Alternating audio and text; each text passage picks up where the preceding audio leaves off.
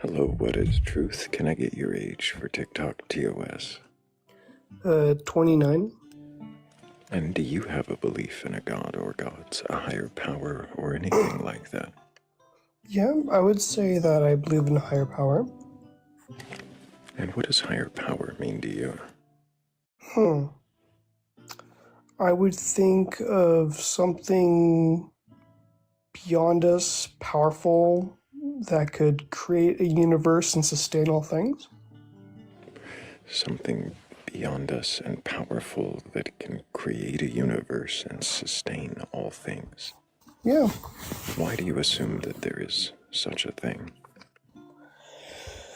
Well, I would say that looking around, you can see things like beauty, justice, love, and, these intangible, beauty, immaterial justice, things. and love. Just to clarify, beauty, is that something empirical, or is that something that people decide individually? Yeah, I'd say beauty is in the eyes of the beholder, but the idea of something being beautiful itself would require something, outside of, us. Why? Well, when I think of something beautiful, that evolution doesn't explain that at all. So, Are you sure? well, yeah, I would think that why would Are you people studied like, in evolution? Do you know how like attraction and reproduction work in biology? yes, of course. So why would you think that beauty would require something other than evolution if it benefits us to find each other attractive in different ways so that we can procreate, No, of course. perpetuate the species? Yeah. Why would that require a god? No. Let me clarify. You're correct. There are many things in life like water and grass and, other people being attractive would, comport with the theory of evolution. I'm talking more along the lines of looking at a sunset, looking at like art, people creating like statues and stuff. Yeah, aesthetics. So something being Yeah, that has aesthetically nothing to do with pleasing. evolution. It's just something What does else. that have to do with God? It is the idea that that there's an intangible value of creativeness. An intangible value of Is sure. There's an intangible value of wanting to be able to create things and observe creation that makes something that we are above other creation. We are above other animals in a way that's different. Fascinating. Just to clarify, the higher power creator that you believe in, is it the God of the Bible? Yes. Why would you not start with that? Because I don't think that is necessarily, sure, I could have, but I mean, I just would start anyway I want to. Right. You realize this isn't a debate panel, right? Sure, I'm here to question my beliefs. It's pretty clear I'm a believer of the Bible. I have a cross on my image. Not everybody who shows a cross believes in the Bible. That's true. So you believe that something created all things and is necessary for us to perceive things like beauty, and that thing is the God of the Bible. Yes. Have you read the Bible from beginning to end? Yes, I have. Do you believe the stories within it to be literal and true? Yes, many of them are literal, and some of them are, metaphorical. Some of them are parables. Sure. The 6-day creation, is that literal? I believe it could be, but if I make it to heaven one day and it's not true, then I'm not going to get blown out of the water. It's not specifically clear about how many days it took. But you believe that it must be true that God created No, things. I do not believe it's a requirement. You're not letting me finish what I'm saying. Go ahead. And so you're assuming something. So I'm asking, do you believe that it must be true that God created everything in the order given, just not the time scale? I would not be completely strict on that because the context of Genesis was to the Jews who were during the Exodus. So the Jews during that time weren't, wondering how was everything made. They were wondering, who is the God? Is it Ra or is it Yahweh? They were wondering who the real God was going to be. So that book's like it's a diss on all the Egyptian gods. Genesis the is a context. diss on the Egyptian gods. Yeah, it's really, yeah. So you don't think that it matters if the creation story of Genesis 1 is true, or that Adam and Eve were the first two humans? That doesn't No, matter. it could be be a metaphor because, like, you have Adam and Eve's kid going and marrying some other girl who's, part of other nations and such. So it's like, yeah, sure. I think it could be a metaphor or story. Could that be a result of an error adding to the story centuries after it was started? Well, I mean, for all I know, again, Moses wrote it, and that was thousands of years after. Why do you right? think So, Moses wrote it? because that's the historical evidence that we have for who What wrote historical evidence? it. It was a tradition carried down by the Israelites. So not historical evidence, but a verbal tradition, an oral Sure, tradition. but the thing is that if you throw away the fact that Moses wrote it, then you have to question all historical, I see. yeah. So if Moses didn't write Genesis, then you have to examine everything in the Bible. Something might be wrong. Of course, well, of course. But what I'm saying is that, like, if you say Moses didn't write it, then you have to take everything you learn in history with a massive grain of salt, because you have to give a little bit of lenience for historical knowledge. Why would it call everything in history into question if Moses didn't write Genesis? Sure, is what I'm saying. If you can, for example, if all the evidence that we have points to the fact that Moses wrote it, even if it's not, massive, then you would have to say that, all these other ancient, like Aristotle, didn't write what he did. You're kind of speaking nonsense at this point. What evidence is there that Moses wrote Genesis? There's no physical evidence that we have in our hands that Moses wrote Genesis. Why would that call into question other figures that we know wrote things? Sure, because we have no physical evidence that Aristotle said what he did, but we have other people writing about him. We have no physical evidence that Aristotle wrote what he did. Are you sure? Yeah. It's Aristotle? We don't have evidence. Aristotle, Plato, probably think more about Plato, but it's like we have other people's writings about Plato and Plato's old ancient writings, and we're trying to attribute it to Plato, but we have no proof that Plato wrote anything because no one was, It's interesting you've named Aristotle and Plato and not the one who we don't have a way to verify what they said, which would be Socrates. Do you actually read these histories and philosophies, or are you just... No, I don't know too much about Socrates. I don't know anything about... Sorry, go ahead. Are you just stating names and assuming that you're correct? I would say that I am not too knowledgeable on the old philosophers. I do not know who Socrates really is, but I do know Aristotle and Plato enough. Do you know them well enough to know what they wrote? I know bits and pieces. I'll say that. I know bits and pieces, not enough to be an expert. So it seems like it's not really analogous to what you were bringing up then.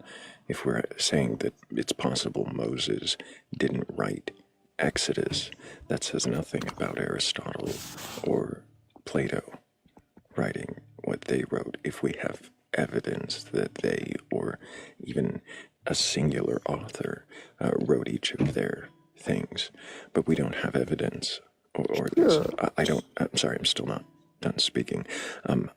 As far as I know, we don't have evidence that Moses wrote Genesis, so that's why I was asking you if you did, because it would be news to me. You had said that you believed in the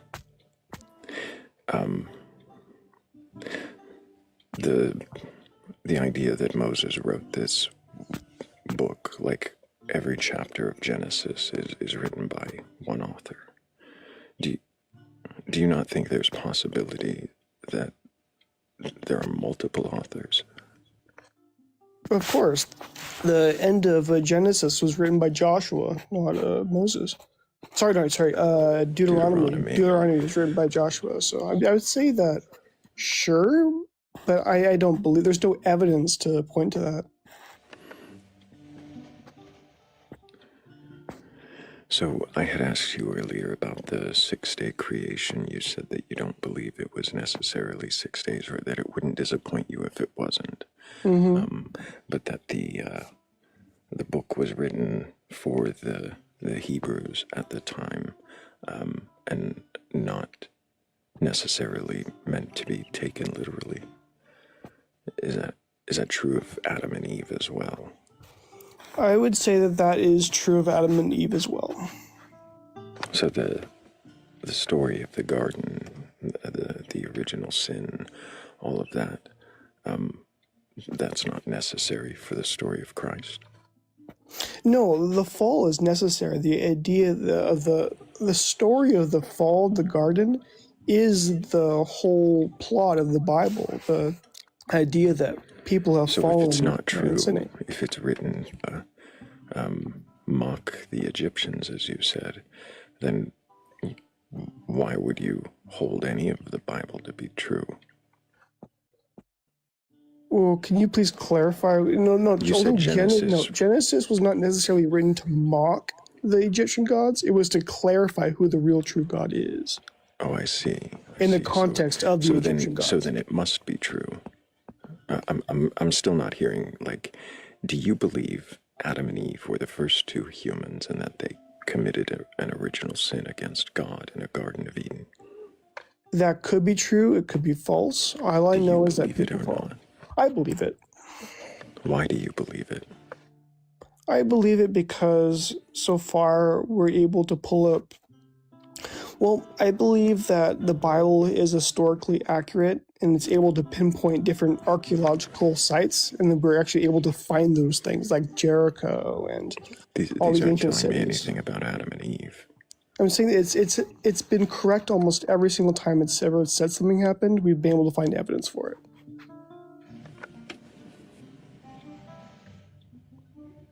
Like for example, I'm sorry. Wait, there has never wait, been an please. archaeological find Stop. that's disproven the Bible. No, don't. Like, did you hear me say, wait, please? Sure.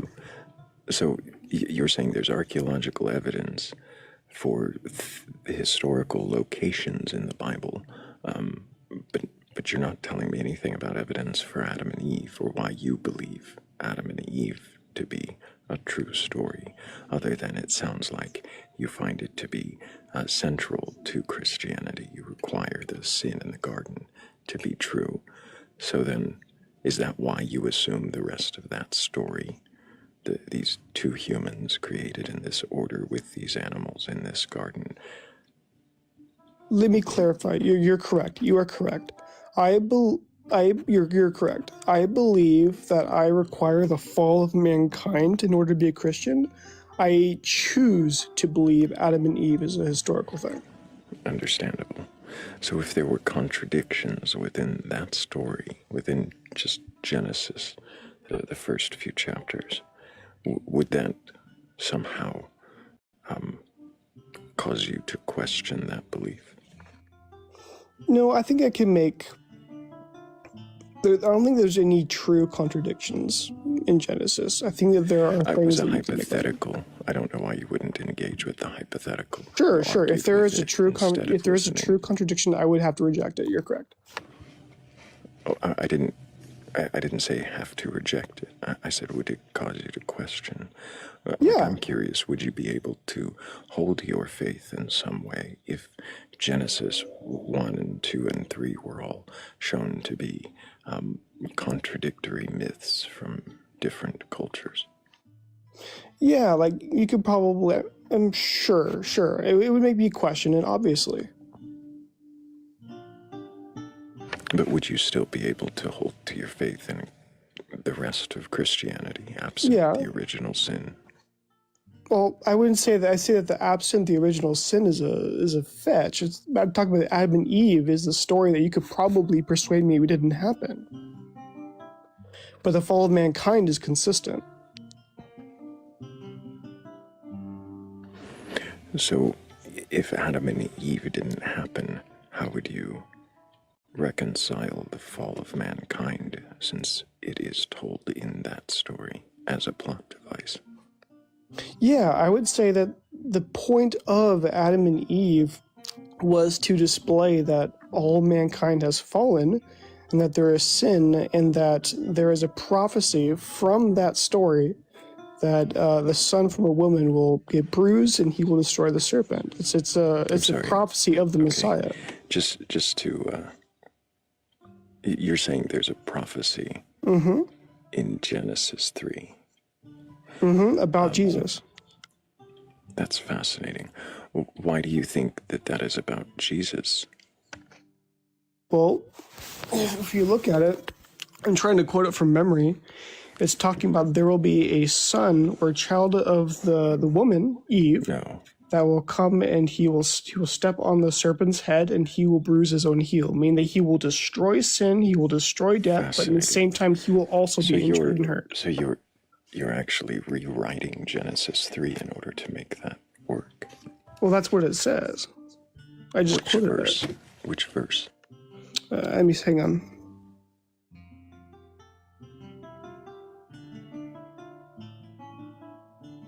It's fascinating. You would actually say you quoted that. That was not a quote from any translation.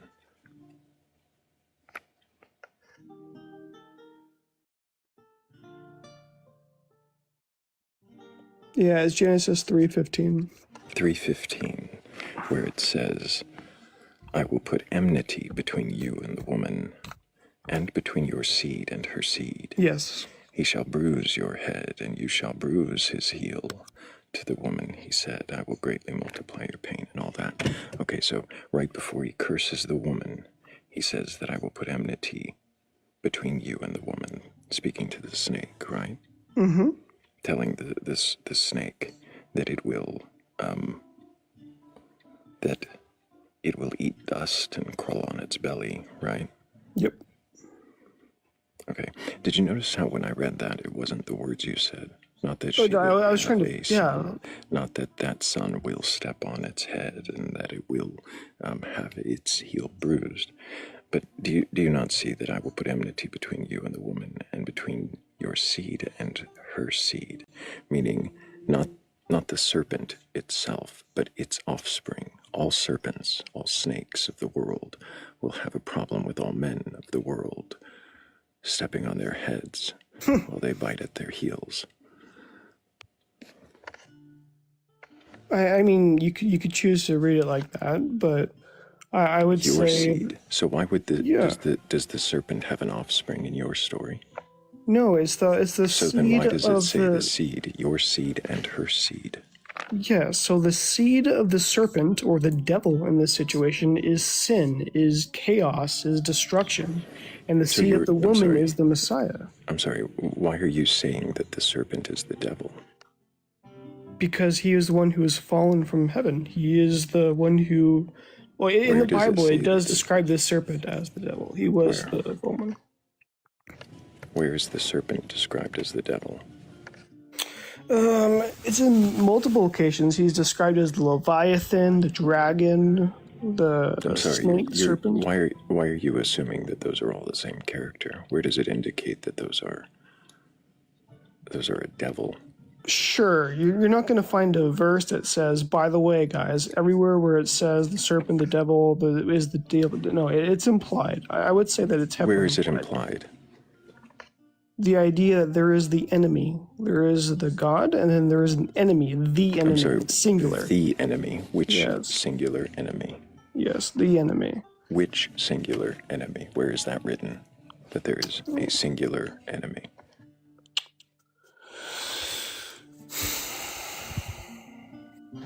Do you mean adversary? That might be one.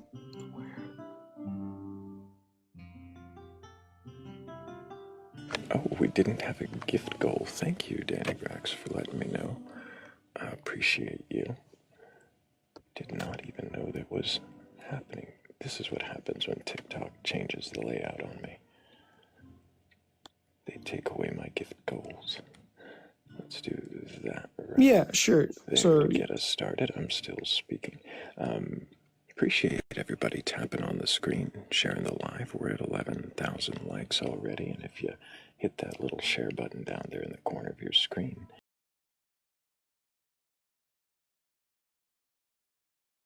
and that helps get us out to the FYP. Maybe get a few more people in here who are actually capable of questioning their beliefs instead of bringing up debate points and apologetics. I'm curious. So, do you actually question your beliefs? Because I've noticed that throughout this, every single question has led to an absolute certain answer that has zero doubt behind it. Do you feel that you are infallible in your interpretation and understanding? I believe I am very fallible. I think that I do have doubts about what I believe. It's just that when I try to think of another worldview other than mine, I do not see as much evidence backing that worldview than this one. So I have to stick I'm with the sorry, one that has the most evidence. what was the evidence backing this worldview? I'd say the world that I live in, the historical narrative of the Bible, and it hasn't really led Which me astray. historical narrative? Matthew, Mark, Luke, and John, and the death and resurrection of Jesus Christ. Yeah, where is that? Where is that verified beyond those books? Other historians like Josephus, Tacitus, you Have you probably know read? about it. Yeah, have you read the works of Josephus or Tacitus? I have heard other people quote them as historical narratives of So you this. assume those other people are correct. You assume that they must I be historical narratives. No, you could prove me wrong here if you want. This is your chance. Uh, okay, so you clearly don't know what you're doing here. I'm not interested in proving you wrong or changing your minds. I'm trying to see if you're even capable of questioning your belief, and it seems like you live in assumptions and dogma without ever actually critically analyzing anything you assume. Okay. It's kind of frightening. Okay. So what do you think I should do? I'm not here to tell you what to do. I'm here to see if you can question your beliefs. It seems that you can't. Why can't you question your beliefs? Why do you assume that your the faith that you were brought up in because of your geographical location? Why would you assume that that must be the only way or the way or a way at all to any kind of. Well, I don't believe that just because I was raised in America where Christianity, is prominent or dominant means that results in me or Christianity being true, right? I think that something can be true despite it being more popular in other areas. And I think that it is by far the most popular religion in the world.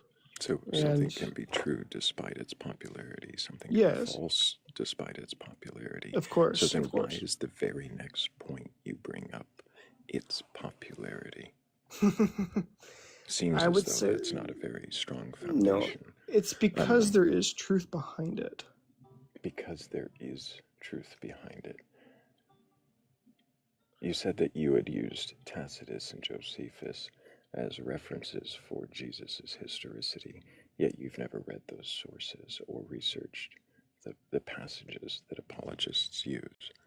So, why would you assume that there is any historicity or evidence at Because all I for have, Jesus? sure, I will admit right here for everyone to hear that I have not personally dug into the quotes as of yet, but I have heard the quotes that people have quoted, attributing them to these historical narratives.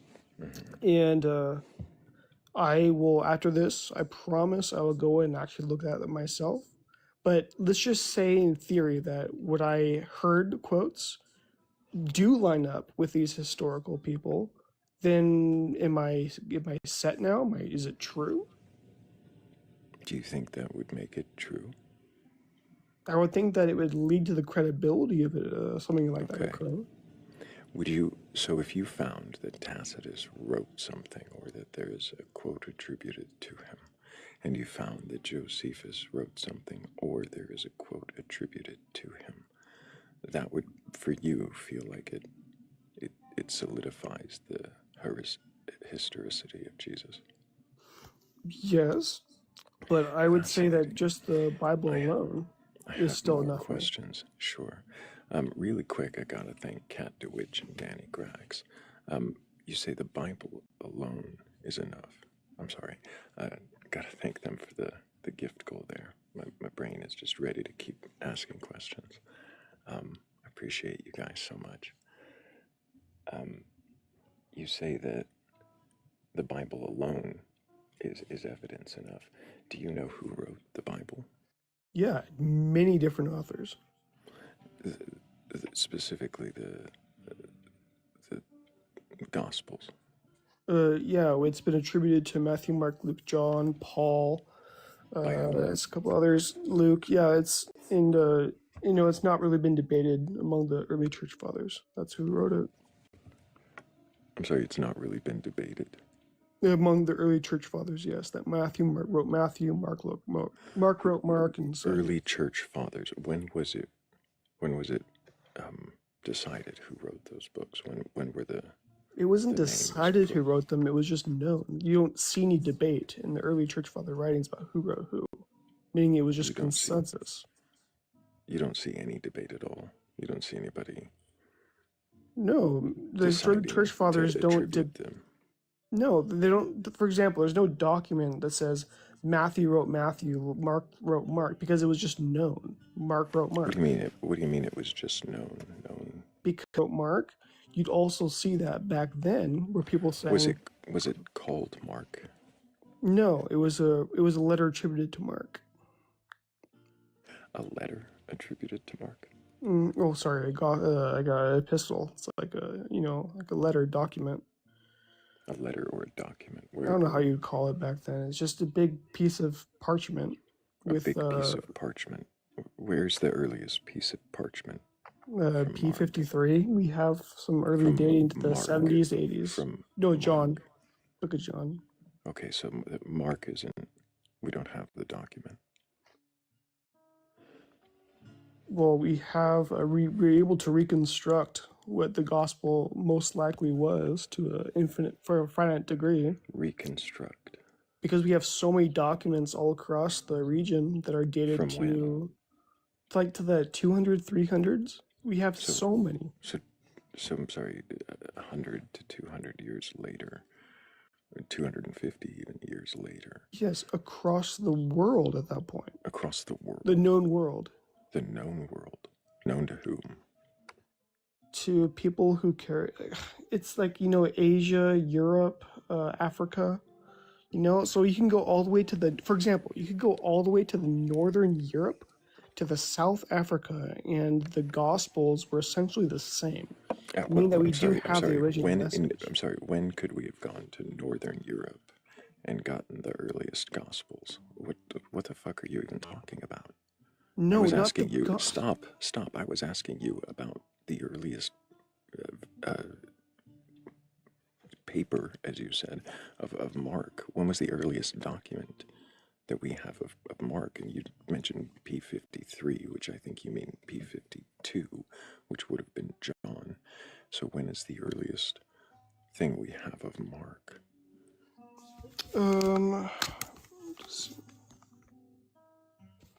I do not know the earliest dating that we have from Mark. I can Google it. Okay, if you don't know the earliest dating that we have for Mark, why would you assume that it was always agreed to be written by Mark? How do you know that document didn't appear 200 years later Because as a story retelling some other myth? Because we have,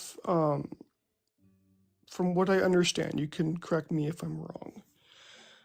The early church fathers that we have documented do not debate or disagree with the canon How of the early New do we Testament. have them documented? Hmm?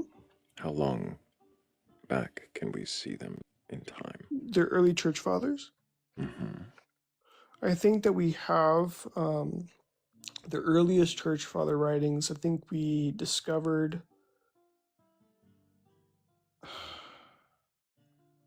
Man, now you're digging at me. I have to look this up. Hang on.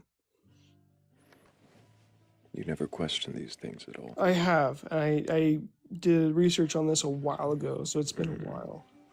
And you found conclusion in your research that satisfied your questions, so you don't question it now. I would say that I question it a lot, but there are so many things that you could question about in any worldview that, it could. You don't let the entire fortress crumble because you can't answer a question. Why do you build a fortress when you can't answer the questions? Why is it a fortress? Because I I would say that the Bible itself builds a strong case for itself all the way through, even if you can't verify So it's authors. internally It's consistent. internally consistent You with say it's prophecy and pointing towards something that actually pointing happens towards in something. history. Wait, pointing towards something that happens in history. What does it point towards that actually happens in history? Jesus. Again, you haven't been able to verify that actually happened in history. Do you believe that Jesus was crucified? Okay, What I I believe believe doesn't Jesus matter. was crucified on a cross. Okay, I believe Jesus was crucified on a cross. You could say he was resurrected or not, but that is historically known across all, academia, is that You Jesus, say there was someone. known, historically known. It was believed that Jesus, there was a man named Jesus who lived in early Palestine who was crucified under someone named Pontius Pilate. That is a known fact in historical Again, records. what evidence is used to come to that conclusion? I believe that is true because that is the consensus in known academia. So because Atheist, non-atheist, everyone's except Islam. you say, Everyone except Muslims stop, believe that. stop. I'm sorry, everyone except Muslims. In academia. Why do you think everyone except Muslims believe that Jesus died on a cross? On their Quran, so they deny history. So they have to believe it. They have to believe that. So,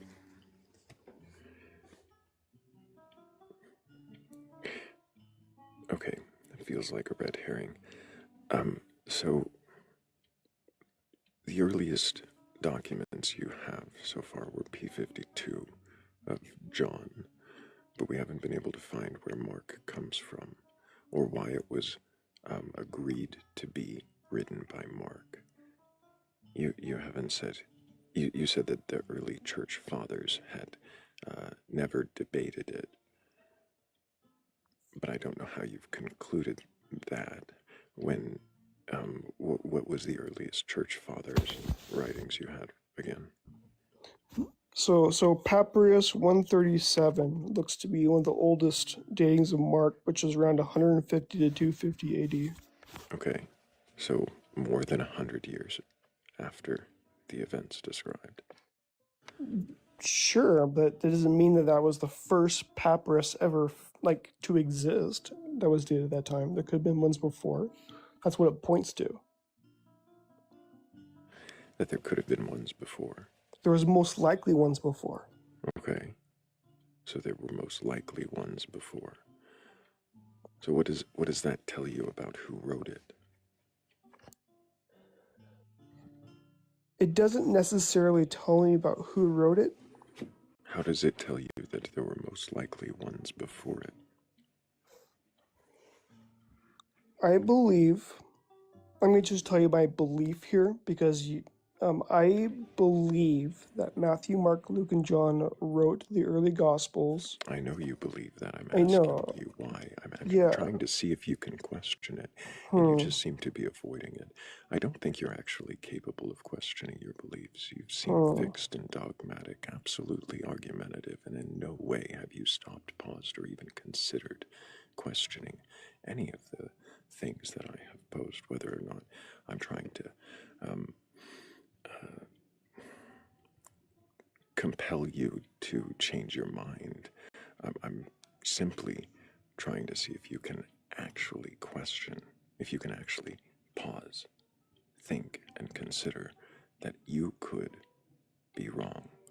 And it doesn't seem like you're capable of that. So why did you request up here? I have a strong faith or a belief in something, and I wanted to see how deep you could go with me. You wanted me to argue against you. I wanted to know what I might not know. It seems like there's an awful lot of assumptions that you seem to think you know. But each one of these questions, you've made guesses, generalizations, and assumptions at every turn.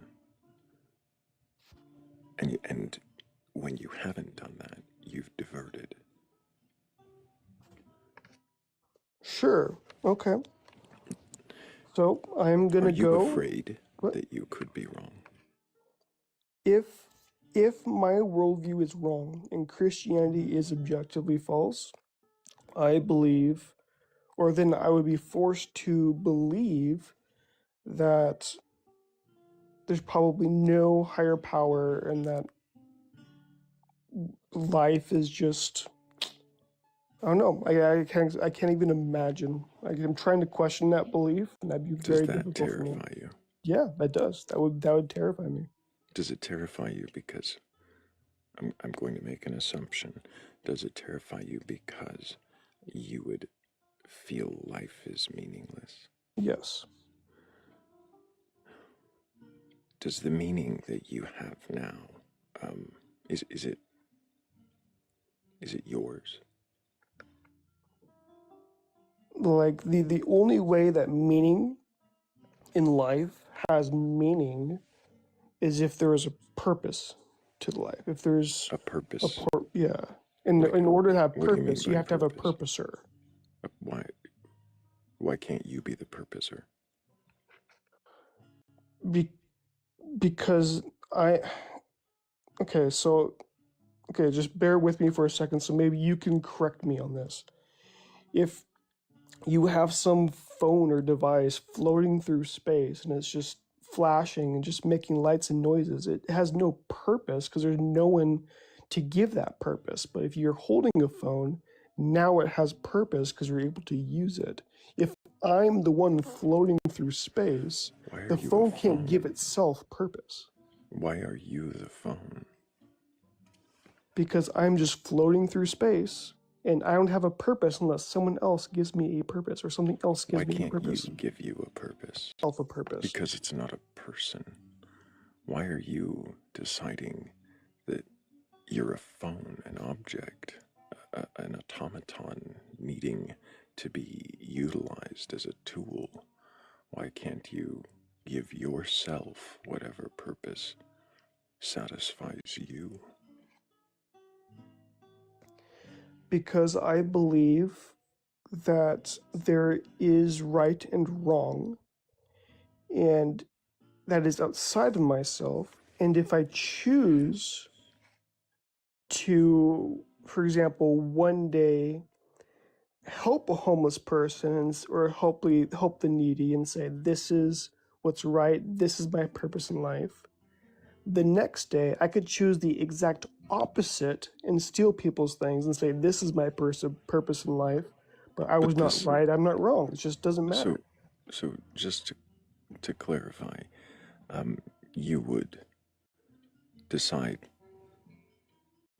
Do you think you would do that? Do you think you, absent a God, would decide to fluctuate your purpose to be what you perceive as evil or good If there on a is whim. no God, then that means that whatever I choose isn't right or wrong. I can just do whatever I want to. That's what that means. Are you sure? Yes, yes. Why does it mean that to you? Because there is nothing above me but sky. Nothing above me but sky. I can do whatever I want to. And sure, someone might hit me, someone might do this. I'll just So try there, to avoid them. I just won't get so, caught. so there be consequences. Yeah, I'll just try to avoid the consequences as long as possible until I die. Do you, do you think that you'd get another chance? At life? Right. Well, I mean, no, because there is So no then you God. only get one turn. Only get one turn, so I get to do whatever I want with it. So you would do with that turn horrible things and try to evade consequence. That's what you would choose to do with that one Well, turn, if well, it was that one would, turn. well, that would be the evolutional thing to do. Why Is would just try to sorry, why reproduce. do you think that would be the evolutional thing to do? Don't we try to perpetuate? No, it's We not don't. perpetuate We the don't try to species. It's perpetuate the perpetuate species at all. yourself. It's perpetuate yourself and You don't compete think with your own species. you don't think that both can be true? I think that from what we see, um, Okay, so it sounds like you might want to look into evolution as well, behavioral sciences, and see if there is any chance that we can explain why humans socialize and follow guidelines and adhere to consequences. yeah, that's true. There are many behaviors that you could So probably then, see today, so but then, if I don't see why you're saying then it's evolutionary that you, what is truth, you, if no God existed, would do whatever you wanted, including evil things, and try to evade consequence. well, That seems like your personal choice. well, But sure, sure. that's so. Are you saying that absent a God, you are so weak to control yourself that you would indulge uh, in every animalistic urge and No, no, try no, to no, no, evade the no, consequences of the society? no. I would say that with if there is no God, then there is no free will. And everything that I would be doing would just be something that was caused by my physical body, my chemicals in my brain, just doing and acting, and I wouldn't actually be in control. That's what that would mean. I'm just a robot. I don't have a soul, right? I'm just a flesh robot who's has Why are you chemicals fizzing calling in his that a brain. robot? Because that's what I am. I'm just a water sack robot who has chemicals in his brain telling him what to do. Right? I don't have a free will if there is no God.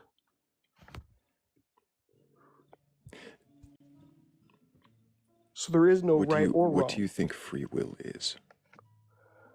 A free will is the ability to reflect on what you could or could not do and go against your nature in the betterment of doing something objectively right or wrong. The ability to reflect. You don't think biological organisms might be able to do that Not in the same way through the that people chemical do. processes of their brain? No, like, not in the same way that people do, no. Why? Because we have a soul and other Why do animals you don't. assume that we have a soul? Okay, if God does not exist, we do not have a soul. If God exists, we have a soul. So, because you assume God exists, then therefore we must have a soul. What is a soul? A soul is something that brings, huh, And I think that a soul is an immaterial you that is connected to your physical you. An immaterial you connected to your physical you. What does that mean? Immaterial you. It is your knowledge, it is you, it is like people have tons of near-death experiences where they're able to fly out of their bodies and see things that they shouldn't have I'm seen, and sorry. doctors know these Are things. are are you going off of anecdotes, or Sure, tons can of you anecdotes of verify this though. can you verify that these aren't just retellings of urban legends? I mean, there's been I can't verify any of that at this moment, but What I've about heard. the other ones where people have the processes of their unaliving brain causing them to have hallucinations and good feelings based upon their cultural expectations of an afterlife? Could that be something that a brain does to comfort a dying body? Yeah, that could very well be So what happens. But there's a consistency though. could that not be cultural, Part based of on it could be cultural. expectations? Yeah, but it depends on the length of the time the body was dead and unconscious for. So do you think there are instances of people being unalived? Let's use that word for TikTok language. Do you think there are instances of people doing that and their brains ceasing function and then them coming back to tell us the tale? Yes, there's times that happens. Can you give me even one instance where someone's brain ceased functioning and they were able to come back and tell us what happened? Oh, sorry, no, heart, sorry.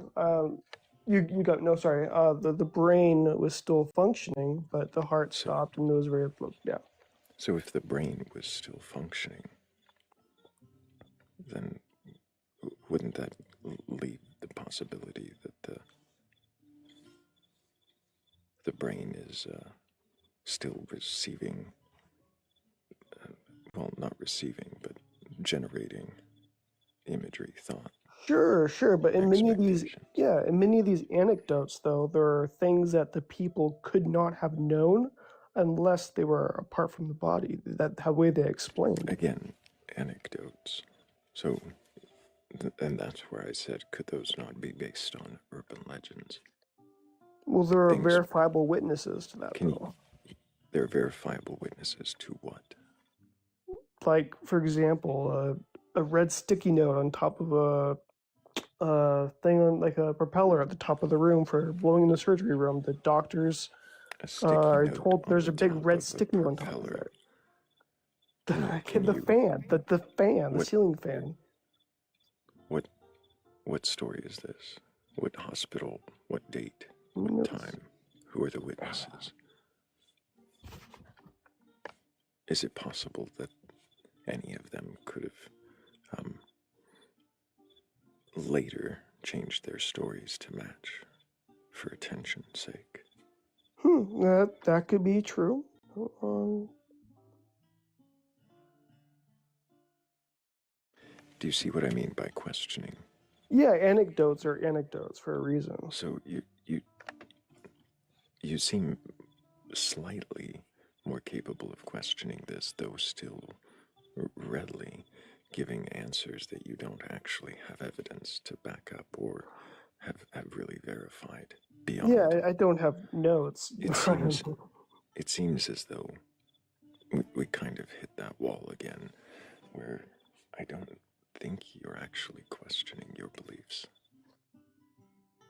I don't I don't know if you Well, can. I believe I am. I believe I am questioning. That's why What is it you're questioning? I'm questioning the sources of my belief, the foundation, the groundwork of what I believe.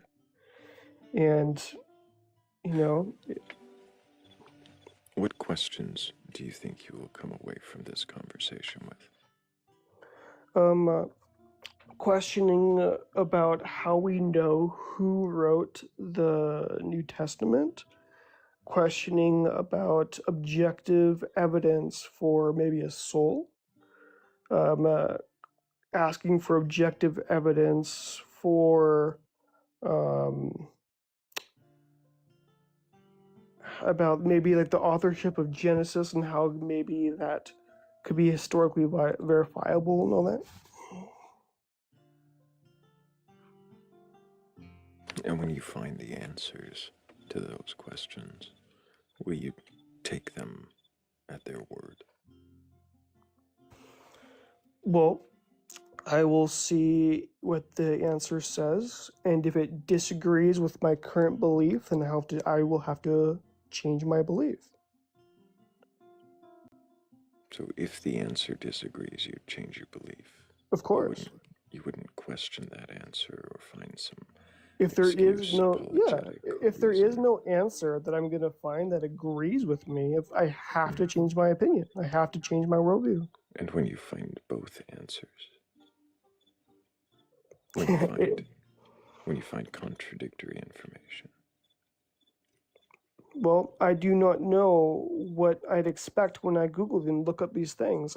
If I find contradictory answers, then that means that there is a debate hole I need to go down, right?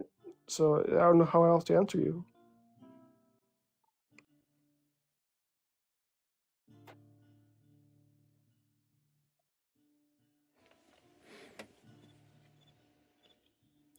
if you woke up tomorrow, well, let's instead of tomorrow, let's say you go through your research and wake up understanding one day that there simply is no God, that the Bible is an amalgamation of various myths, legends, hyperboles.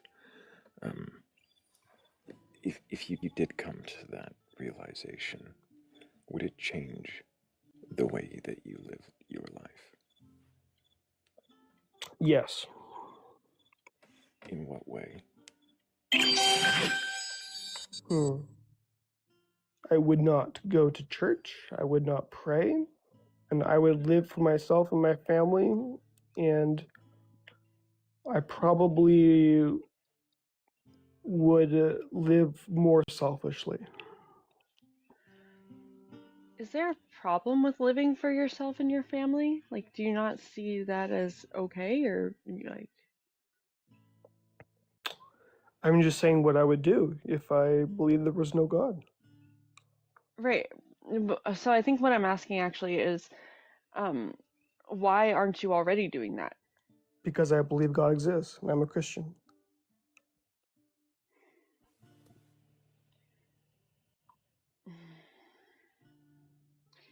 What if? Do you think if you don't believe God exists anymore, you would still believe that Jesus existed? Of course, he's a historical figure. He really existed. How sure are you of that? It's a consensus across this. It's a consensus view. There was a man named Jesus 2,000 years ago. I'm gonna believe the consensus on that in academia. Okay. So if the consensus is different, then you would believe them even if you did still believe in the God? If the consensus was that Jesus never actually existed, then Christianity is false. Right? That I would not believe that if God really was real, if God was real, then he would try to trick all of humanity and try to deceive people using history. That's not how that would work. Okay. Um, so you would no longer be a Christian if you found out Jesus never existed? Yeah, of course. Well, I mean, I don't think it's that obvious, but okay. Um, because the reason I don't think it's that obvious is the next question, right? Does does the deity have to exist for the doctrine to be meaningful? Yes, Why? because the doctrine essentially is the revelation from that said deity. So there's nothing to be learned, nothing to be gained, nothing you can take away from this if the deity does not exist. Correct. Really? Mm-hmm. Why not? You can't learn any lessons about morality or the way one should live their life or how you should treat other people from this if the deity doesn't exist. Sure. So, for example, if deity does not exist, okay, we're imagining a world where just no God. Then you just have competing worldviews across, the globe, just saying, well, our morality is better Well, versus that's their not morality is about better. that doesn't answer the question that I'm I at. don't see That's how like you don't totally see that's what is actually happening. But go ahead. yeah.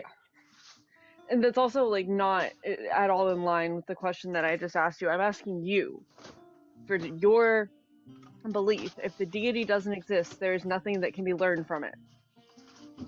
If the deity does not exist, there is nothing that can be learned from it, the thing that doesn't exist.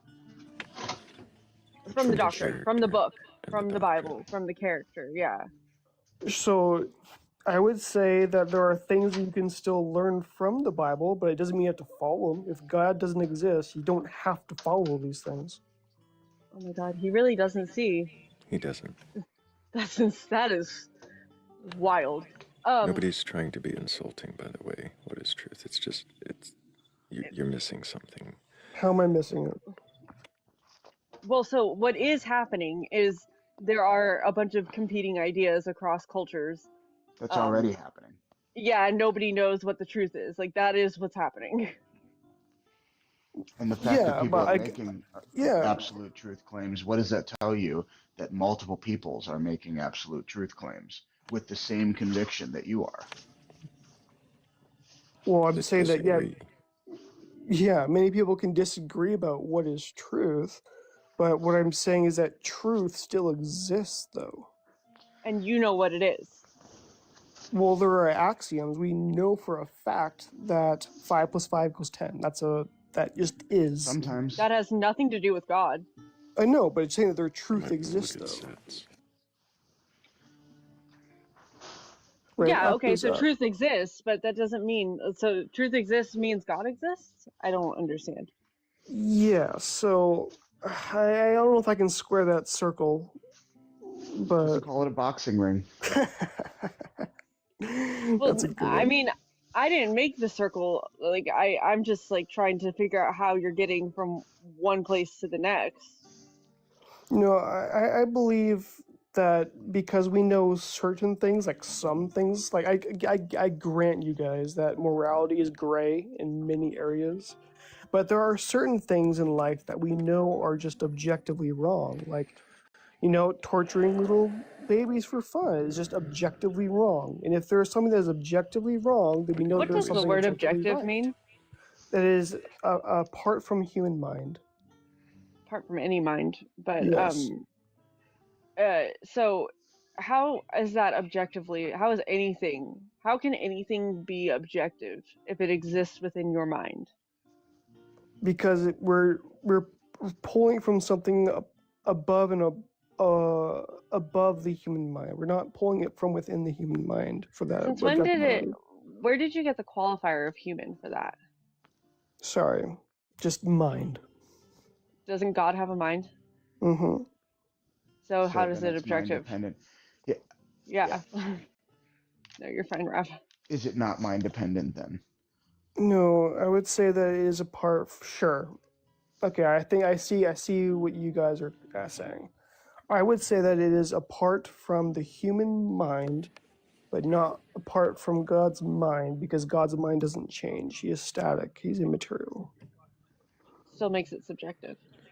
No, because if God declares something, then it is eternal. So if something he declares something good or wrong, it is eternally good or wrong, meaning it doesn't change. It's subjective. Is there Really anything? quick. Sorry. Mm. Sorry, really quick. Just gotta make sure I thank Bree and Josh. Joshua, Everlasting Godstopper, Danny Grax, and Cat DeWitch. Appreciate all of you for helping with that goal. Thank you so much. Go ahead, Raph. Can you think of anything that is not dependent on a mind Uh, regarding morality? tree. Sorry, wait, sorry, no. Everything with morality requires a mind. Is that true? Yes. So then you believe in subjective morality. I believe that some pieces of morality are subjective. Like I said, I granted you guys, there's lots of gray area in morality, but there are some objective morals. My biggest mission in this world, I think, is going to ultimately be to distinguish between objective morality and subjective ethics. Sure. I'm wondering, like, because Do you know the the more you differences? speak to me, what is Hmm? the truth? What is truth? Yeah. Do you hear what Thrayle asked? No. Do you understand the difference between objective morality and subjective ethics? I would say yes, I do. Question The mark. question mark? Yeah. Um, do you It's think okay that to the say no. I'm going to say yes. I think I do. do you wanna explicate? Terrifying how few, or actually no, I think it has been zero I don't knows this whole time. I would Here's a say so. Objective morality is something that is apart from, I'm going to say, the human mind, whether or not something is right or wrong.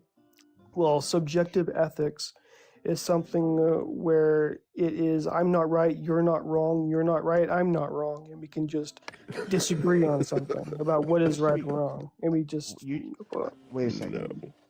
Wait a second. You just conflated morality and ethics. You just made morality and ethics synonyms. Do you see a difference between morality and ethics? ethics are just synonyms of morality, right? Like Yeah. ethics are just every common day things that you do with one no, Why do you another. they're not. why It's do you not a think why do synonym. you yeah why do you think that that's a synonym? Because I think ethics are something that you like actions that someone might do with another person, and it's like a common agreed upon standard of how you act in society, and that's what ethics are. And while morality is kind of just the good, the evil or the good around those specific ethics.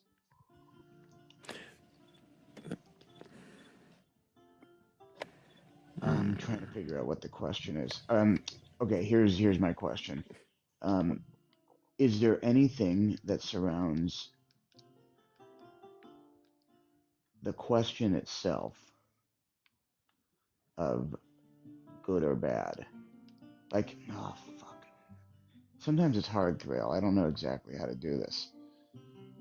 Um, mm, You're trying to ask him about morality or ethics. yeah. Well, okay. I do not know. Um, Wow. I Finally. got it. I got it. Mark it. Mark it. Um, okay. So I don't each. knows in the chat. Yeah. Yeah. Big time. Um, so the ETH prefix implies the subject. It implies people. It denotes people. Um, and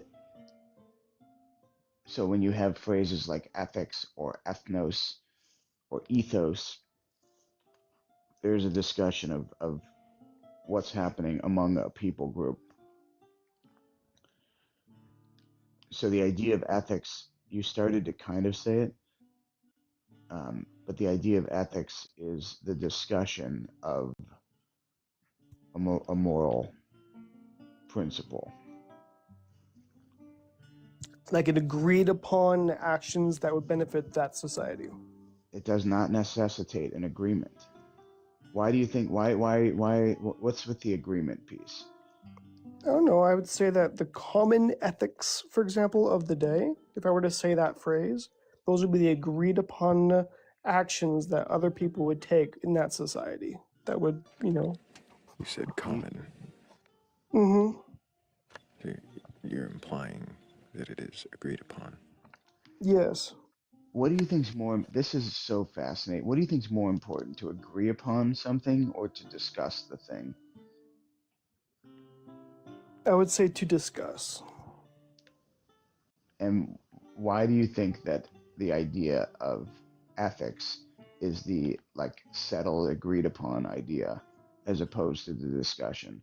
Why would we spend so much time delineating um, what the you know agreed upon thing is when you know what I'm saying? Like if you already see the difference Yeah, I between see the difference. What was your point in that? I understand the difference. Sorry. yeah, my point is something along the lines of if ethics is the discussion, then what is the morality?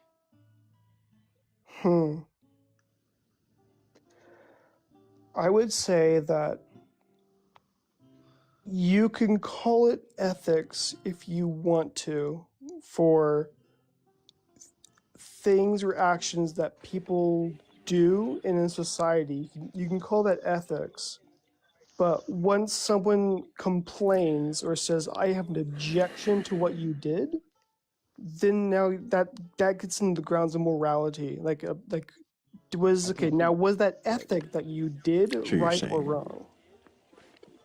You're saying the morality comes from ethics? I would say that ethics are grounded in morality. Okay, great. All right. Have you ever heard of the trolley problem? Yes. All right. What is your understanding of what the trolley problem is? You take the person on the one person on the one railroad and the two on the other. You take the one person, you move it to the other. So now there's three people. You turn the trolley and you run all three over. what the fuck? What kind of fucking trolley problem is that? To be honest, like I almost thought it was a joke, but considering what you said earlier about if there was no God, and how you would behave, I'm just kind of, No, yes, I'm familiar with the I don't trolley know. problem. I don't know what I would do. That'd be a crazy scenario. Well, actually, I wasn't actually interested in what you would do. I was interested if you knew what the question was. Yes, I do. What's the question of the trolley problem? What would you do? Would you pull the lever or no? Like, would you save the one Uh, person or no? Would you like if it's would you save the person or no? Right? Would you leave the trolley to go as it is? Right? Would you intervene in time to save and then kill someone else? What is the right choice? I think is the question that's being asked. Yeah. I don't think that there is a right choice. I think that in the spur of the moment, there's a gray area. Like I granted you guys earlier, there's a gray area when it comes to morality. Absolutely, but that's the fact that there's a question is what I'm focused on. The discussion. The discussion comes afterwards. The discussion is the ethical pursuit, but there's a question that precedes the discussion. There's no discussion if there's no question. Sure. Yeah, you can have philosophical questions about ethics, but what I'm saying is, if there was, if the trolley is gonna, Why is if there a trolley problem? Why is there a trolley problem? and to begin with, is because there is a discussion around if are some ethics better than other ethics. That is the point. Why are you condescendingly over enunciating? Sorry, it's just the way I. Sorry, I'm not doing it in an insulting way. Just like you guys are probably not trying to insult me. I'm genuinely asking why is there a trolley problem? There's Why does the trolley probably problem exist? because I would say people are trying to find the greatest morality, the greatest, most ethical thing to do, and distinguish what is You right just and did it wrong. again, by the way. You just conflated ethics and morality again. Okay, So so my point, really, truly, why is there a trolley problem? Why does the trolley problem exist? what the best ethic is, if one ethic is greater than another? Oh my god. I don't think he's gonna get it, Rav. Go ahead I'm and not say it. getting it, Rav. I'm not getting it. Okay, Please explain. all right. There is a question that precedes the trolley problem itself. Let me give you a better example, maybe, or a more specific example. Um, So I Well, worked we as a had a poll, so we need to wrap it up soon. okay. Sure. I'm gonna wrap it up real fast. I worked as a chaplain in a hospital, and the question that preceded any of the ethical review boards, right? The ethical review boards were where the discussions took place, but the discussions were over the question, what is the best way to treat the patient? In other words, what is the best way to make good on uh, the idea of do no harm? And because there is a question of how should we treat this patient, an ethical discussion ensues. And I think that in this is a great moral question. How do you do no harm? I think that's a great moral question. And there is an immense amount of ambiguity in the way in which that discussion takes place. But I think there is a more general moral question that is inherent in most people, and that question is it right or is it wrong? Simply. And the fact that there is this question that is inherent in people, that is part of our evolutionary makeup, is regardless of whether or not we're aware of it, there is a constant internal discussion that is based on our ethics and our circumstances, and that necessitates us to answer this question. And if we refuse to answer the question, that to me is amoral. That is somebody who lacks morals. Somebody who runs from the existential question of is this right or is this wrong, is an amoral person. Yeah, I think I can agree with everything you just said.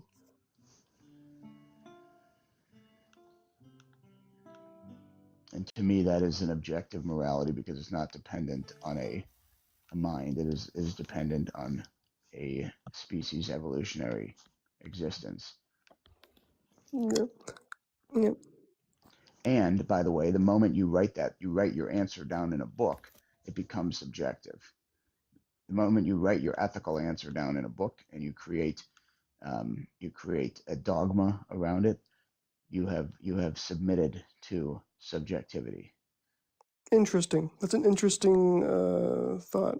It's very interesting. Okay, so there's a poll.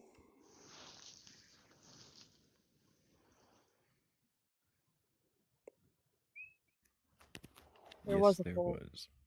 Oh, there he So we is. are going to go ahead and move on. Yep, I'm going Okay. to have to reset the other device. But yeah, thank you for being here. Thank you for trying to answer the questions. I hope you go away and keep asking questions. I hope that you find um, some some answers that you can even question those too. But if anybody does have a belief in a god or gods, a higher power, or anything like that, you're capable of questioning your beliefs. Go Oh, you're and super request muffled. on up. Oh no. All right. Well, I should be back in just a second. Your voice coming out of the Batcolyte always freaks me out. It's different. It's like almost uncanny valley kind of level of it freaks me out. Like it's like Really? it's very weird. Yeah, it's very weird for me. It's Trail, not Thrayle. Yeah, it's Thrayle. It's Yeah, Tralala. it's Tralala. How are you What's that? today, Rav? I'm doing pretty good. I had a pretty great day today. Good. Yeah, That makes me happy. thank you. I had a bat mitzvah this evening, and I got to sit with the family for a funeral intake. It was really beautiful. I'm so happy you have so many meaningful things in your life. It is beautiful, and I get to have these conversations too. I hope that you is so uh, edifying for me. I imagine that's probably a pretty selfish way of looking at this. How is it edifying? Because I'm asking questions that I'm genuinely curious about. I think I do get this is a little pretentious, but sometimes like I get a little bit. Oh, thank you. That's very kind. I get a little bit frustrated with sort of hearing the same thing over and over again. But when you get a novel idea and it gives me like pause and I get to sort of um, think differently and ask questions, and it is so you have no idea how much these lives help me in my own community, like in the interviews that I do and in the pastoral care that I do. Like this is it's top notch. It's really helpful. So I benefited from it immensely. Glad to Despite, hear that. yeah, thank you. And you have a new guest. We do. Thrayle, can I get your age for TikTok TOS? I'm 33. And do you have a belief in a god or gods, higher power, or anything like that? Yes, I'm a Christian. Oh, I mispronounced your name, Thrayle. Mm-hmm. Have you read your Bible from beginning to end? Yes. And do you believe the stories within it to be true and literal? Yes, the parts that were intended to be true and literal, yes. So there are parts that are not intended to be true. Well, I mean, like parables, for example, like the I other guy see. said, or So, apocalyptic verses, such as that. so the apocalyptic verses aren't meant to be taken literal. They're meant to be true, but they're intended to be not literal, yes. True, but not literal. What Like about the creation? revelatory, that's what I want to mean. That's what I want to say. What about the creation? Is that literal? Creation, how do I put that? It could be allegorical in some cases, but um, I do hold to Adam being a person and Eve as well, and um, it all depends on what you mean by that, because that could be a very loaded question. 6 days in a given order. 6 days in a given order. There are different frameworks that are out there, and I have questioned a lot as far as I don't hold to the young Earth creationist point of view. I've questioned that, like, and interrogated myself about that. So you don't Uh, think it happened 6,000 years ago? no, no, I think that's indefensible. Not just scientifically, but also biblically. I don't think that's defensible. Mm-hmm. So then the 6-day creation is described in Genesis 1. Would that have been longer ago? Like, how does that end in the creation of humans on the 6th day? Well, I suppose Kavod down here is Jewish, so he's probably going to foresee what I'm going to say. But in Genesis 1:1, there is a potential problem because the word the, like the first the, is not present in Hebrew, and when it doesn't have the vowels, so it can potentially be that it's not describing an absolute beginning. So, which is to say that there may be a gap. Get a load of this guy.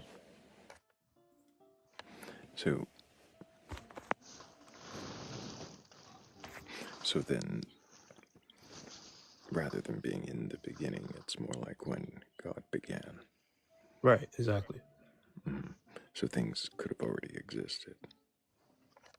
Yeah, God would have So entered in that case, God would have entered a chaotic realm, a chaotic creation, and he would have put order to it. In which case, creation would be creation de novo instead of creation from nothing. Um, right, and and I instead of would ex still yeah, be taking it literal in that case. right. So then he'd be forming things into what is rather than creating them from nothing. Um, Right. in in that case, do you think that that happened um, hundreds of thousands of years ago, or millions of years ago? Well, Like the billions, 6 days. When would the 6 days have it occurred? Well, that's still a question I have. I don't really, I care, but then it's like, whenever it happened, it happened. You know, I do believe it was 6 days, but because it does qualify and say evening and morning. However, uh, I don't. How do I put it? It's kind of convoluted, but let's just say like, let there be light. I now affirm that that's about the creation of time. Because he does say like he called the light day and it called night. So it would be the creation of time itself, not necessarily like a material object. But that was day 1 of 6, right? Day one So day 1, he does this. Um, was it the next day when he separates the waters? from the waters, yes. So, so on day 1, he creates light. Day 2, he separates the water from the water. Um, day 3, he makes the plants, right? Hmm. And day 4 is the sun and the moon. Yes. Day 5 is the creatures, the water and the air, and then day 6 is the beasts of the land and the man and the woman. Yes. Okay, and you believe that those are created and well formed in that order, um, in 6 days. Well, like I said, I'm open to. I've always been open to correction about that. Like, I don't think that the orders, the necessity, like the how do I put it?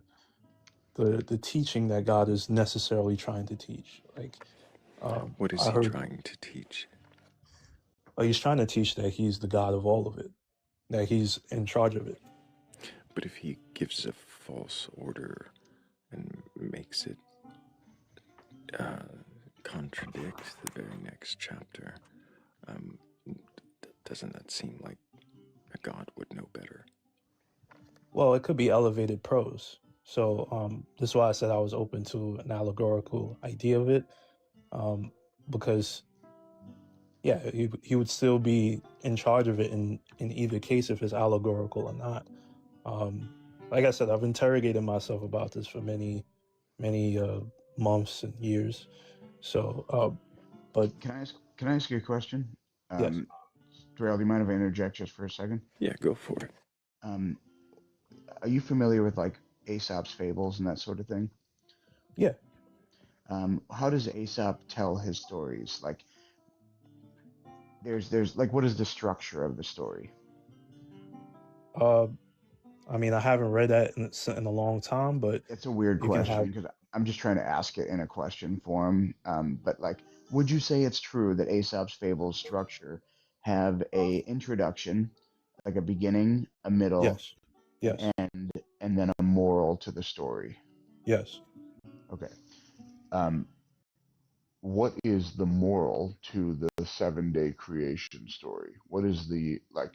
What's the beginning? What's the middle? What's the end? What's the God is the one who, specifically Yahweh, is the one who enters into creation and causes order.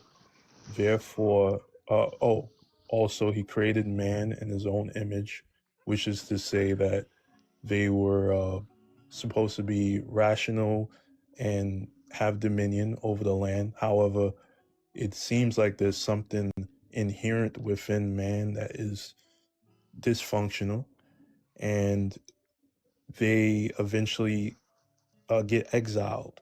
Um, wait. I'm talking about the 7 day creation story. oh yeah, I did go a little off. Sorry. So the I apologize about that. I hate when No people do that. problem. Yeah, yeah, Um, it's okay. so I would say that the entire creation story is to say that God is chief over it, and that man is made to be a rational and have dominion in a kingly and priestly way. Okay, maybe that. Okay, so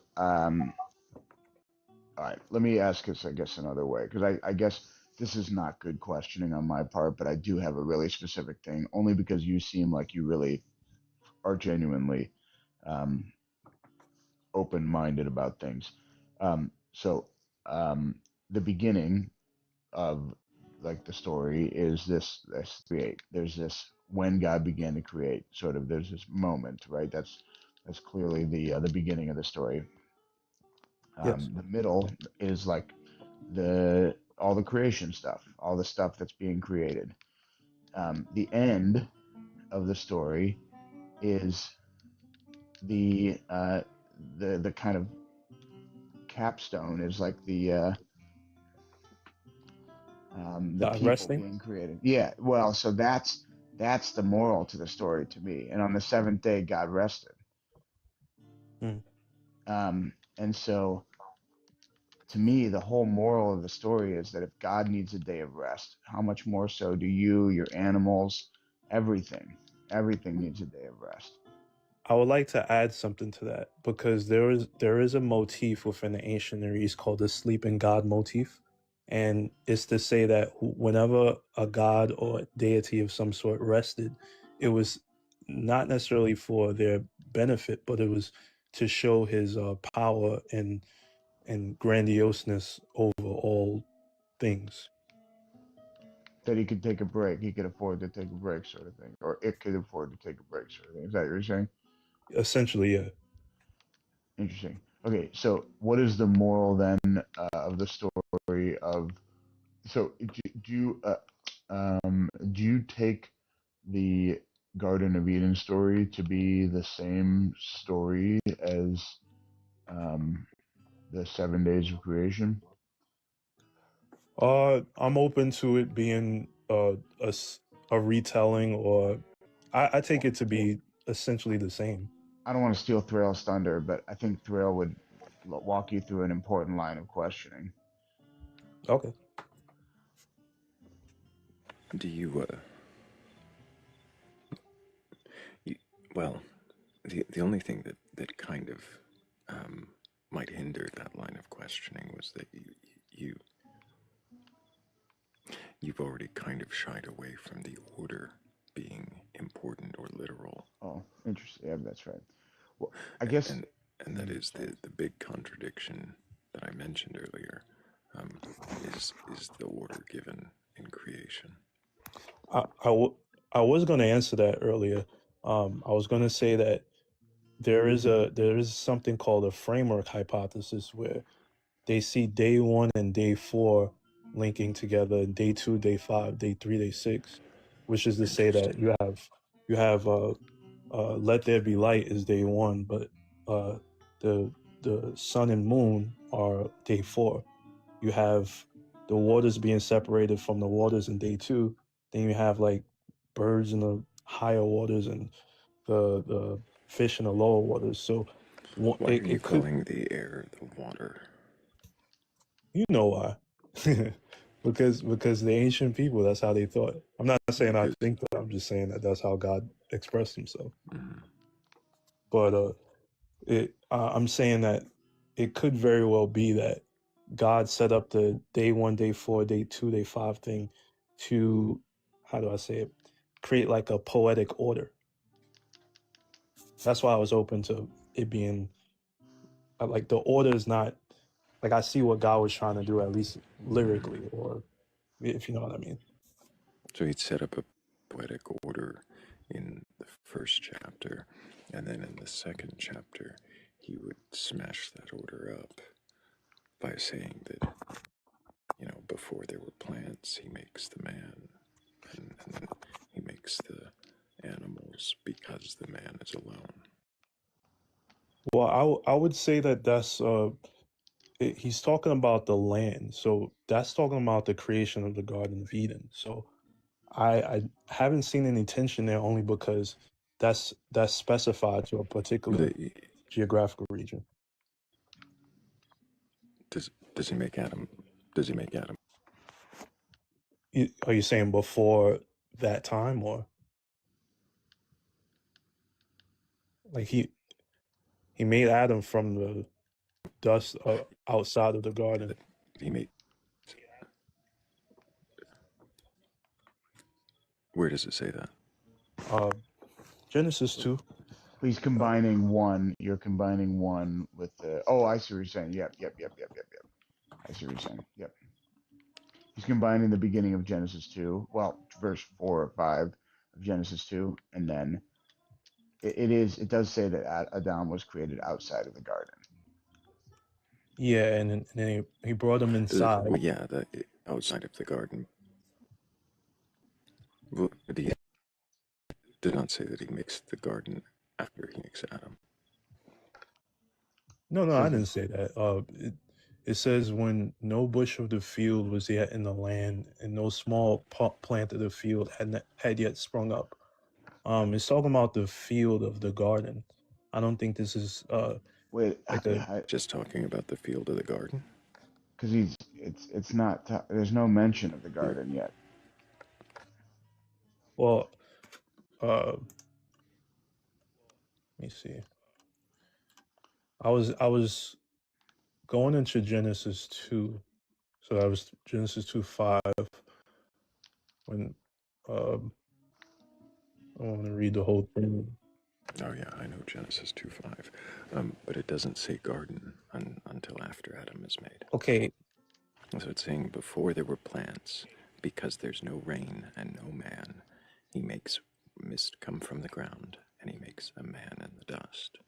And then, to the east, he makes a garden. yeah, but I see that the "and" here. I take it in linguistics they call it an epic. It's a hard word to say. Exegetical "and," which is like the word "then." So it I'm would sorry, it's an exegetical and. yeah, with the word "wa" in Hebrew can function as a "then," or That's true. Yeah, Wayik verb. Yeah. yeah, he can confirm because he knows Hebrew. But yeah, so um, I mean, but it could also have happened at the same time because the "and" could like again. I don't see any tension. Well, the You tension don't? is the fact that there were no shrubs in the field, meaning there was no plant life yet, and plant life in chapter 1 comes before. Look, here's the thing.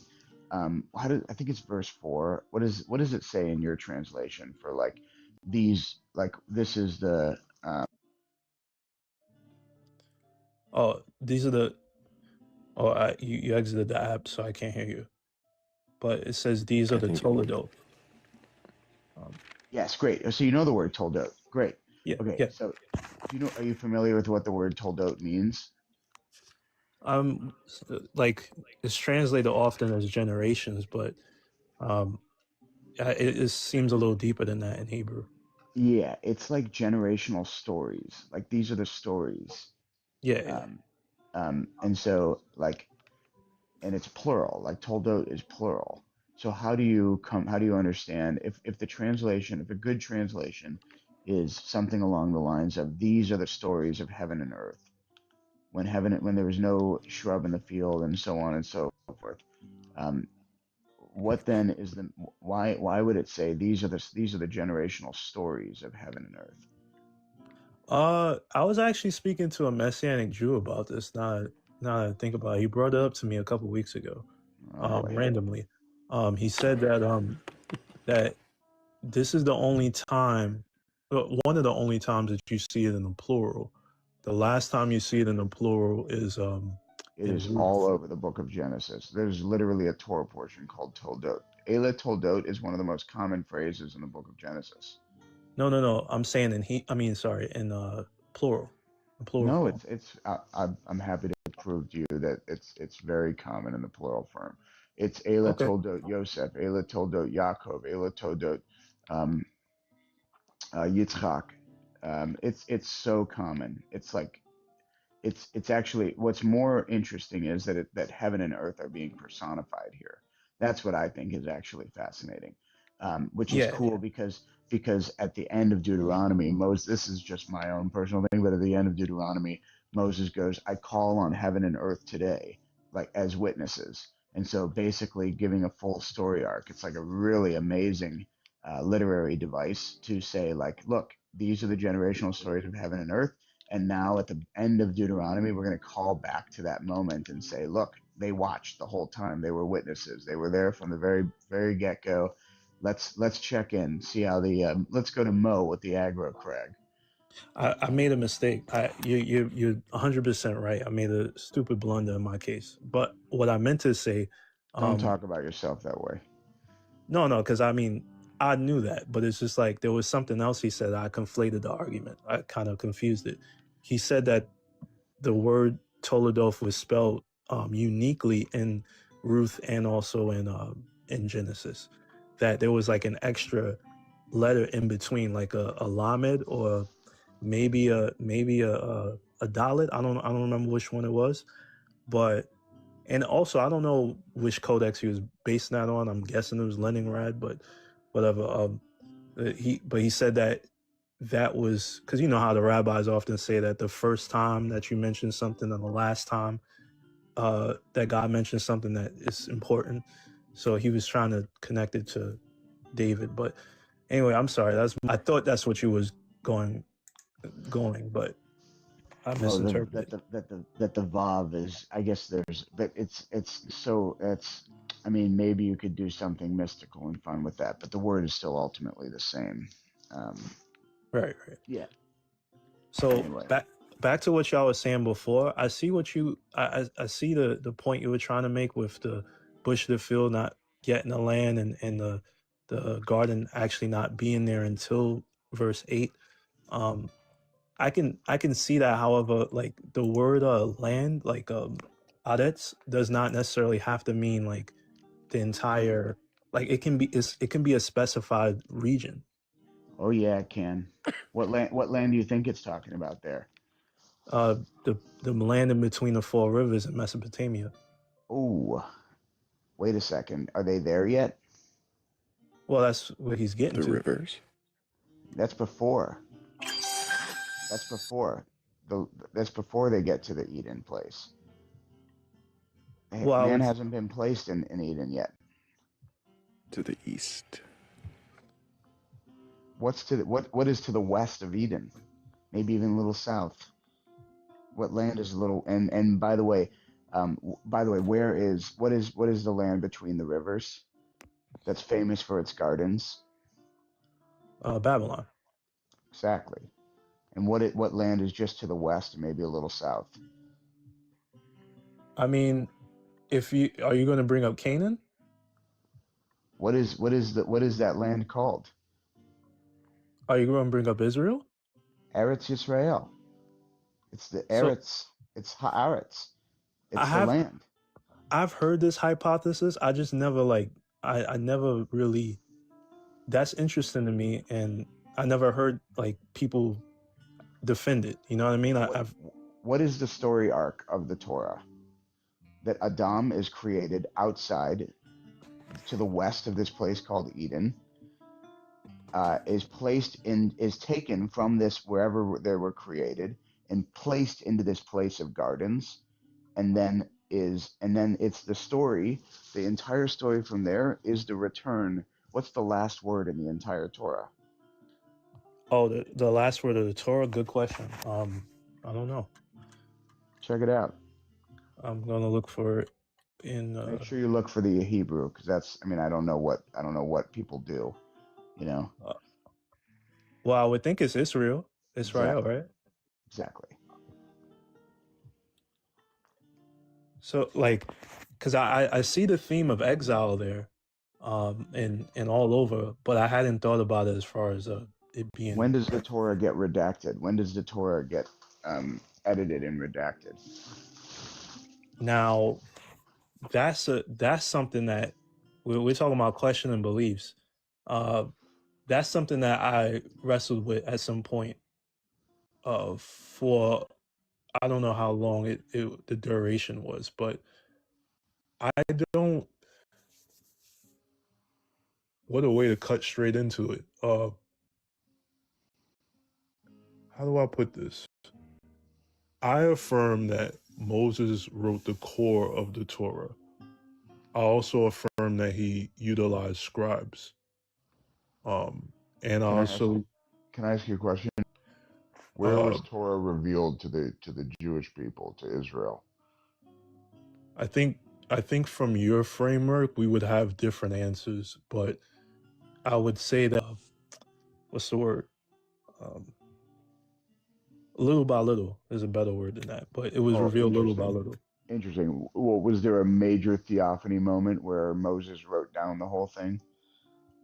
If you mean if you're talking about the 10 words that come down from heaven, the 10 commandments, then it would be in a mountain.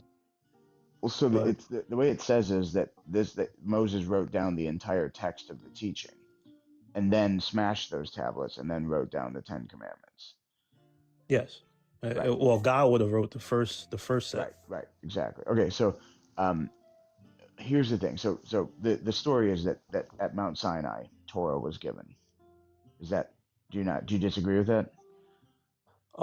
Yes, because, for example, the Book of Numbers talks about Zelophehad and the daughters, Zelophehad, yeah, and he didn't know how to deal with adjudicate. that issue Yep. with the inheritance. So he went up to the mountain again and asked the Lord, like, well, how do I deal with this? And that couldn't have been written. I don't think it could have been written I love beforehand. I that. think No, I love that. I think that's great. That's great. Here's my thing. Would you say that maybe this is a better way of asking? Would you say that a major like like the major moment of revelation happens at Mount Sinai? uh yes, one of the yeah, I would say the major, yes. Okay.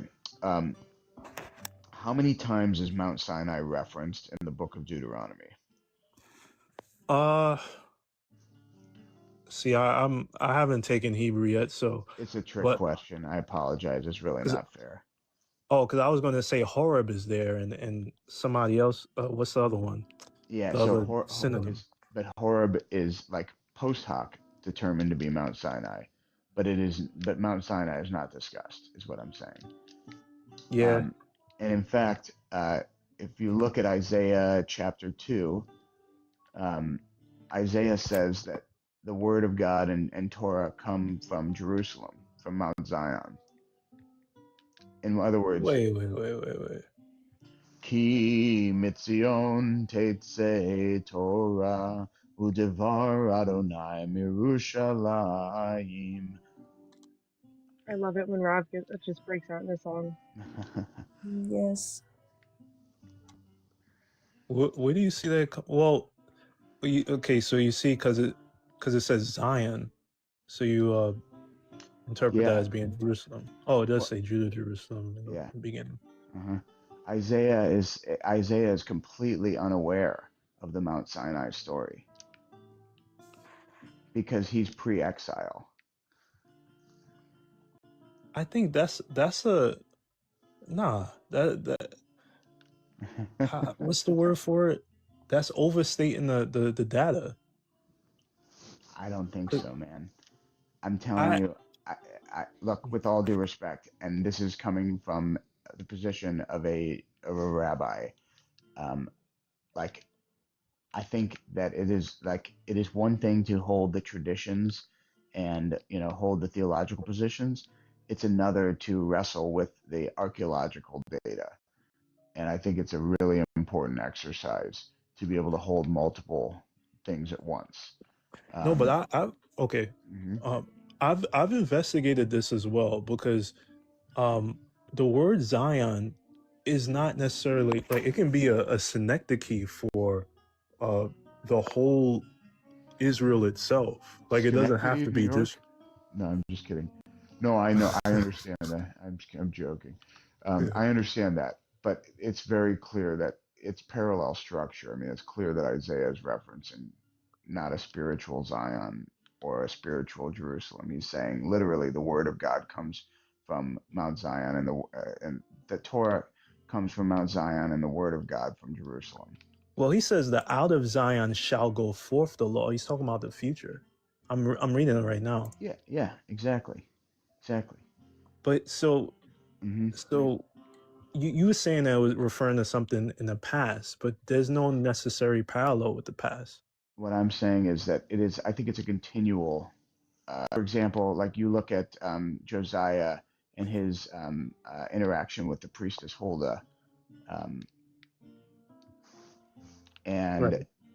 I was just like literally double checking that there wasn't a WTF on there because I don't know if I'm considering it.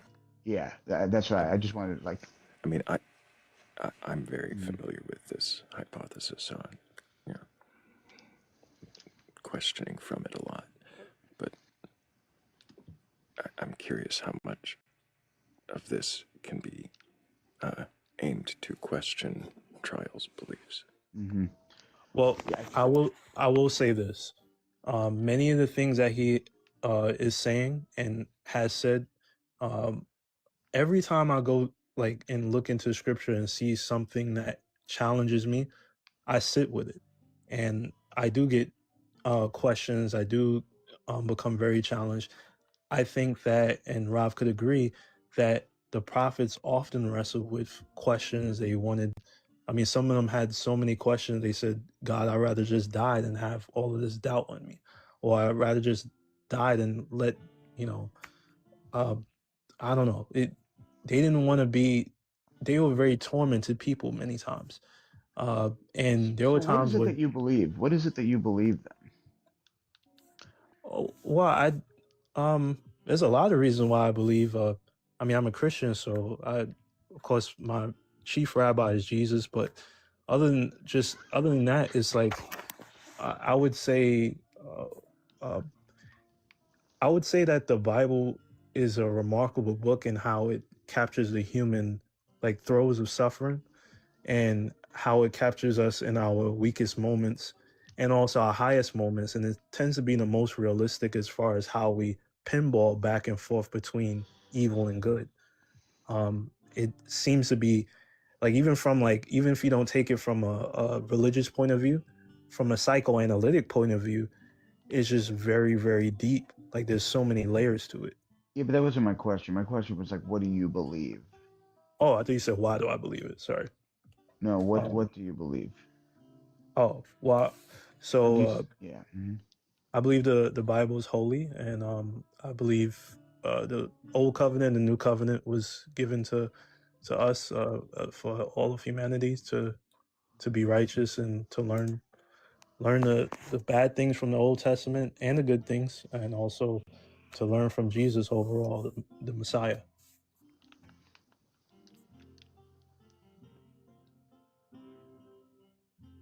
You seem very like well studied on a lot of things in the text and a lot of like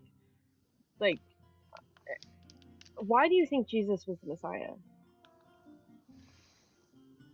Uh, there's a lot of reasons.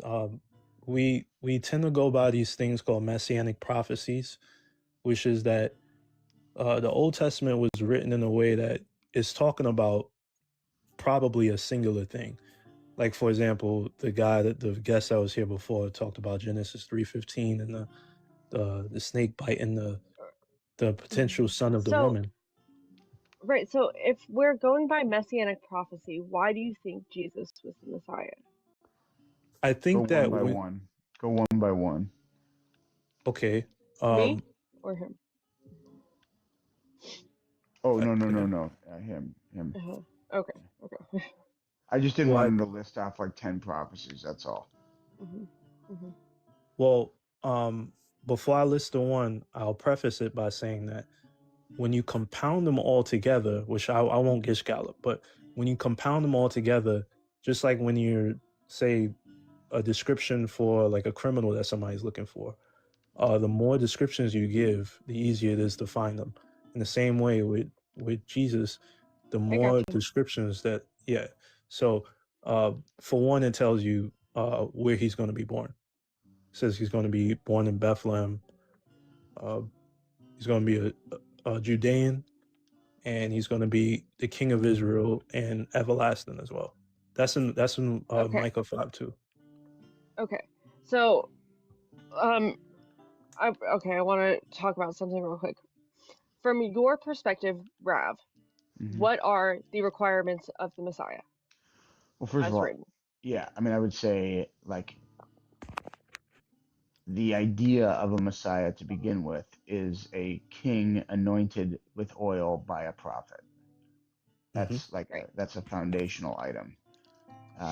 Then I would say that that they would rise to the Davidic throne, so they'd be of the Davidic line, and they would ascend sit on the to the throne of Davidic, David. exactly, in Jerusalem, the real Mhm. throne, real, real throne, Literally. literal throne. Yes, exactly. And then they would restore Jewish hegemony in Jerusalem.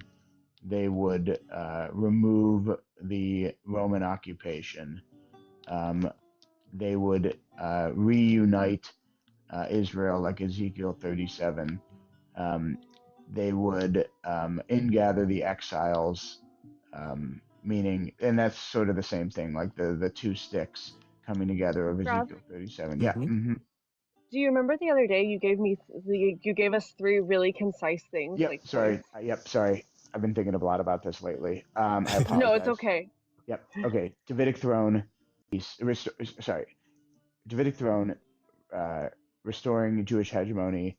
Um, Ingathering of the exiles. Long-lasting peace. Okay. Thank you Yeah. for that. Um, Pleasure. And sorry. so I think that no, it's okay. I was just trying to like rein Reel it it in. into where I was Yep. trying to get to. Yeah. Yeah. Um, so I think for like we can start. Let's start at the Davidic throne, right? Um, Jesus did not sit on the throne of David and was not a literal king, which is what it says. Well, how do I? I'm trying to think of how to condense this. So, Rav and I believe that at some point in the beginning of the Torah, the kingship and priesthood were united in one person. His name was Melchizedek, uh, and at during the time of Moses, um, God was calling. He was looking for somebody to be a king and a priest before him, but Moses wouldn't. He didn't want to go and do the priestly thing, so God split the king and priesthood to Moses and Aaron. I mean, Moses wasn't a king, but whatever, like close enough. And when it after that, it just the kingship went down to Judah. The Levites had the priesthood. This is important because as Christians, we believe that the kingship would be united in the Messiah. It would He would be a priestly king that comes forth like David, and but he would also be something more, because we believe that this king would actually be God. Uh, just like he said in the Old Testament that he wanted to be their king, not any human being, because they will always mess up. So from my framework, I would say that God has often appeared, well, not often, but periodically appeared to humankind to speak to them face to face. He did to Abraham, to Moses, etc. And uh, the kavod, it's funny because his name is kavod, but the kavod, which means glory, would come back again And and sit presence. upon in the temple, and rule from Jerusalem and start a new kingdom. So we believe that David's throne is more than just like, yeah, it's David, but he's sitting on the higher throne, which is the Ark of the Covenant in heaven. This is like, if you guys get confused, I'm very, very sorry, but it is a lot to it because that's a big question. But let's just say that, Great, but we just went down this whole road after we established that like no, it's the literal throne of David in Jerusalem. well, that's been snatched though. There's But no that's throne there. Yeah, but that's the point. That's the point. Yeah, yeah. That's the whole point. Like the fact that there is no throne there means that there is no Messiah. That redemption has not yet come. And Mhm. I'm just speaking like I'm not trying to sound like a religious nut job, but Oh, it's not cool. that you do. I'm sorry, that was offensive. I apologize. Yeah, I truly was not meaning to say. I was really more internally critiquing. There's just some Jewish people also that have some pretty strong beliefs on things. Look, I'm But okay. yeah, for sure. My point is that those expectations explicitly have not been. Say that unfortunately also that like I guess I'd be curious to know how you think Jesus would be even qualified to fulfill those things to begin with. Like, I thought it was actually kind of a novel idea, the idea of like saying like revoking the Samuel, uh, um, saying like, oh, like, you don't really want a king, and don't come crying to me when you all screw it up.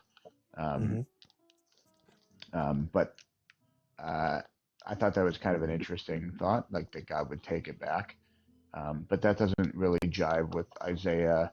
Doesn't really jive with Jeremiah. Like, it just doesn't really match up sort of uh, with the Well, rest of the text. But just really quickly, I am curious to know like how you would respond to something um, um,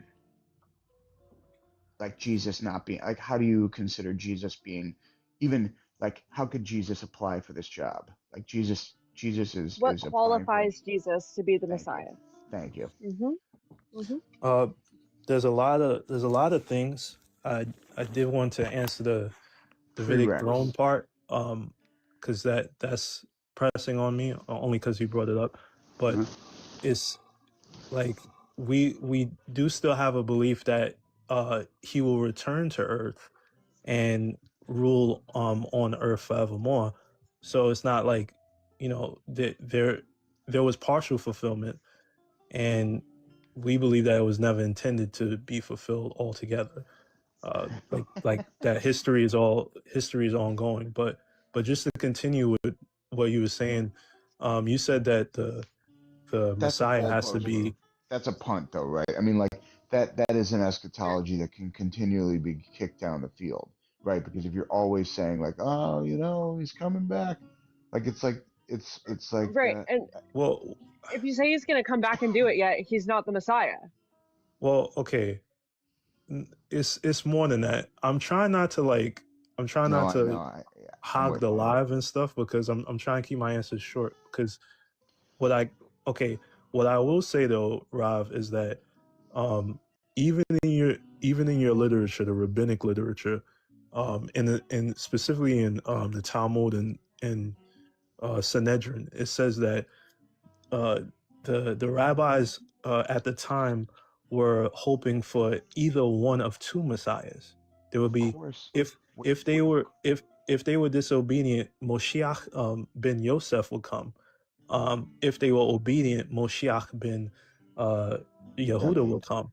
But Yeah. we believe that the first coming of this Moshiach was Moshiach ben Yosef, essentially, because Okay. he was the Great. suffering servant that I mean, his dad was even named Joseph, but like he was a suffering servant that uh, So, would so this, would yeah, this yeah, is this is this is what I'm saying. Of course they were doing that, and of course everybody was looking for this. These people yeah. were suffering. I don't have any quarrel with the claim. The problem is the claim doesn't actually come true.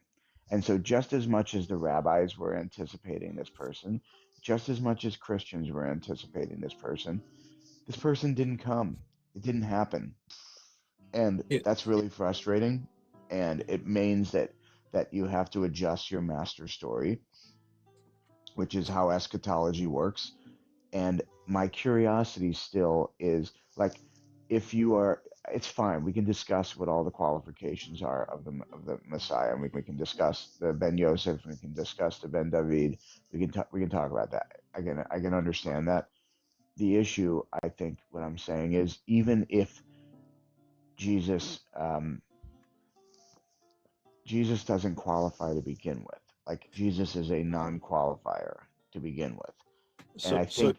mm, mhm, um in Isaiah 61 it says the spirit of the Lord God is upon me, because Yahweh has anointed me to bring good news to the poor, sending me to bind up the brokenhearted, and he also talks about like opening the eyes of the blind and all these other things, but mhm, in another chapter. But yeah. the like it says that the spirit anoints him.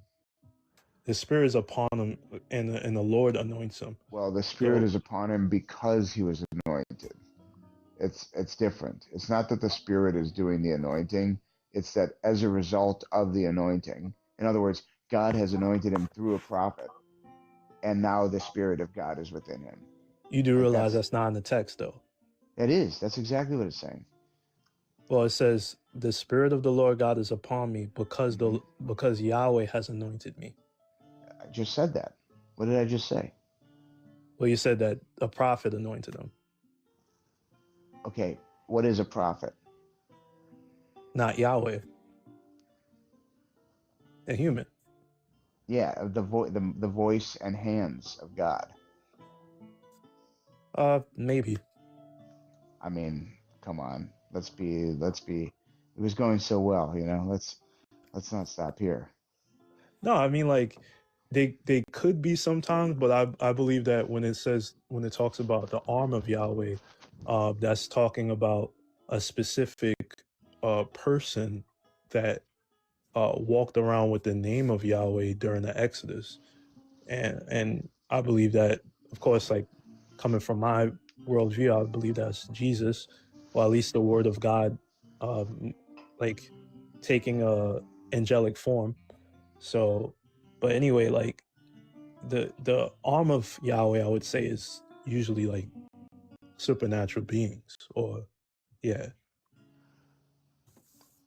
It's a little bit of a rabbit hole that I'd like to bracket. Um,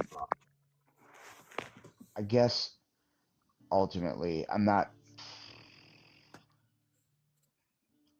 have to say I'm thoroughly enjoying this conversation in a way that it's funny. I feel like I manifested it because I just was saying just before you started talking, like how rare it is to have somebody that is with novel thought. Um, but um, I guess my curiosity is about, let's cede everything to you for a moment. Let's cede everything that you believe. What is the end result of this? Like, if see, this is where I think the biggest, actually, it's not about this world at all, and that it's about the heavenly realm, and that whenever people their lives end, that if they believed in Jesus, then they get to go to heaven. Is that pretty much the gist? No, that's a funny characterization of us, but I do recognize that it does exist. So it's sad, but I would say that it's not just the next life, but also this life.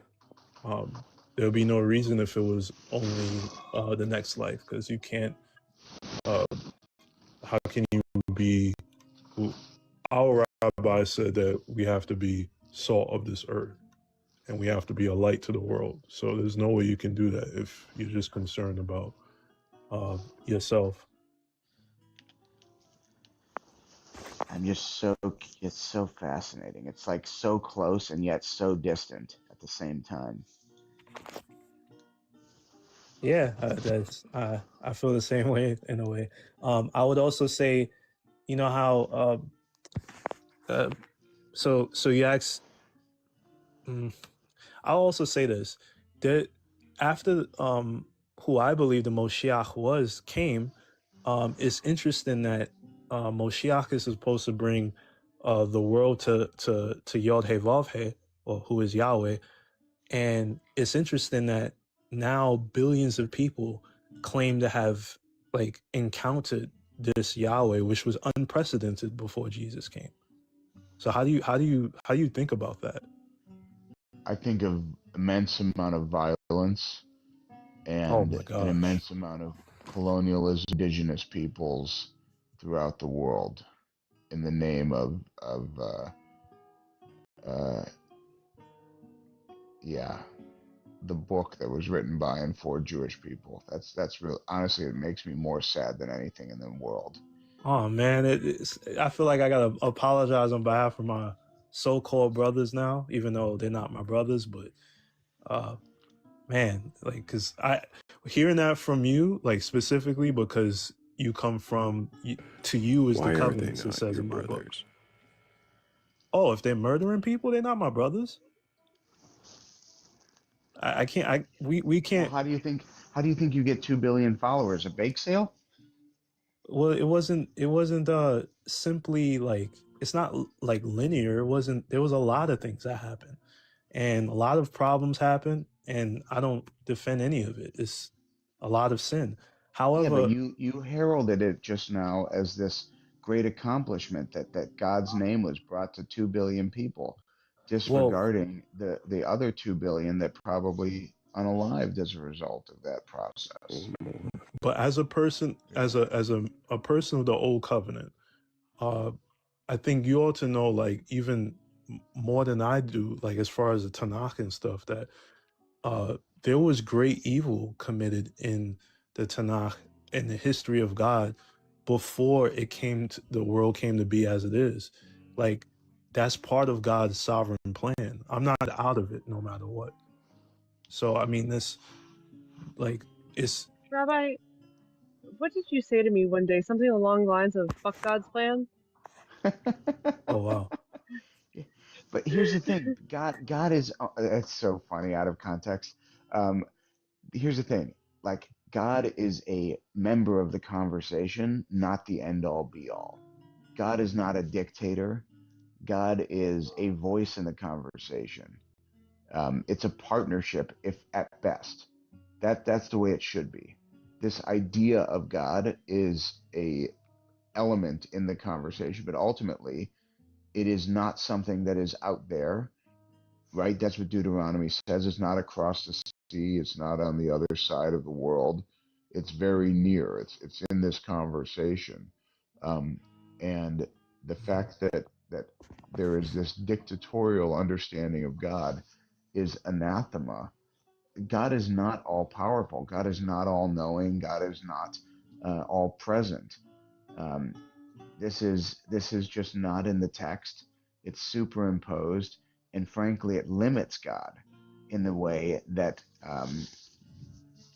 uh, that is just unfair, I think.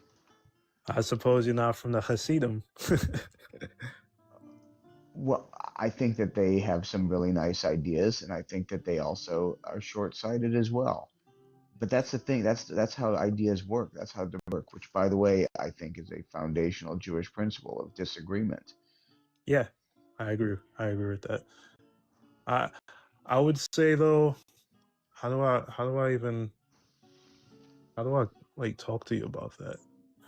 Um, Probably another I, time in another place, only because this is supposed to be a discussion of your own beliefs. oh, But I'd be okay. happy to continue that anytime. Honestly, if you reach out, I'm happy to talk. I really enjoyed speaking to you, frankly. Yeah. Appreciate you being up here, Trial. I don't have any more questions for you right now, but I might another time. Um, I hope that you keep asking questions. But we do need to move forward. We had a poll, and I might have unceremoniously dropped him a little too soon. I should have given him at least a moment. But it was more like 20 million, Rev. 20 20 million on a low estimate, 20 to 50. in the last 100 Good years. God. No, throughout history. I have a hard time believing that to be true because literally in the last 100 years, China has killed 50 million people. They're very approximate, so I will see what the parameters were. Like I can only like how many indigenous people in America? That seems way too low. Um,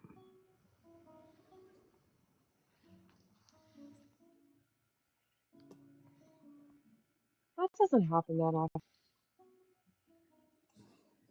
Wasn't as like rigorously questioning his beliefs as we I mean, usually like, but it was like a really polite discussion of ideas, which was nice.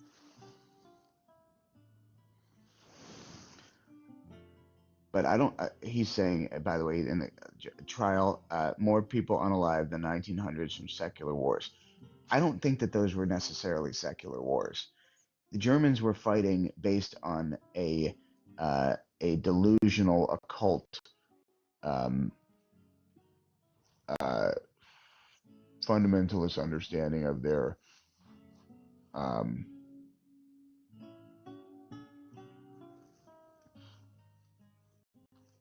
nationalist religious beliefs. I mean, it was absolutely religious, and it was steeped in Christianity, and it was steeped in a misunderstanding of um,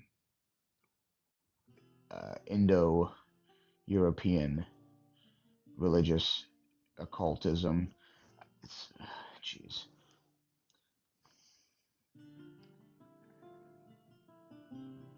There's And a that lot was of 11. substance use, like Yeah, truly. that went into that. Like, That was 11 million people. So We have a Noctis. hello, Noctis. Good morning. Good morning, my beautiful people. How are you doing? great to see Okay, how you, are you? Stars. And you, Rap. It's been a delightful awakening, I will say, hearing a conversation that isn't all about shouting. So I've enjoyed. Absolutely. Yeah, that was really, really nice. I think that's why it went on as long as it did, because it was just really nice. It was. Yeah, to actually have. Light and intellectual and very nice.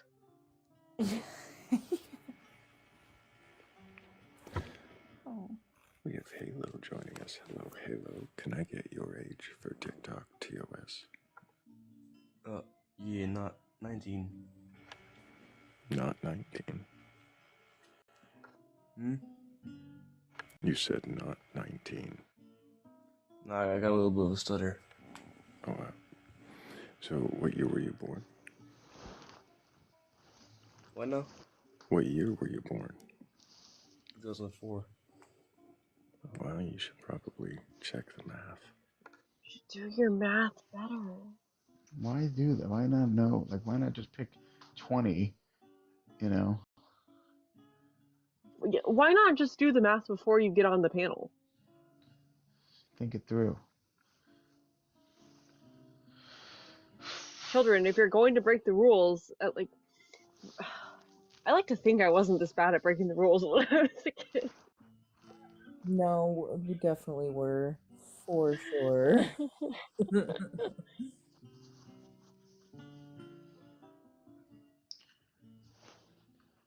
I'm fully convinced that this is the Havdalah melody. Fluff is fully convinced that it's like Metallica or something. Oh, yeah. I'm sticking to a Skyrim and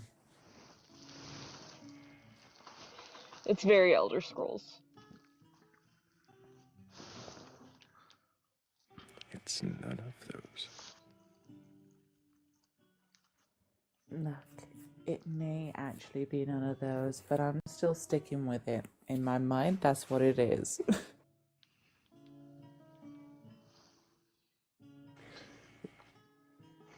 We do have a request, but I don't think they meant to request, so I'm going to set them back down. But if you did have a belief in a god or gods, a higher power, or anything like that, you're capable of questioning your beliefs, go ahead and request up. We're not here to debate or argue. We just want to see if you can question your beliefs. Then what is it that you believe, and why do you believe it? I just realized you cut Blueberry off today. Blueberry's always been cut off. That's always been where it was. Well, not yesterday. Well, that's when I used, hang on, it's this one, I think. Yeah, I decided right now, Mask, as you were typing that question, that it's Blueberry. I decided right this moment that it was Blueberry. Blueberry Blix. Yeah, it can be Blueberry Blitz. It can be that. That seems good.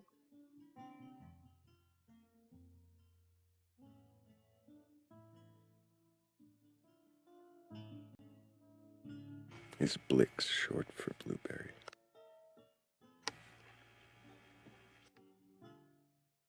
I think it needs a third B to be a really good alliteration. Blueberry Blix. Batcolyte. I mean, It's like a last name.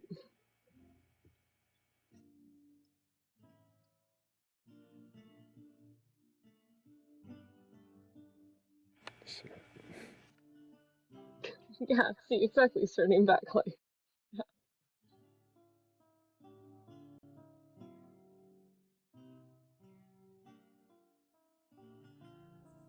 Does that make it BBB? Better Business Bureau? no, we're not going to infringe on trademark. No.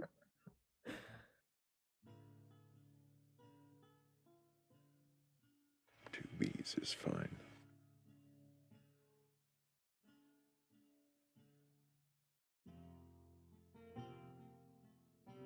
Thrayle looks like a pirate, kind of, in this. Who's the pirate? Thrayle.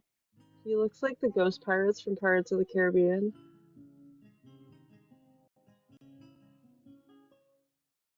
The first one. Nah, he's way cooler. Pirates of the Caribbean is a great movie. What do you mean? Do not slander. Oh my god, please no.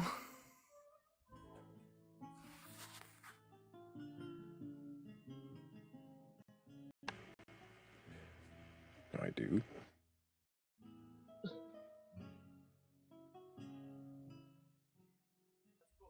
I have questions. I was about to question it. There are questions, but that's not what we're here for. Tiny Science has a jar of dirt. Mazel. I'm not going to do it. But if you do have a belief in a god or gods, higher power, or anything like that, you're capable of questioning your beliefs, then go ahead and request on up. We're not here to debate or argue, just to see if you can question your beliefs. And if you can, then what is it that you believe? And why do you believe it?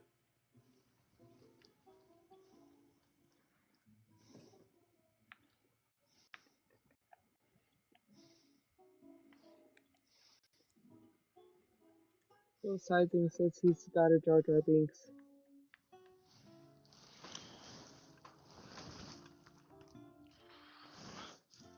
My son started. We watched Phantom Menace recently, and he didn't do it the previous times, but now he started doing a little Jar Jar Binks impression, and I was like, "Look, I can't explain exactly why, but you can't be talking like that."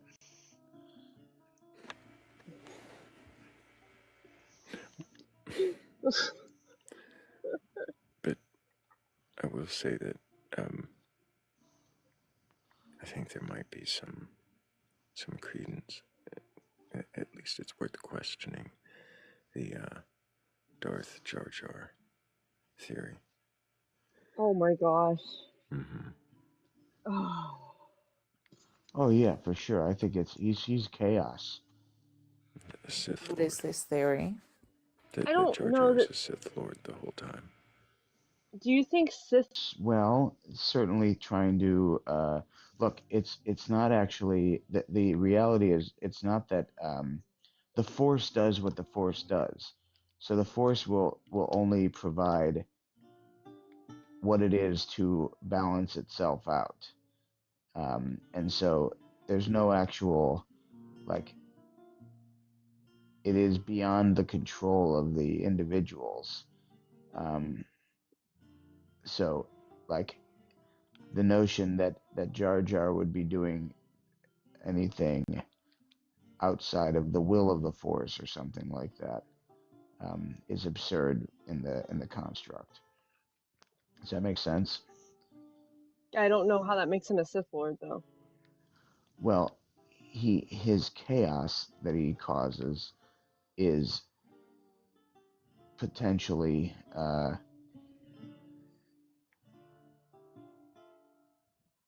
in favor of the Sith agenda. This feels like a stretch. Yeah, would you not state that all the Jedi then If the Force is something to balance everything out, then surely all the Jedi are also Sith, and vice versa. Well, they're the balance they're the opposite to the Sith.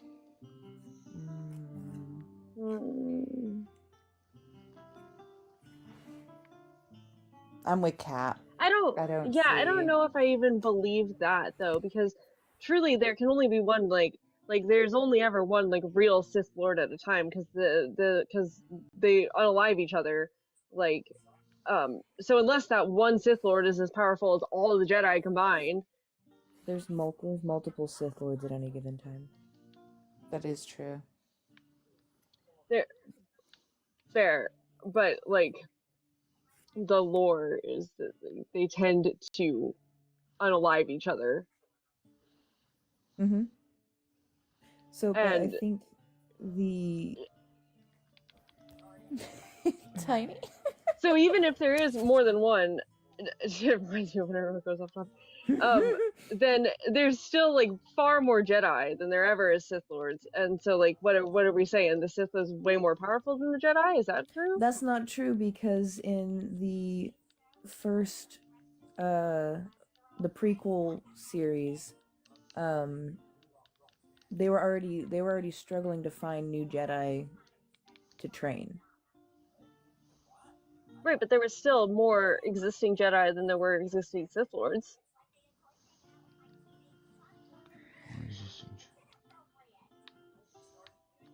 I may have to leave that for the Discord. Yeah. Has a belief. I don't have a what the fuck is Sith or what the fuck is Force yet.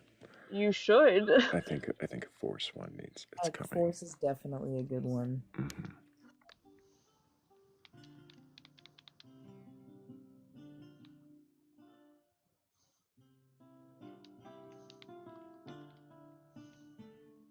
But if anybody does have a belief in a god or a god's higher power or anything like that, and you're capable of questioning your beliefs, then go ahead and request on out. We're not here to debate you or argue or prove you wrong. We just want to know if you can question your beliefs. That is, what the fuck we're talking about.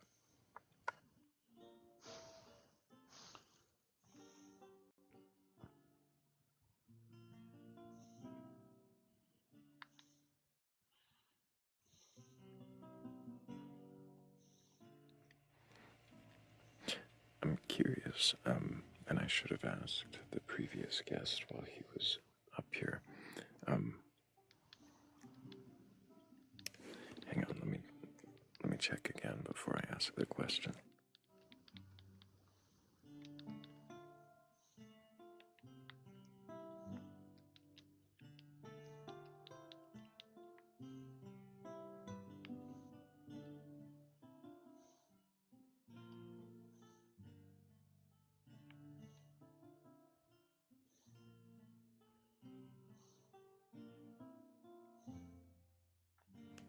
Whoa, it's a crow. Huh? She said everyone say whoa. Oh.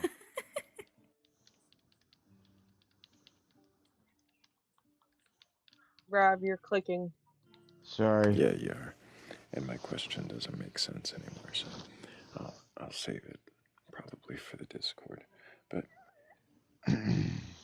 back to questioning beliefs. If there's a believer with a belief that they believe that they can question, well, I believe that you can find one of those request buttons.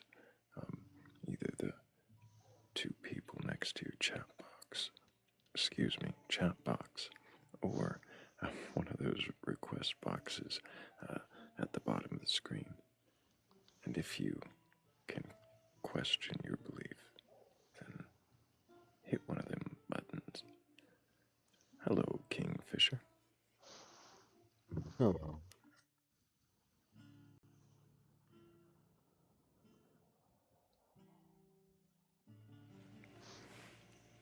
Can you remind us your age for TikTok TOS? 19. And you still believe in God or gods or higher power or something like that. Yeah.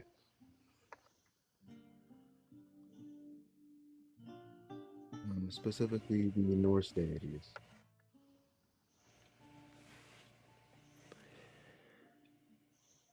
And you believe that these Norse deities interact with this world in some tan- Mm, in some sort of tangible way, yes. what tangible way? As in, they have some sort of adverse effect upon this reality, not something like physical, such as all of a sudden there's a storm just because Thor decided it. So I believe that they more so influence part of reality rather than outright dictate it.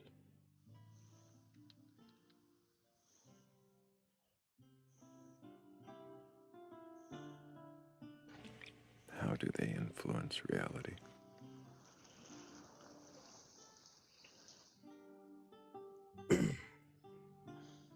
Mm,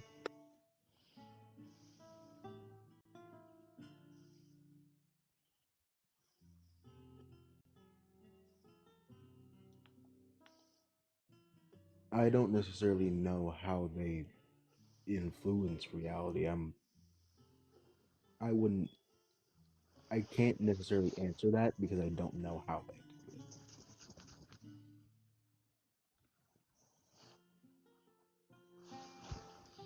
So if you know that they do, how do you know that they do?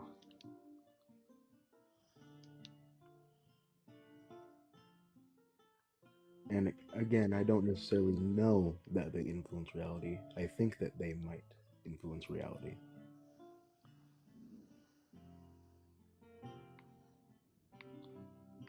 So that's why it makes it difficult for me to answer that because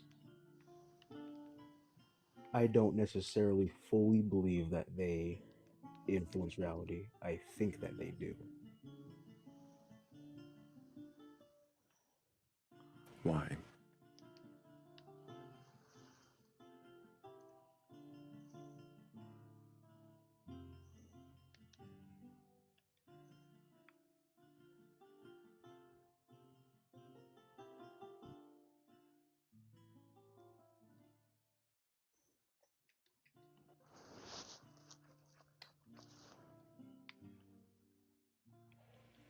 Why do you think that they influence reality?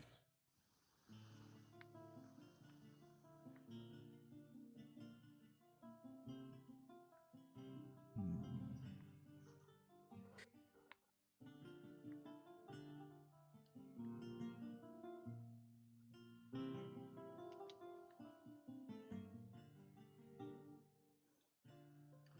My answer's sitting right there, but the words are escaping me.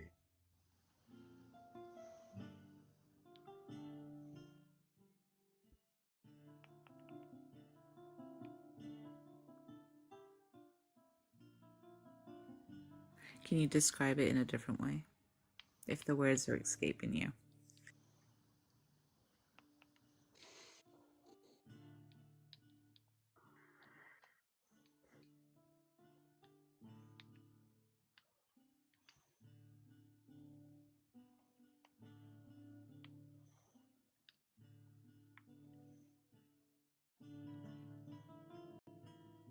I think that they influence reality because I can't necessarily say that they don't because I don't know whether or not they exist.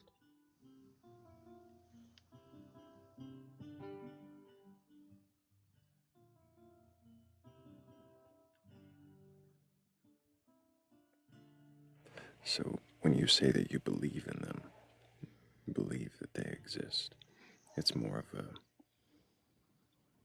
amusing a thought, like a like an idea about something that you're not fully convicted of.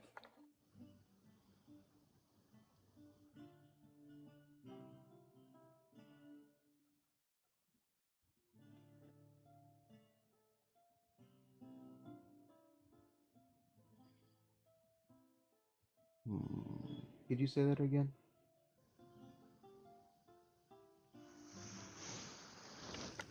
Is it an idea that you're not fully convinced is true?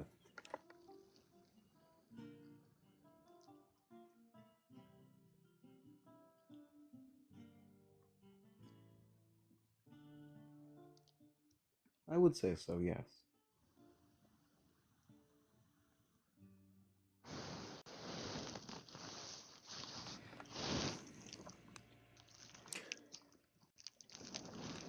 Why would you consider it a belief if you're not sure of its truth?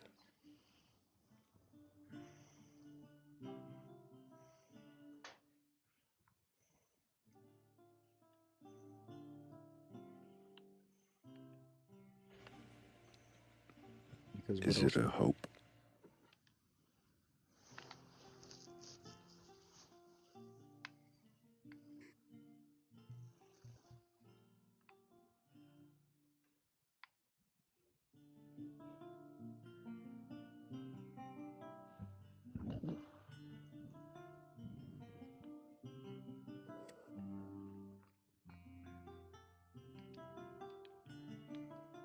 I wouldn't necessarily say that it's hope that they exist.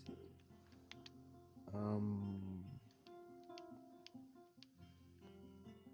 I would say it's more of a skeptical view on whether or not they do. So is it a doubt?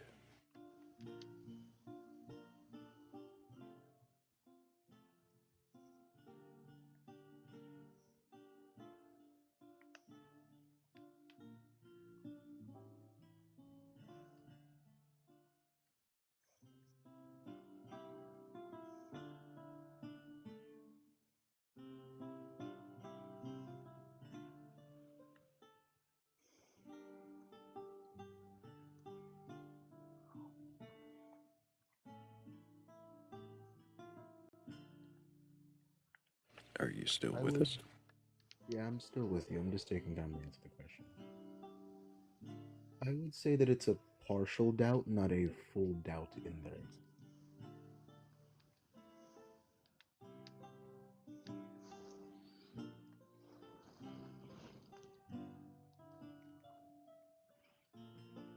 Do you have the same doubt for other gods or just these? I have the same doubt for every god, yeah. Do you have the same hope?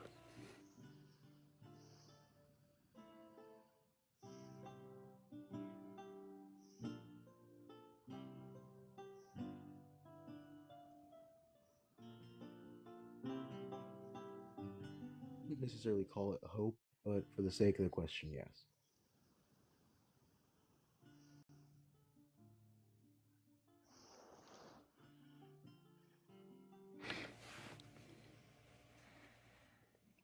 Do you have the same belief?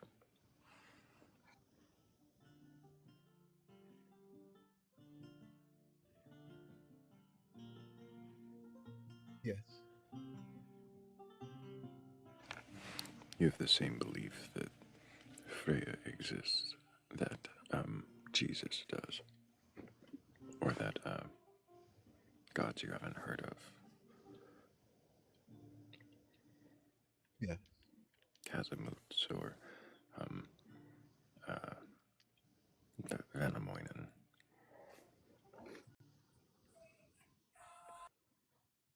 are they just as likely to exist?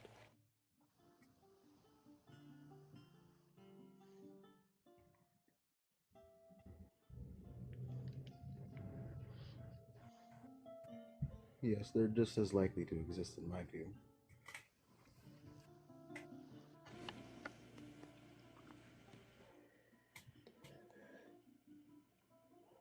Is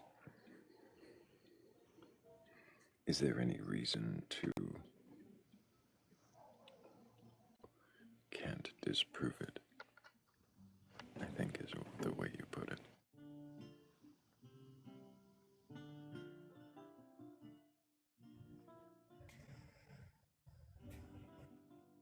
I'd say the reason largely depends on the individual. Um,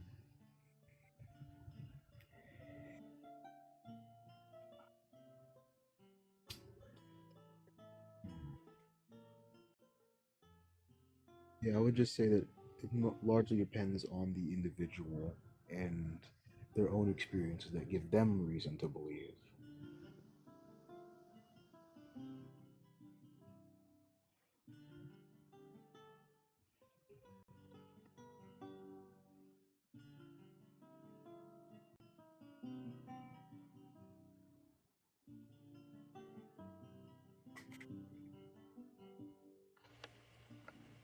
We're talking about you, though. Like, do you have a reason to believe that any of these gods actually exist?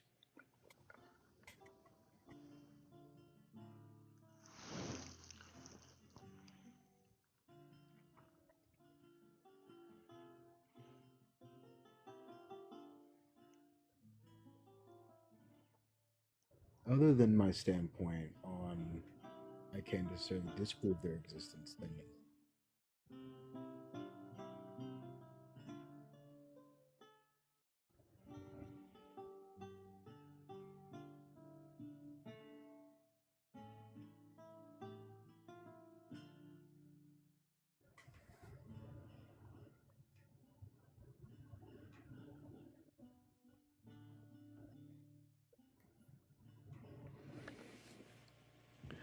So,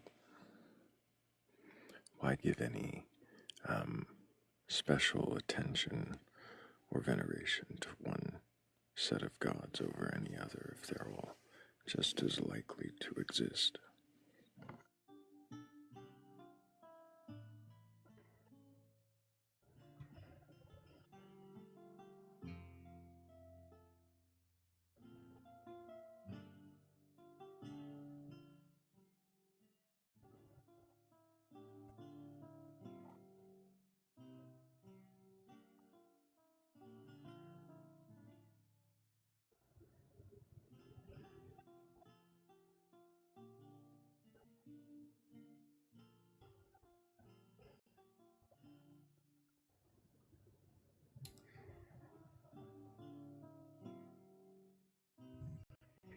Because the teachings within some of the texts within the religion and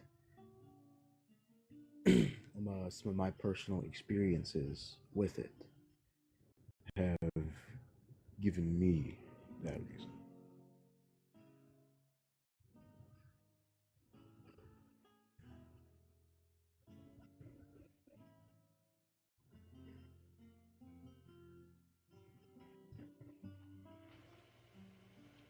So, if you read another text um, and hadn't read this one, you think you would identify with it instead if the symbols were similar?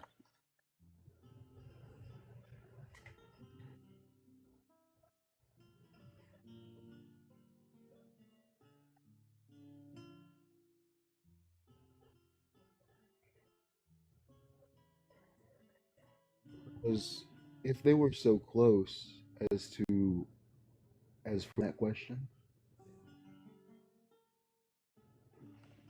Well, what is it that compels you or convinces you? What things speak to you?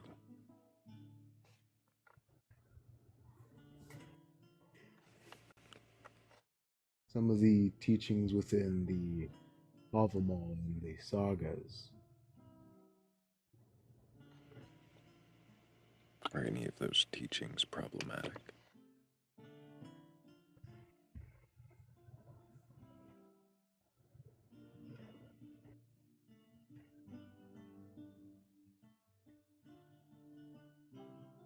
I haven't read all of them.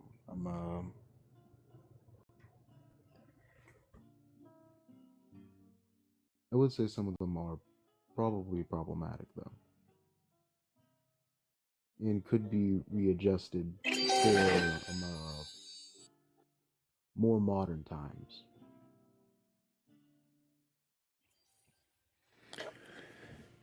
if you're readjusting the moral prescriptions of a deity that is just as likely to exist as any other, why follow this instead of forming your own?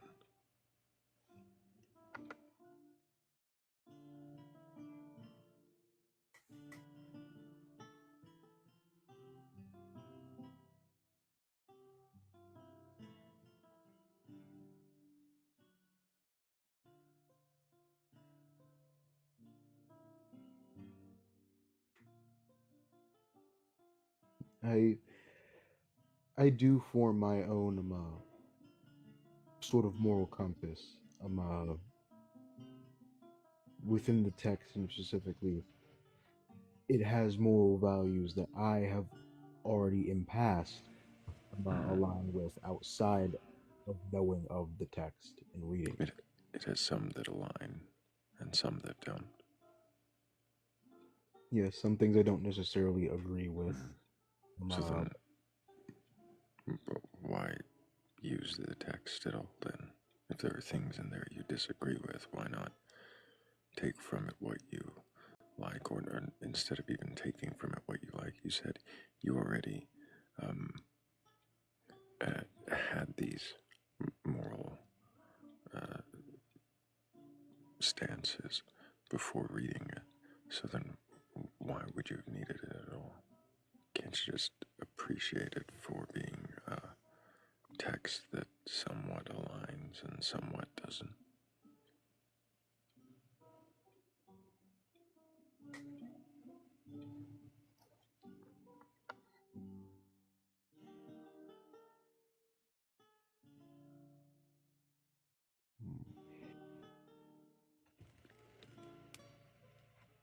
Can you appreciate the stories without believing in the gods? Oh yeah, you could 100% appreciate the story without believing in the gods. Can you? I could.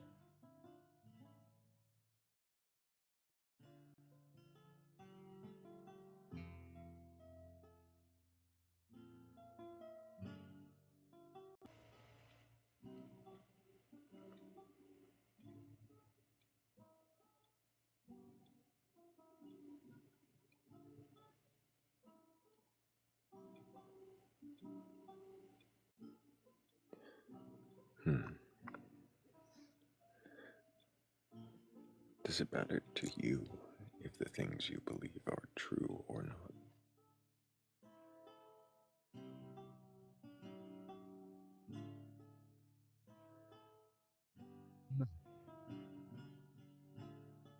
Did you say no? Yeah, I said no. Why doesn't it matter?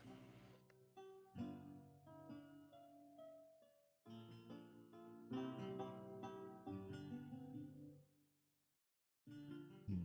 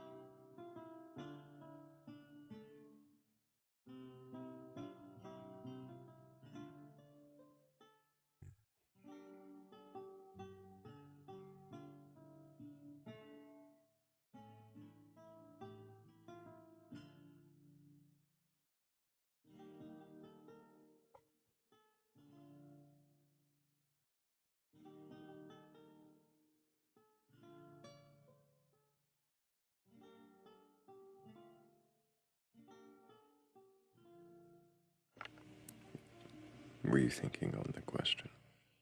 Yes, I'm thinking on the question. Okay, it's been long enough. I didn't want everyone to forget that there even was one. But, and I don't mean that as a jab.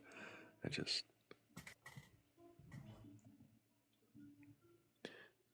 just thought I would use the silence to remind everybody to go ahead and tap the screen and share the live. We're up to 50 here. If we all tap the screen, we might be able to bring a few more people in here who are curious enough or courageous enough to question their beliefs.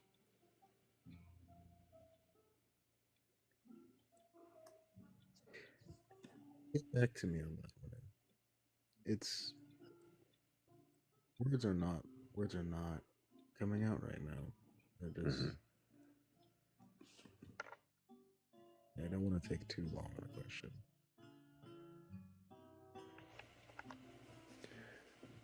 No worries, Kingfisher.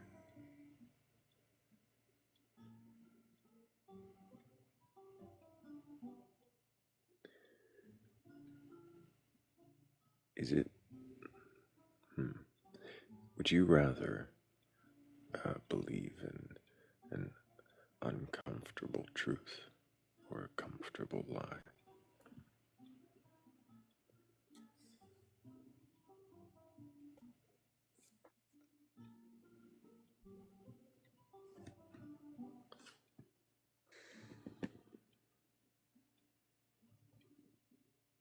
Comfortable lie, as long as that's what's getting me through parts of the uncomfortable truth.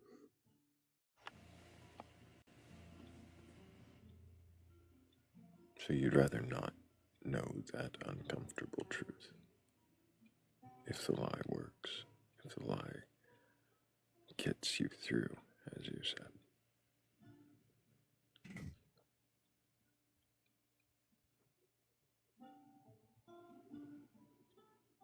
Yeah.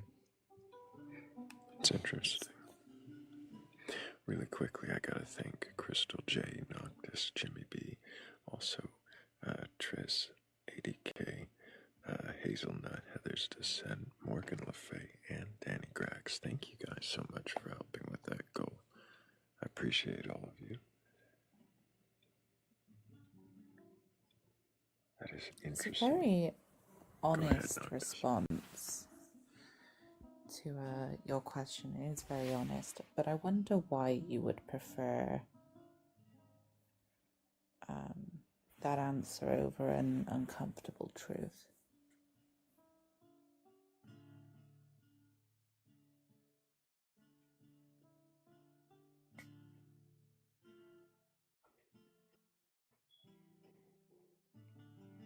To me, the uncomfortable truth would be self-destructive. In that, if you were to just continuously live in a uncomfortable truth thing in order to help you get through it, such as the comfortable lie, you're not really getting anywhere. But can you not learn from it? There's loads of things every day that are uncomfortable, right? Yes. Surely this is how we work out how to I'm trying to think of the right word. But maybe experiment, maybe learn.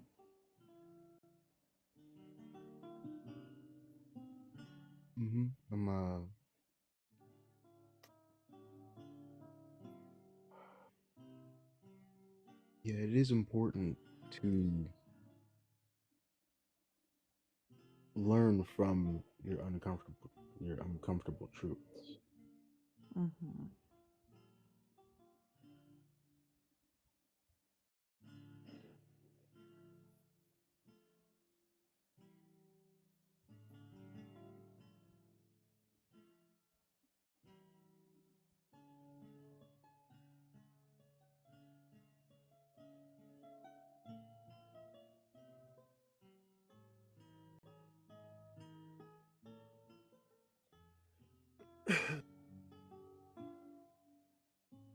I wonder... Oh, go ahead. No, go on. Well, I was just gonna say, I wonder first how old Joronic is. Oh, 32. Do you have a belief in a god or God's higher power or anything like that? It's more so a pantheistic, nature-based. When you say pantheistic, nature-based, what are you saying? So what I'm saying is more so my beliefs in God. It's not so a centralized being. It's like it's, like I'm struggling to find the word because, again, when it comes to different understanding of pagan would probably be the best way to describe it, if that makes sense. When you say pagan, what is it you mean? So pagan is a sense where my God is nature. My God is what I understand. That is the earth. Is your God the earth itself?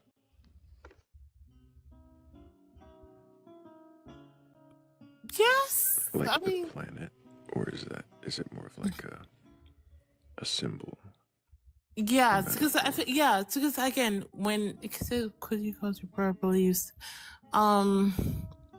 within your prompt, I'm just trying to understand. It's like I'm not having, like, for me personally, my God is not someone that understand like myself. It's an energy. It's energy based, if that makes sense.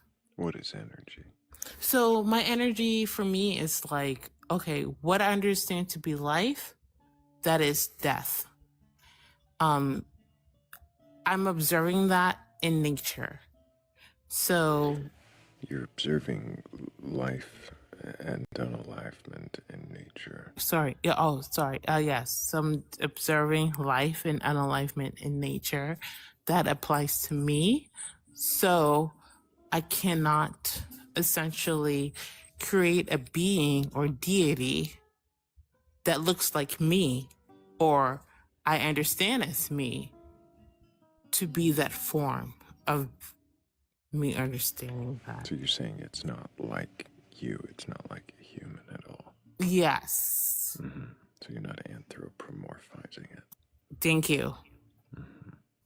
So your idea of a god is it, does it have a mind or thoughts? It's more like a force. It's just something that I'm observing, I'm experiencing, and I can experience in different forms. So right now, I'm experiencing my life, my energy as a human, but who's to say that in the next, like, if to say I were to die, my matter and being would be absorbed by like fungi or the soil or the nutrients that can feed a bird, type of thing.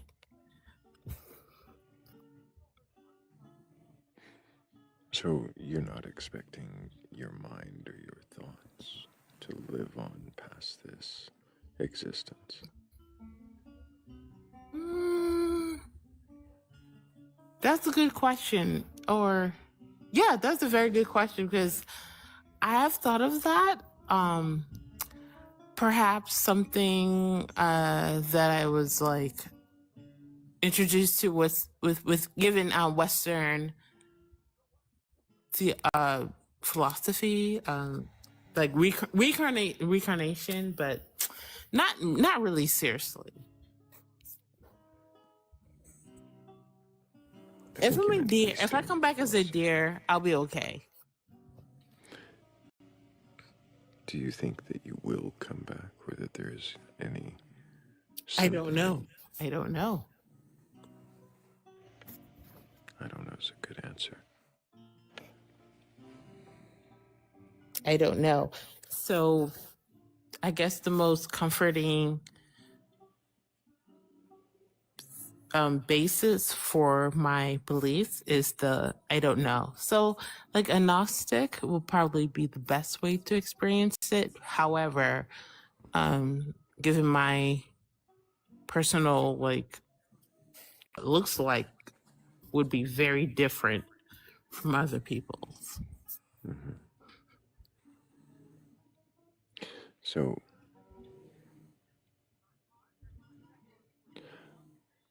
do you have, I don't know, you've said a lot of I don't know. Mm-hmm. So, it's kind of where I don't know what question to ask next. If your belief is that God is energy, but that energy is not like an anthropomorphized thing. It's Yes. life and its nature. Yes. Is it everything, or is it just natural things on? Well, I don't want to. Actually, I don't want to clarify that yet. Is it just natural things?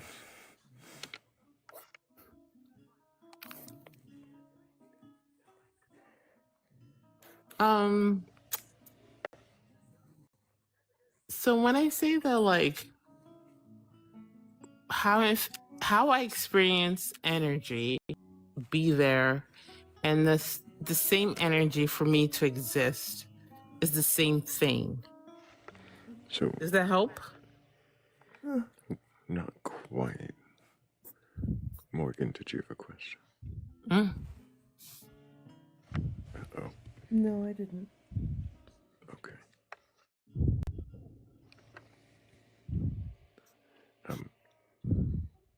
We can hear you breathing into the microphone. Ojoronic. Is it Ojoronic or Ohoronic?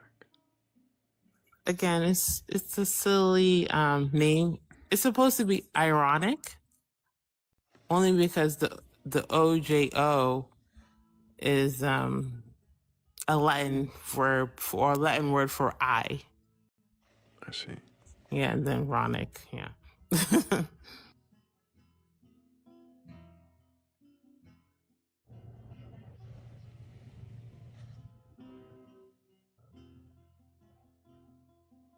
King, did you have a question? Yes. So when you say that you view energy as essentially the essence of life, do you believe that's in absolutely everything? Like a car tire, stuff like inanimate objects. That's a very good question. When it comes to energy, I try, like, I guess the best way to look at it is from a like alchemy. Like, I guess that was like the first science that combined spirituality with what we can observe in the natural world. For me, I just strip out the supernatural, or at least understand that, like, when it comes to the supernatural, I want to remove it. And what I observe, that is what I'm going to focus on. So that's where I'm coming from when I say that, like, everything is energy. So the same energy to be born, that is the same energy I will die. The same energy.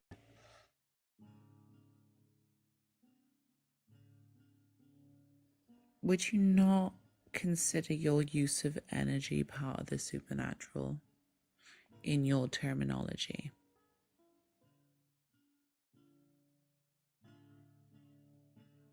May I ask energy? Would I say that it's the same energy for the supernatural? Please repeat your No, question. yeah, You mixed up what I basically. said with what Doctor said. Sorry, it's because I jumped in as I do. Go Tell ahead, me off, Thrayle. Noctis. You said that you don't believe in the supernatural, but I'm asking you if your term of energy is slightly supernatural. Okay, yes. I can see where you're saying, okay. Mm-hmm. Because for me, it's like, where is this energy coming from? Is it supernatural or is it not supernatural? It's something that has always been part of the flame. So, for example, I'm going to use like the phenomenon. Before you go on Okay, yes. further, you think well, crap. I was gonna try to re-clarify, because answered. Noctis, can you repeat your question really quickly? I'm basically asking if your terminology of energy is supernatural. Right. Not if you think energy is coming from a supernatural source, but if you're using it in a way that's kind of replacing the supernatural.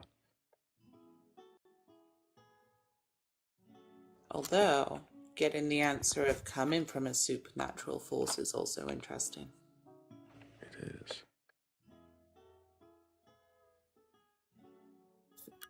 I feel like the conversation or the line of questioning between both of your questions slash and kind of answered itself in a sense where like it's a matter of perspective or it's a matter of not perspective, belief.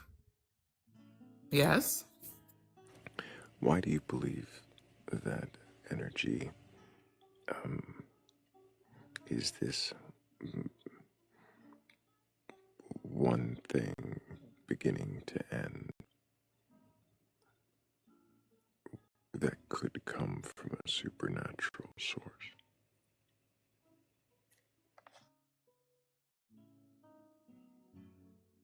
Well, for me, I wasn't saying that this spark of energy was coming from a supernatural force.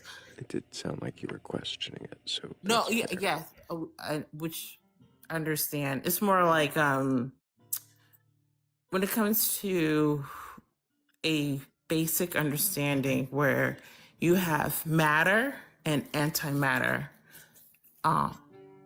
within the scientific community. But that is something I don't know if this particular panel, this group, this platform recognizes. I don't know what you mean. Matter and antimatter. What does that have to do with your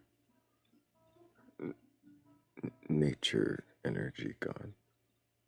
Okay, so so with my nature energy god, for me is like outside of what we know as popular, that's been propagated due to imperialistic forces of the world. Again, I'm trying to say this to respect, to make sure that your platform is not flagged. So I will say that, I hope we're not flagged for science. no, you'd be surprised. You'd be surprised. That's why I'm like trying to be very careful with my words. Wouldn't be surprised at all. Huh? Are you about to state something that might not be? No, not necessarily. It's just, again, similar platforms.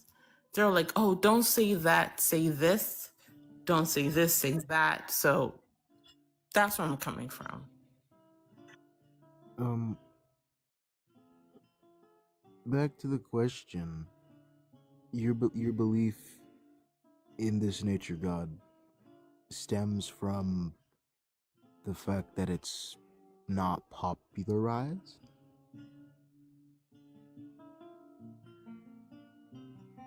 I thought it was anti. Sorry, when I say my nature god, I'm mainly saying what's been understood and popularized by popular science based culture, like the Big Bang Theory or the expansive universe theory.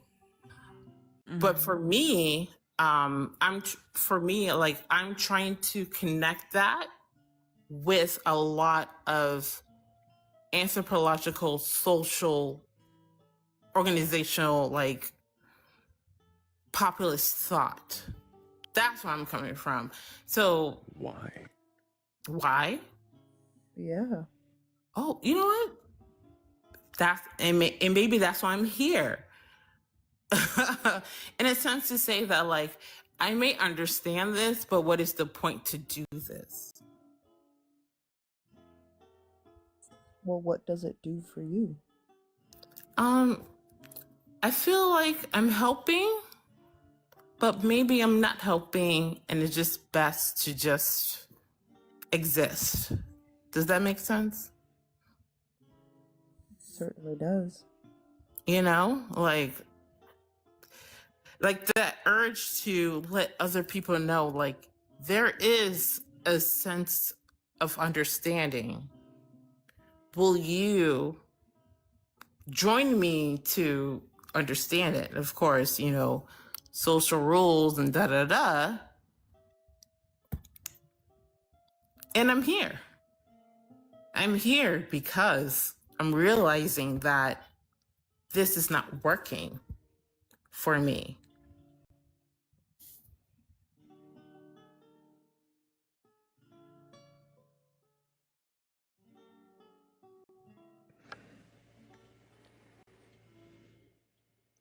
What do you mean it's not working?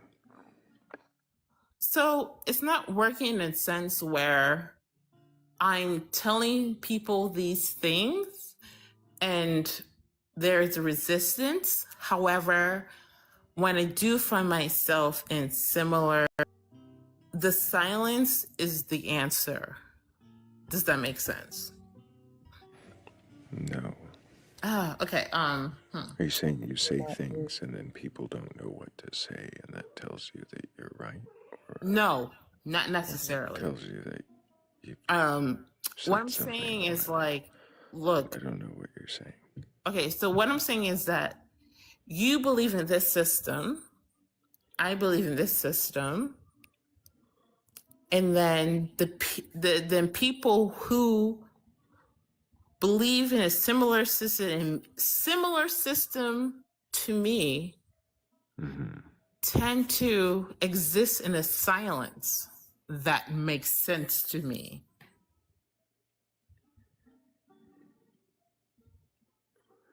People. Silence, as someone stated, can mean. Go ahead, Noctis. Silence, as someone stated in the comments, can mean many things. So are you interpreting that silence for yourself without asking what that silence means?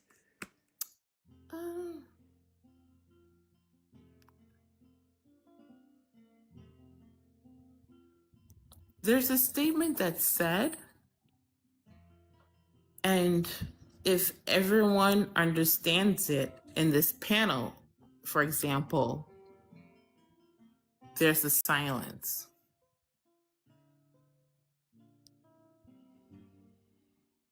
Okay, what does that silence mean to you? Okay, so for example,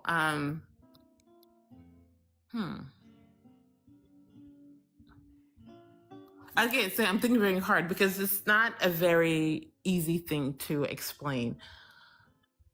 So, for example, when it comes to existence, someone in my outside group that I'm trying to bring into my group, not so much, excuse me, let me rephrase myself. It's not to say that their way of thinking is wrong, but how they're understanding their thinking, how they process their thinking, and how they're functioning their thinking makes more sense for people in this group.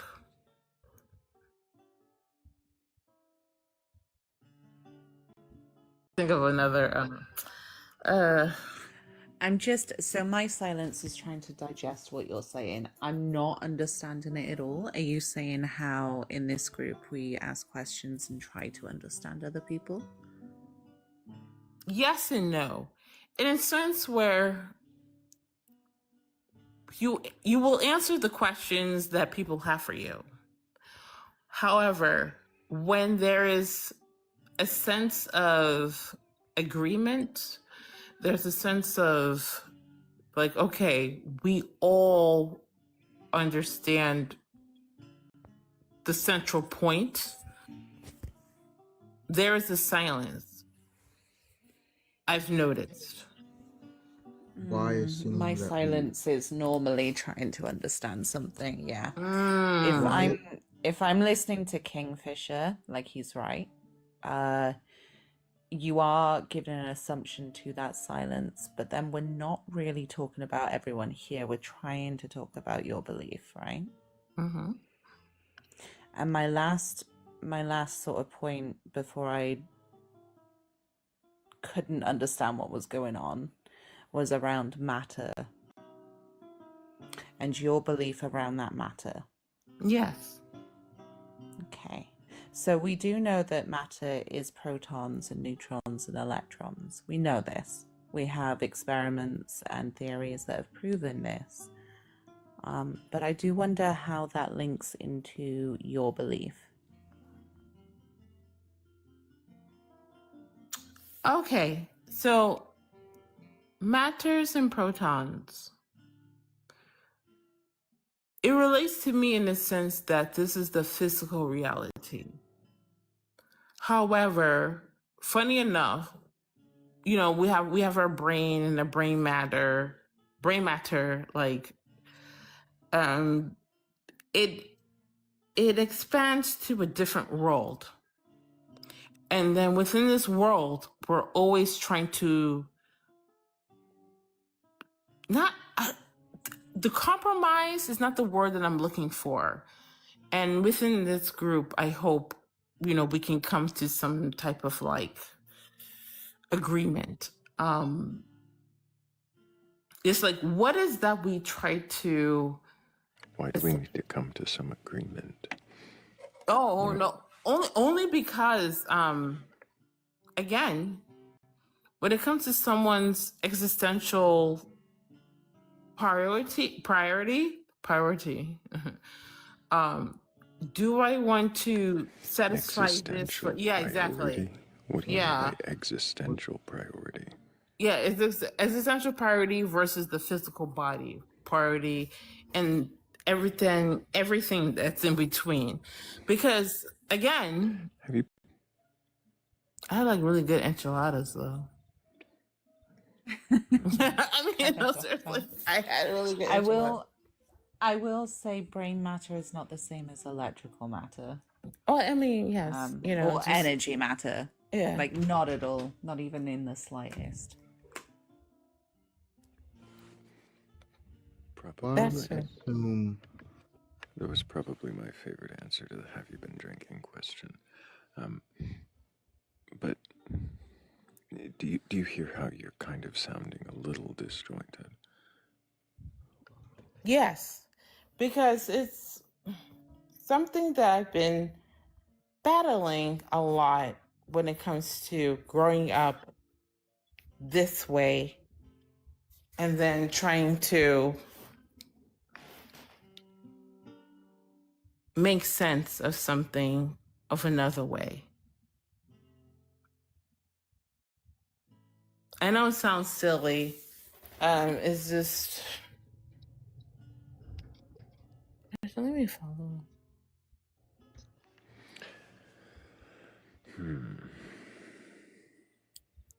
I think if you come back another night, maybe we'll Yeah. ask you these questions, and maybe you'll be able to give us some clearer answers. But I think we're going to move on for now. No, fair. I understand. I appreciate you. I hope that you keep asking questions. And anybody who does have a belief in a god or gods, a higher power, or anything like that, if you can question your beliefs, then go ahead and request on up. We're not here to debate or argue. Just want to know, if you can question, then what is it you believe? And why do you believe it? Hello, Apollo. Can I get your age for TikTok TOS? 45. And do you have a belief in a god or gods, higher power, or anything like that? I am he. I am for my people. I'm sorry, I didn't hear what you said at one point. You said you are for your people. Yes. What was it you said before that? I am he. Who you question about? You are he. Yes. What do you mean by that? Well, soon, in the life I lived many lives before. And suffer and pain is not for my people. Well, life. So, you say you've lived many lives before. You are he. You've suffered for your people. Who is it you're saying you are? And how does that answer the question that I asked? Well, you already know the answer. So I'm not giving you a subliminal message. Here's the thing. You say I already know the answer. Yes. You're not. What answer do you think I already know? I'm here to free my people soon. You're here to free your people. Yes, life is free. Right? What do you mean life is free? Life is free. What does that mean? When you're born into this world, it's to be free. It shouldn't cost anything to live. Do you remember the first question I asked you that you've still not quite answered? God. Are you saying that you are God? Yes. Which God are you? I'm still learning, but I know I'm the above. There are many gods out there. People have only been taught about one. But I know there are many more. You said people have only been taught about one. Yes, one God. Are you sure people haven't been taught about many? No, I can prove it to you. You see, the Bible that many read, there are many Bibles. Have you read the Bible? Gods. Nope. And I'm going to tell you, God. But you see, here's the thing.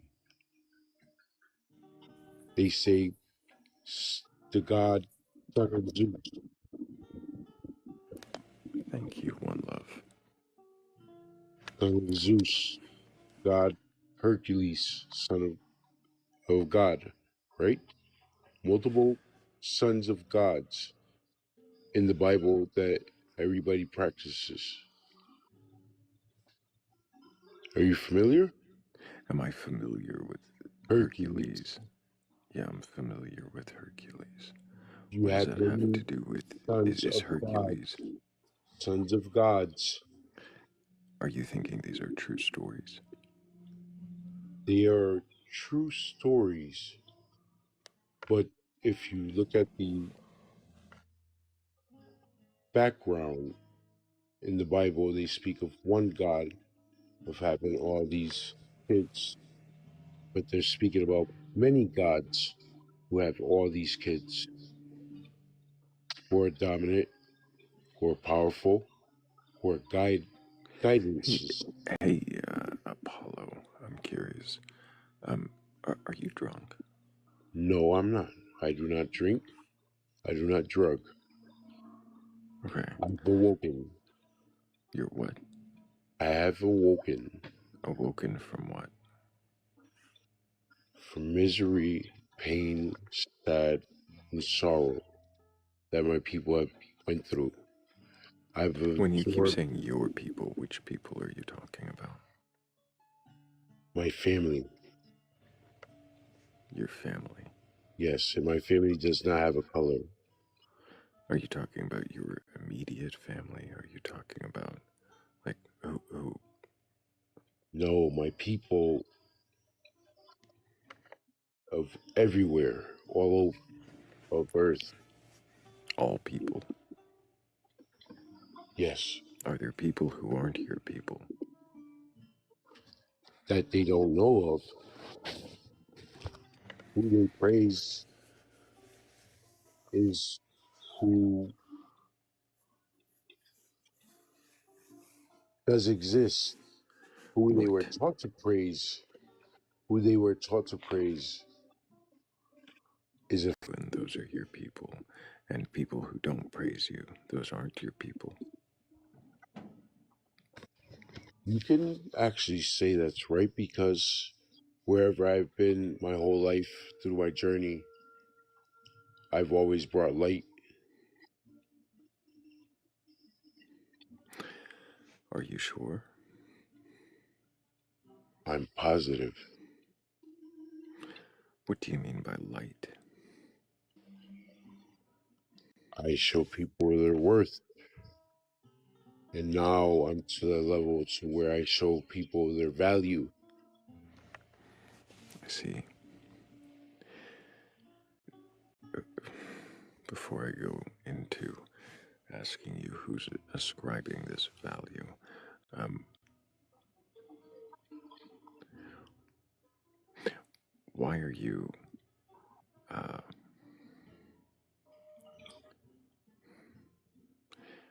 why are you convinced that you are God? Because all I have is love. And the life that I endured, I had to experience so I can understand what people have been through. In the life that I have lived, I had to experience so nobody could tell me nothing that I didn't experience. And boy, was it painful. So you had to experience what you experienced, so no one could tell you you didn't experience it. Doesn't tell me why you think you are God. Because soon I will free my people. Because life You is realize that free. you're not actually clarifying anything by sounding like that. Like you, do you know what you sound like You when asked you me if just I was. answer, You asked me if "Soon I I was will free my drinking. people"? When I don't people drink. are the people you've ascribed value to, or told people their value, or like, why are I. you trying so hard? I'm not trying. I'm gonna prove.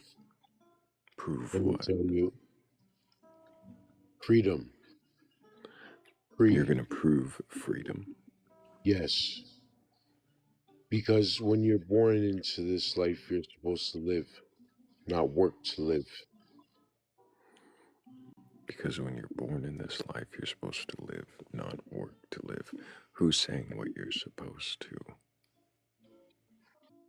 I've lived many lives before this. Okay, so you're not going to answer my questions anymore.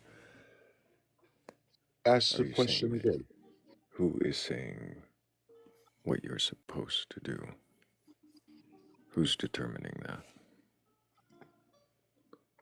The universe.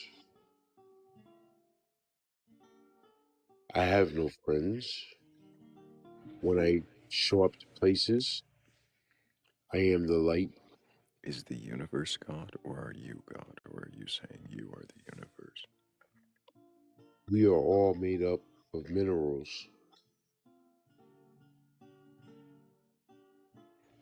What does that have to do with you freeing As your I am people? the mineral that gives the sunlight, the fire, Did you makes the say fire burn. commineral? I am the mineral Oh, the that mineral. makes the sun burn.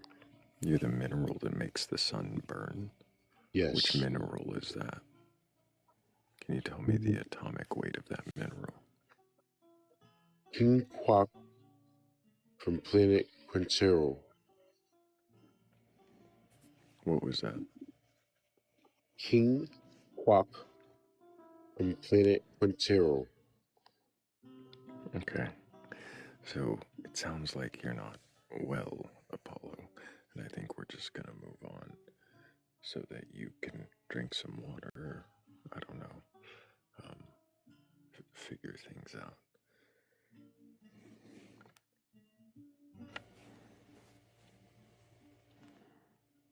Responding in gibberish after that series of answers is not helpful.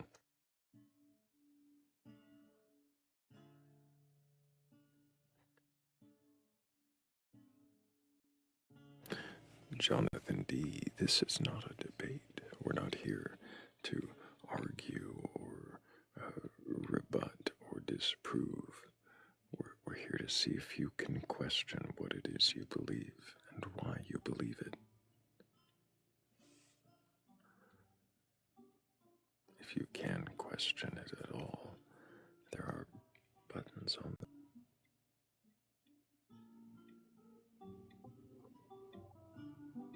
They're the light that shines everywhere they go. I think it got a little dimmer when they came around. I don't know about that. I mean, I'm not gonna disparage anybody right now. I just think maybe they might want to talk to somebody, a professional of some kind. But that's not for me to judge. But yeah, a light shouldn't be so disrespectful in the comments. Hello, Mary. Can I get your age for TikTok TOS? Mary, did you mean to join us? I will set you down.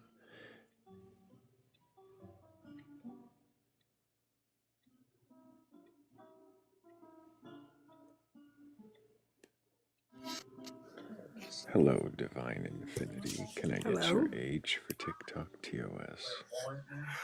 Okay, I'm 51. I didn't want to say I'm 51. I don't need your camera, though. Do you have a belief in a god or gods, a higher power, or anything like that? I do have a belief. And what god do you believe in? I believe in a God or creator. You believe in a god creator. I believe in God, our Father in heaven, the Father and the Son, the Holy Ghost, Mother Mary, archangels. So the Bible. I do. I believe in the Bible. Some things Have are not true in the Bible, but I do believe in the Bible. Have you read the Bible from beginning to end? Yeah, but I don't remember everything, but I know what I follow. And what part of the Bible is not true? Like for example, there wasn't 12 disciples. There were 13. Okay, it doesn't talk about Mary Magdalene. It doesn't talk that she was a healer. There's a lot of things that it doesn't mention in the Bible. Half of it's man-made. Some of it is true. You say there are 13. Who is the Like 13th? Mary Magdalene. I see. And so, do you think that it gave uh, women the the title of disciple somewhere? Yes, but it also shows that what I'm trying to say is Mary Magdalene hadn't passed. Mary Past. right. You know how they judged her, they stoned her. So, I'm sorry, why is it that you think any of these Why? characters existed? Okay, so why? Okay, I'm a seer, so I'm able to see beyond different rooms. I'm able to. What does that mean, seer? There is, we know things that what happens. We connect with the You divine. know things. Right. A seer What can do you see. mean? A seer can see things happen before it happens. You see things happen before they happen, and you just know things. Yes, and I bring proof to what I say. I don't just say something and not back it up. No, I'm not a Mormon. I was raised Catholic, but I went on my own journey. So I'm So, more. we're up here asking the questions, so thanks for volunteering that. But so you believe that you are a seer, that you see things before they happen, and that you just come to know things. I'm not the only one. There's others like me. I'm not asking you if there are others. I'm just Yes, clarifying that you think that that is what you do. yes, I've been doing this ever since I was little. Yes. When you say that you're doing this, I'm what warning. is? So I see things and I warn others. When I see storms are going to happen. When you see storms are going to happen, you warn like people. snowstorm, like I told my daughter there was a snowstorm coming, and she So said, you "Mom, warned your daughter. right." It's like certain events, like okay, like a snowstorm when it happened in Texas. Nobody believed it, but it did happen. You're saying nobody believed a snowstorm happened in Texas? Nobody believed that it was going to happen. It doesn't snow in the little town I'm from, South Texas. I'm sorry, so you're saying nobody believed that a snowstorm was going to happen. When was this? This was a couple years ago. I don't know, like 7 years ago, maybe. 7 years ago. Yes, and before I You came don't think here, that the weather forecast no, predicted any snow? no. I saw it before it happened. They didn't believe it. A lot. It could. There's a news. Was it a big snowstorm or a little snowstorm? No, it was a big one. It was a big one. Yeah, she was out that electric for a week. People died from that snowstorm. You're talking about the one in 2021. Right in Texas. Mm-hmm. Yes. So you don't think that was predicted that there would be a snowstorm? No, because it's never snowed in that little town that I'm from. Oh, I am. Do you? Go ahead. You think that there was no prediction for a snowstorm? And Just like COVID, I saw COVID happen before it did. okay. So. Just like the tornado, it happened. When I saw it 30 minutes before it happened, it happened. 30 To minutes. to be honest, I can tell you my scientist lecturers warned me the year of COVID that something was going to release. And guess what? This is because statistics showed us, and there was evidence to say otherwise. So, realistically, what makes you say that you can predict it? What special power do you have that states you can predict things? Why? I've been like this ever since I was little. I saw when somebody was going to end up, on the other side dead. I see things. When I do my readings, I don't do divination. You don't do divination. Doesn't tell us anything. Let me say to you, okay? So stop. I see things Stop. in different realms. Stop. Why are you? Go ahead. Why are you speaking at us so rapidly and not answering the questions? I'm answering your question. Ask me again.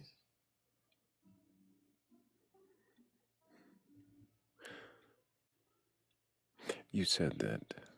I'm going to ask a different one. You said that you predicted a snowstorm in Texas in 2021 that the weather couldn't predict. that the weather services didn't predict I the. did this before the prediction. Mhm. How long ahead of the storm did you predict it? 2 months. And my 2 photos. months. And do you document your predictions? I do. And the words. And so you have. I'm going to ask questions. Yes. And so you have documents dated 2 months prior, and certain events would happen. Correct.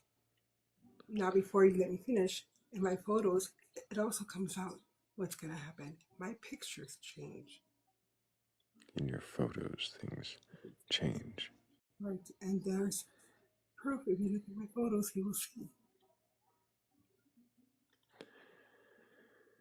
You're saying that there's proof in your photos. Right. Correct. Of what? For example, like my photos, there's pictures, but my picture's not there. There's a different picture. It's like how the spirits communicate is to my photos or to my videos or vision.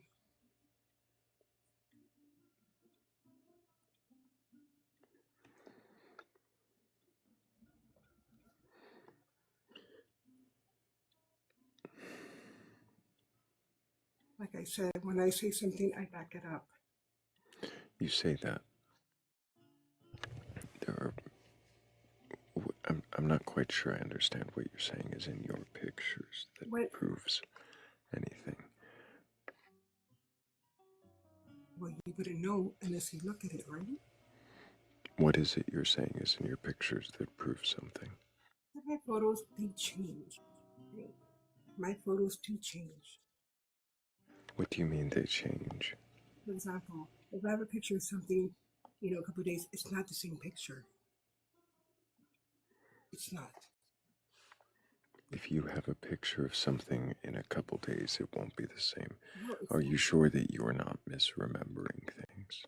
No, I'm an artist, and just like my paintings, they change. I'm not trying to market myself. Just like my paintings, I don't know how to paint. I don't know how to draw. Divine. So just out of curiosity, can you question your beliefs? What do you mean? Do you see the prompt on the screen? Can you question your beliefs? No, I know who I am, and I know what I believe in. Know that you know what? You wanted to market yourself. Okay. No, I don't even.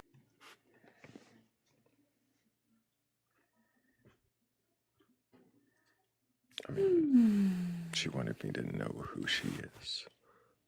That sounds like wanting to market yourself. Was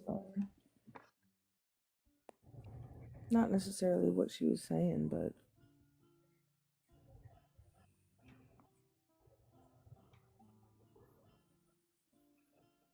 why come up here if you're not going to participate in the exercise?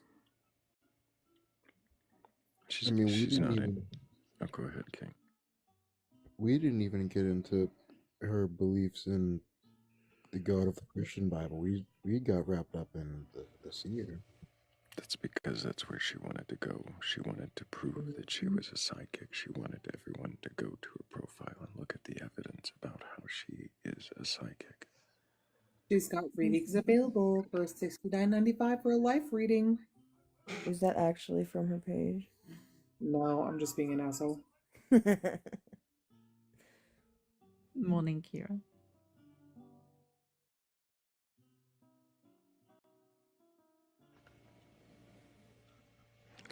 Hello, Tucci. Can I get your age for TikTok TOS? 43. And do you have a belief in a god or gods, a higher power, or anything like that? I believe that the more I want something to be true, the more I have to question it. So I'm not, I don't know how else to phrase this except rudely. So the more I want something to be true, the more I have to question it. So the less stupid I am if it is actually true.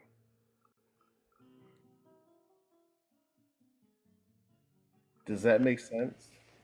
I feel like the silence meant no. You said the more you So, want. okay. So What is using it the you're Drake wanting to equation. be true? So using the. Sorry. Go ahead. My bad. What is it you mean you want to be true? Is there something in particular you want to be true? Yes, I want aliens to be true.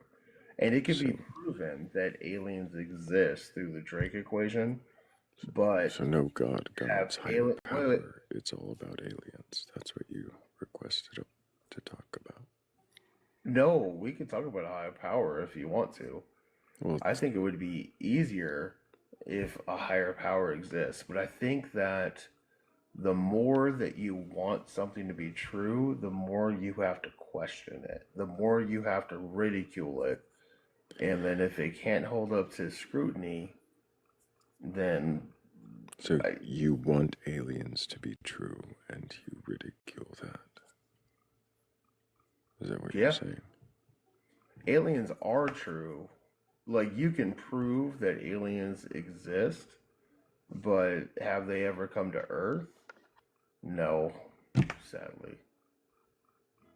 How can you prove it? Oh, the Drake equation proves it. And not the singer. Like, if you Google the Drake equation, it's a real thing and it proves alien existence.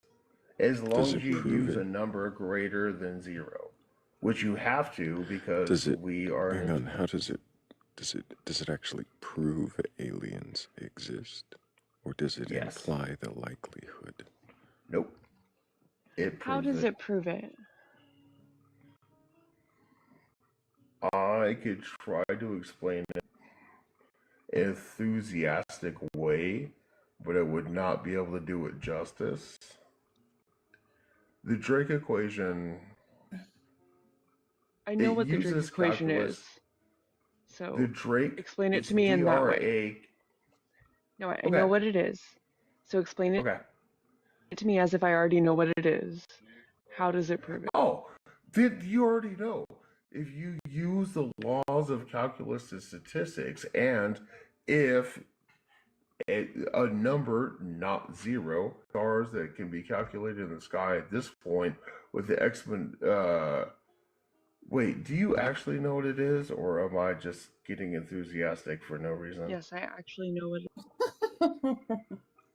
Okay, so then you know that it's 10 to the 10 to the 10 to the 24, right? Yes, but I also This know doesn't that it's prove using, anything. yeah, it's using Okay. Oh, you know what? It's Hold more- on. I'll just hold on a second. I'll just copy paste it into chat. Just the actual equation. My point is, Tushi, it's using educated guesses, right? So N would be the number of It's not civilizations. educated guesses. We don't. It is because we don't know the number of civilizations in our galaxy. That Tucci. itself is an educated guess. I had to mute you, Tucci, because you're trying to turn this into a debate. And this isn't a debate.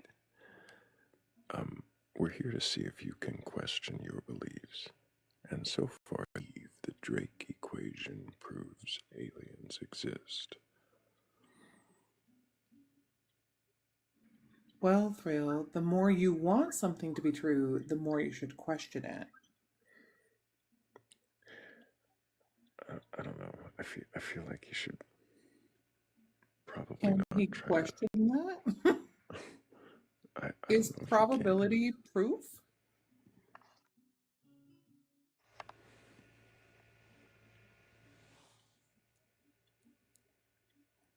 It's not probability. Probability exists if you use 0 as a number, but if you use anything above 0, which you have to because we exist, it's confirmed. Here's my belief. Here's my belief, or I think hope would be a better example, is that aliens have visited Earth. And I have to question that, but I have to question it so I don't fall for bullshit. Why do you want to believe So, it? Well, go with Raccoon's question first, but I do notice Well, I you didn't actually hear completely anybody's question. stop. I wasn't done speaking. So I'd like you to go with Raccoon's question. She may have to repeat it. Go ahead, Raccoon.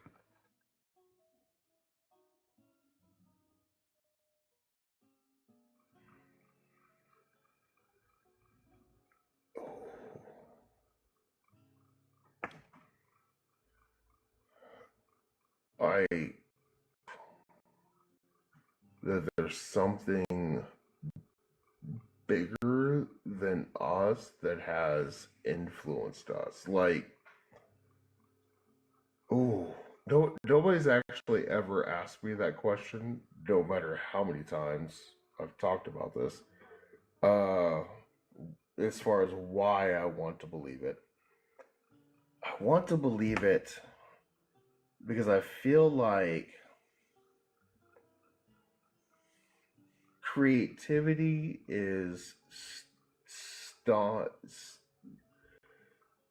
creativity is stamped out by society. And I don't mean artistically, I mean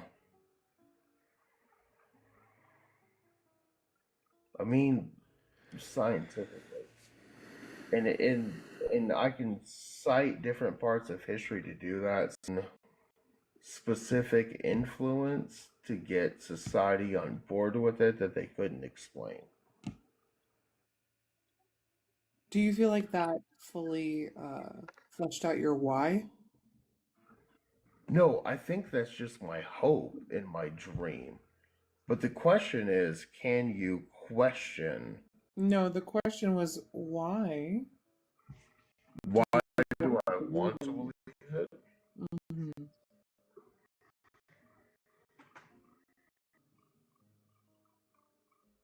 Give me 60 seconds and I'll think of a way to formulate an answer. You might want to drink some water while you do that. And while he does that, everybody tap the screen, share the live. We're at 86,000 likes. That's really awesome. Appreciate you all tapping.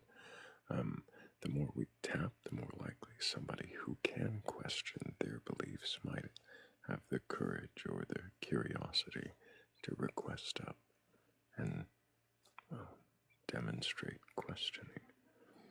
But, Tucci, have you formulated some kind of a response to that?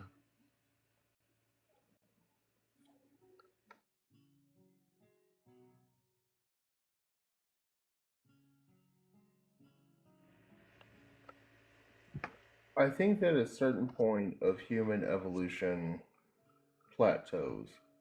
And then as it plateaus, it requires influence. And I think I think creates new summits for people to reach. I can And appreciate either I can appreciate the foundation you're building on this belief, but why do you want to believe it? well, it's kind of what I was getting to. The things that create new summits are either divine or alien or random inspiration. I'm still waiting for why though. The the why I want it to be alien is so this way we can find, I don't know the best way to phrase this. There's nothing new on this planet, and Since it, I want it to be alien to find something new. do That's you why. think that everything has already been discovered? I think that people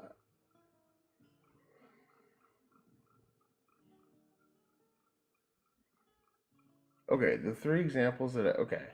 All right, hold on. Let me ask you something before we get into the three examples. Hold on one sec. Do you think that your want, that your desire makes your belief harder to honestly evaluate? Do you think that your desire creates in any way some kind of a block or bias?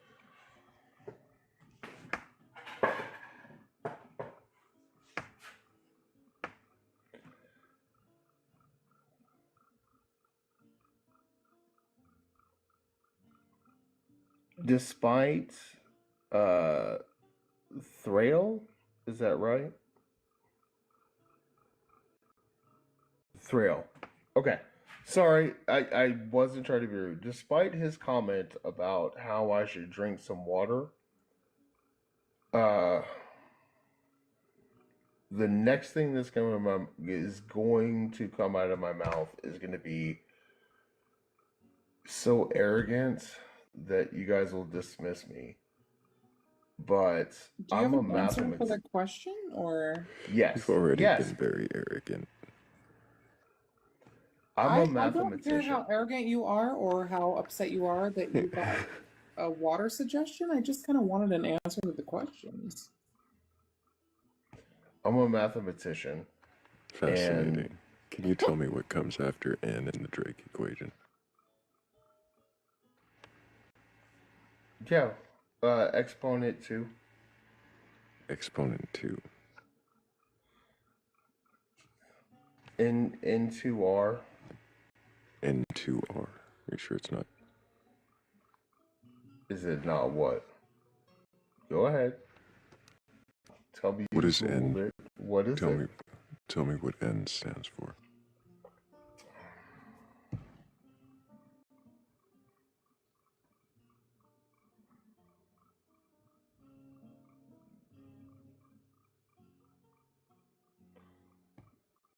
If you would like for me to go ahead and break down the whole Drake equation as to how it proves that there's alien life, I'm more than happy to look up the. I'm not deflecting. I was asked a You're deflecting question and and stuff. I'm answering it.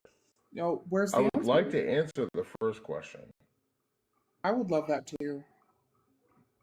You said it's N2R, right? Yes. It's n squared r. What are we squaring? You know what? I don't. Tell me. Why is it so hard to say you don't know? I just said I don't. Finally. It's not hard. I literally just said it. Didn't I state what N was No. earlier? Mm-hmm. You I did. thought so. You did. Yeah.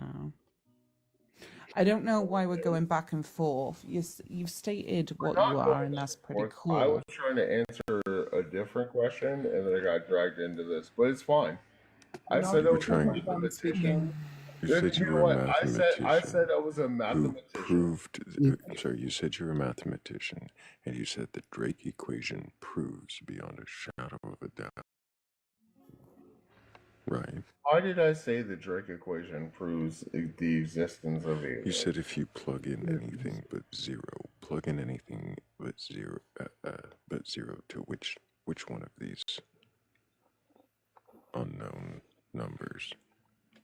Is it the N, the R? Is it one of the F's?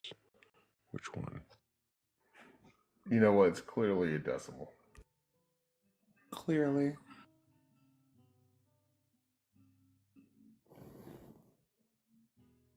So which Isn't one do we it put the zero, unfortunate? the number other than zero?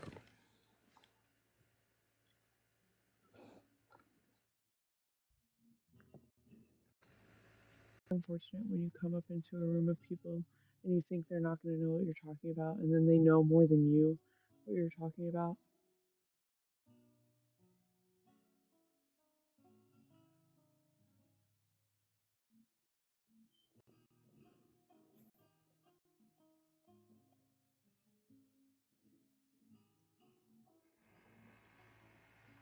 If you're a mathematician, What reason do you have to conflate a number greater than 0 to 100? Nobody conflates a number greater than 0 to 100. And you know what? You did. You guys are right, and I'm wrong. And Why? I'm envious. I'm very envious that Oh, you okay. all get to live as extraordinarily as Now we're Yeah. this? I don't like the exit speech. Thank you. I know it is a shame. I don't pretend to know everything, right? I don't know half of that equation. I did just do a quick Google and I asked a simple question. When someone's like, "Oh, I've got all this knowledge and now I'm going to be a dickhead about it," like, if you can't It's just the fact of answer presenting why, evidence and not knowing what that evidence is. We're just going to ignore the fact that he tried to backpedal and say that he didn't, in fact, state that the Drake equation proves the existence of aliens when that was the whole thing we were questioning. 5 times. I don't even know the proof. I just want to know why. I honestly don't care about the proof. I want to know why. I know. I feel sorry, Raccoon. I was very curious about the why as well. I thought it was a great question that you asked. I agree. Well, on to the next. Exactly. Which, nope. If you believe in a god or gods, higher power, or anything like that, and you're capable of questioning your belief, then go ahead and request on up. If you are going to arrogantly assert things that you don't know, I would at least encourage you to be prepared to be questioned.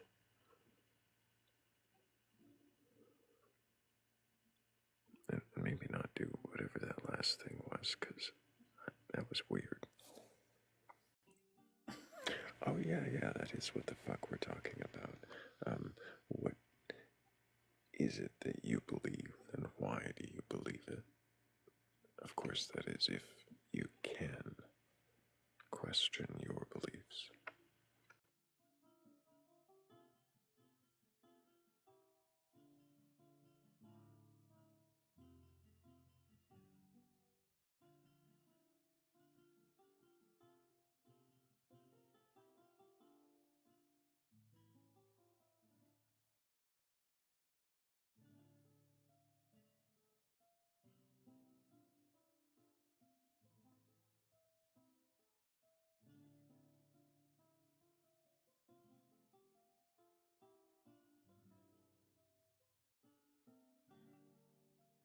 Slightly lower. Yeah, I gotcha.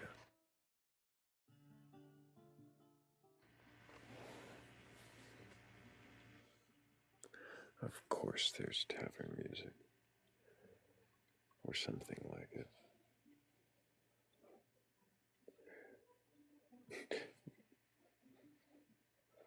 Dova's guide says, and so the silence begins. That's why we have the tavern music. There's never truly silence. Oh, sometimes Except for when the tavern music disappears and nobody notices for a little while. it does happen from time to time.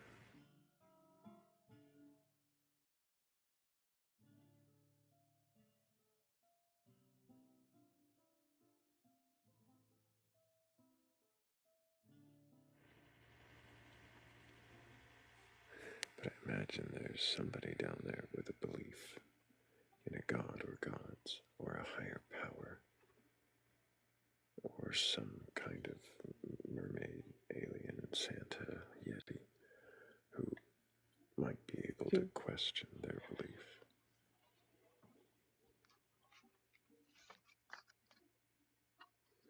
We are nearly to 100,000, that's true.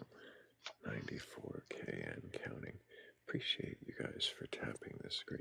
And if you haven't already, repost the live or what even repost it. You can always do that. Help get it out to the FYP. And maybe somebody who believes in a god or gods or mermaid.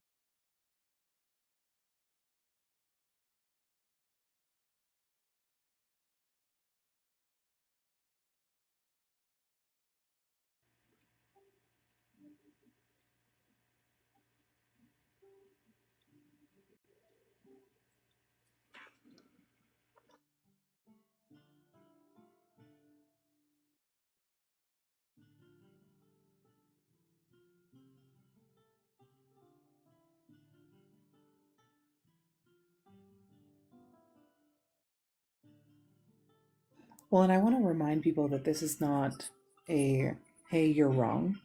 This is literally an exploration of belief. And that can be the religion you were raised with, the things that you've found now, a new path that you're walking. This isn't us saying, hey, what you believe is false. It's why. And I think that's a good growth opportunity for anybody who holds beliefs. We genuinely want to know. We want to understand. We don't want to prove you wrong. That's not, even though the last guest, well, couldn't hang, couldn't ask why. That's okay. We're not looking to prove anyone wrong. Like Thrayle said, it's not a debate space. We just wanna see what's going on. Why?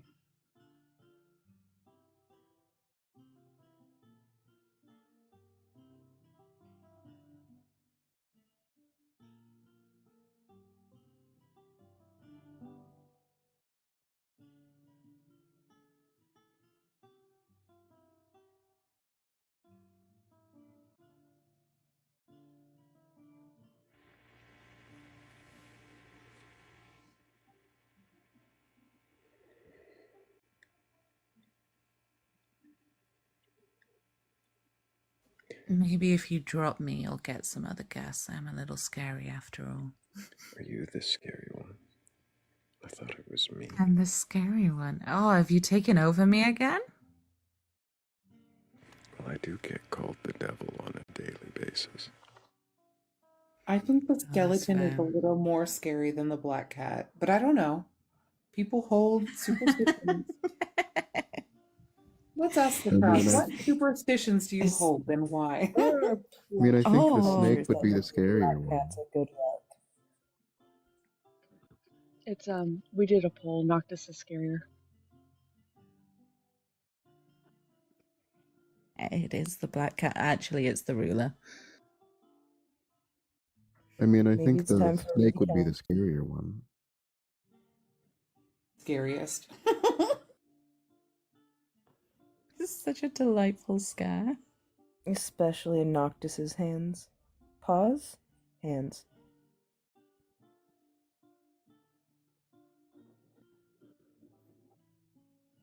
Like that pause.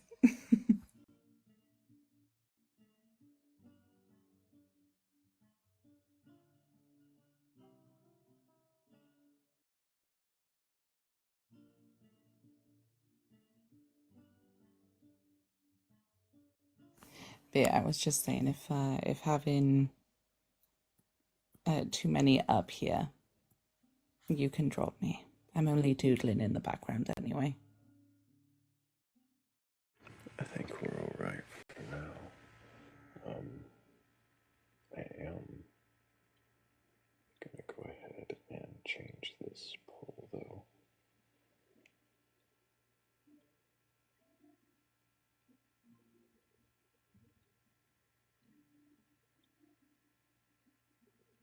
And if you think that you are the scary one and you want us to claim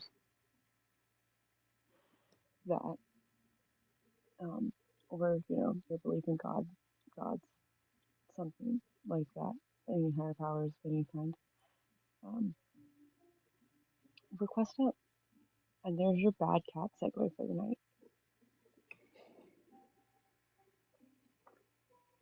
I love you all.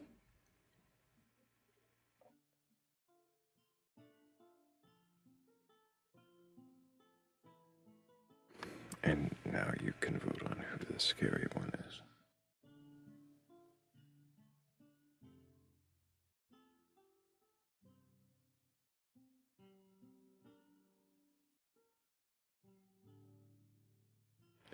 With the poll in the upper left-hand corner of your screen, if you didn't know already, little blue sort of clipboard with a check mark on it. If you click that, it pulls up a poll, and you can tell us who the scary one is. Honestly, the scary one is the poll at this point. My goodness.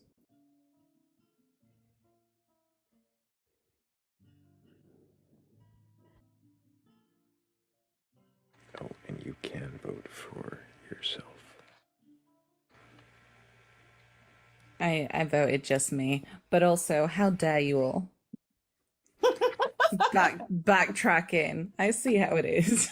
Out of respect for my political opponents, I will hereby not vote for myself as to give myself more votes within this campaign. I will also abstain.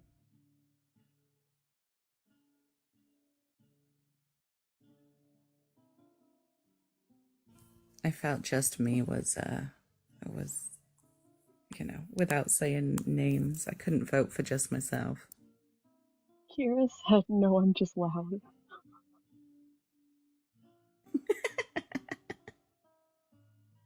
The least scary, I guess Morgan and Kingfisher are both less scary than Cat. No, I voted for myself, so I am the least scary.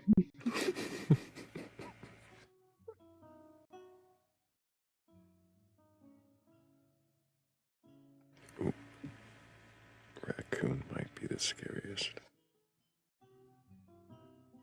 I'm a nice lady. I just have a way of speaking. I promise. You're delightful, Raccoon. I adore you. I'm genuinely disappointed here.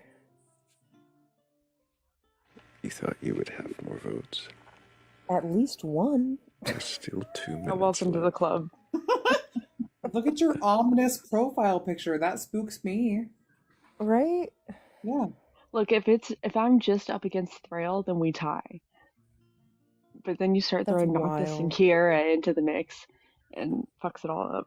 Might as well just go fuck ourselves. Kira's winning. I love it. I love that for me, actually. Truly. Everyone I'm not. That's fake news. Everyone here who's scared of snakes, you're a liar, in fact. But I'm just gonna threateningly state that I'll chase you with a ruler unless you vote me. Oh, wow. Well, no, I'm not, but I Cheating. already voted. Cheating. I try very hard not to get scary here because scary is not appropriate for this app. There's still a minute and a half left if anyone wants to vote in the poll. See who you think is the scary one on the panel. Or is it you? Or is it just the whole room? Are we all just all scary? It is intimidating to come up here, though. Like on a separate note, it is. Thank you, Catfather. I have one.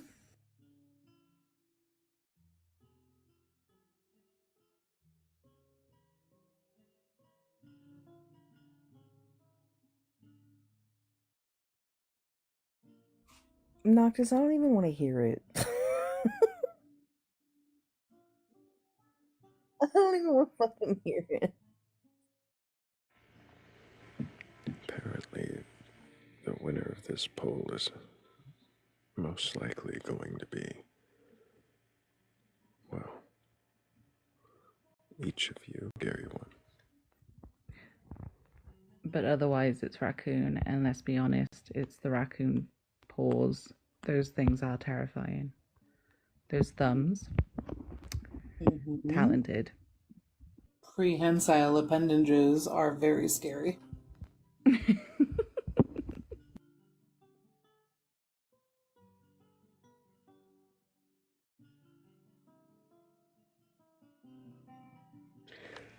And the results are in. Marcus and I tied with 10%. Wow. Cat had 5%. As far as on panel goes, Raccoon wins with 15. Jesus. I'm a nice lady. Morgan and Kingfisher both got 0. Got nothing. And then all of us with 20%. And See, then just me got 40%. I'm not gonna lie, I put just me to just be able to see the results. Me too. The continuous repeating of the phrase "I'm a nice lady" I don't think is helping. I don't think it's doing what you think it's doing. I don't know what you mean. To be fair, most people I've met who say I'm a nice person are not nice people. It's true. It's nice guy syndrome. It's nice guy syndrome. Take that information as you will. Also, just like I think I'm a contextually nice thinking lady. about like the people that we both know in real life, you might be the scary one.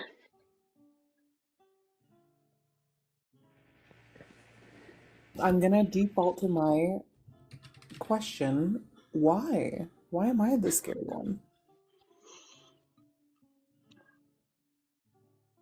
I don't know why. I'm not scared. I just perception. Gosh. Oof. Big oof. I mean,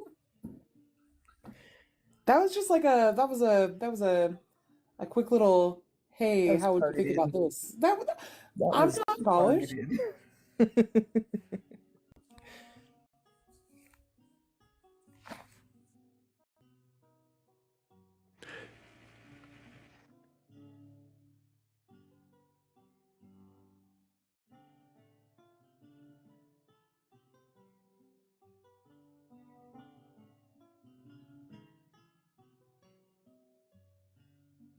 I have a question, but I feel like it's going to paint a strange stereotype. I don't think it's probably best for Discord.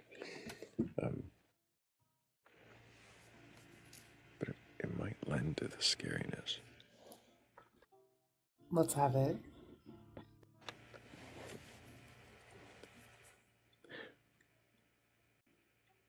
Again, I'm not trying to paint this stereotype, or fall into one myself.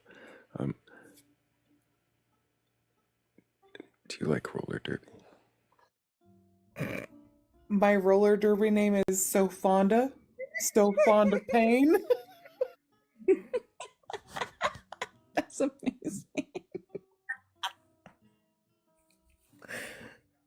Why do you ask?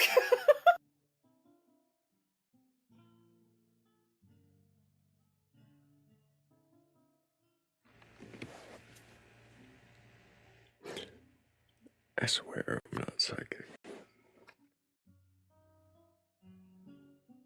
It's called pattern recognition.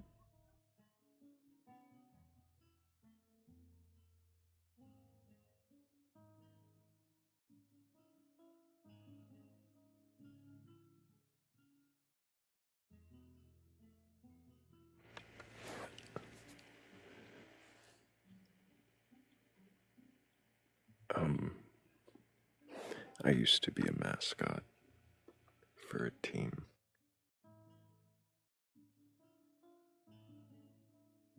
This is a Discord conversation now. Mm-hmm.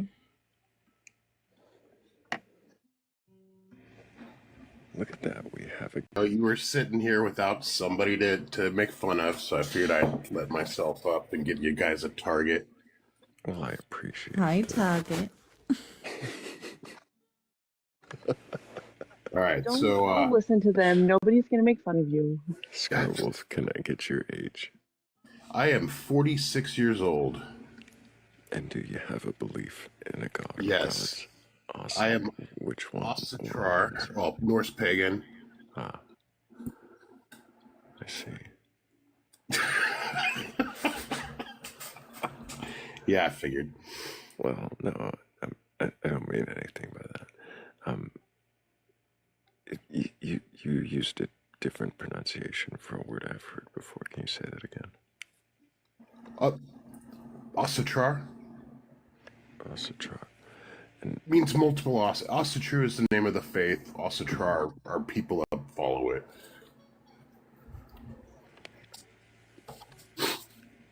And so, what does that mean to you? That's a complicated philosophical question. The easiest academic answer I can give you is that I worship. Asatru is a sort of like a modern version of the pre-Christian Scandinavian faith. A modern version? Yeah. When was it created, reformed, revived? 60s, 1960s, 1970s.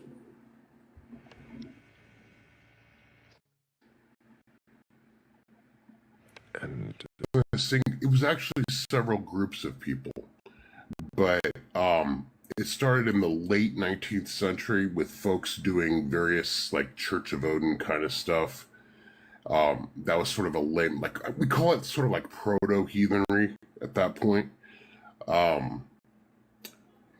The current incarnation of Asatru, one of the founding fathers is a dude named Steve McNallen.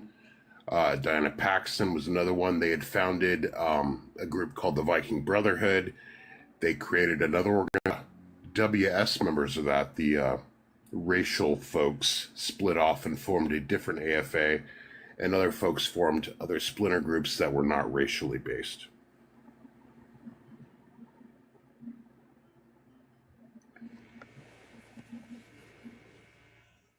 I see. And which of those groups are you a member of? None. Even though I would follow the truth, but no, I don't belong to any of those groups.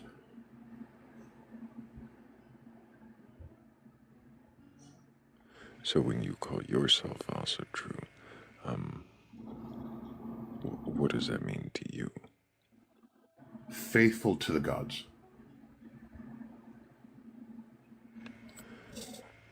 I know that you're asking for something deeper. I just don't know how to. I just don't know how to answer it. I'm not good with open-ended questions. No, we'll get there. Don't worry. The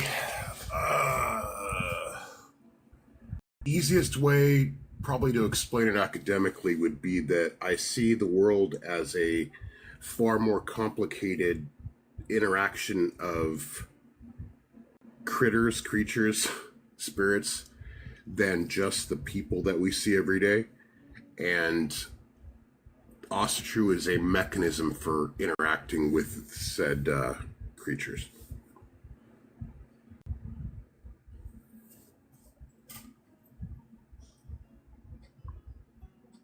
So it's a mechanism to interact with creatures. With various spirits, animals, land, real living thing.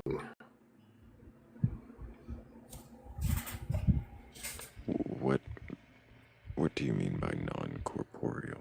As in, it doesn't have a physical body.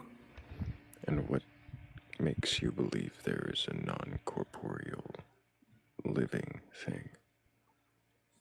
Because when I interact with the world with the assumption that it does, it seems to turn out better than when I just assume that the only living things that I see. I'm fumbling up that definition there. This is exactly what I was afraid of. Because when I take my belief system and I act on it, things generally seem and feel to turn out better than when I just assume that everything that is meaningful has to be physical.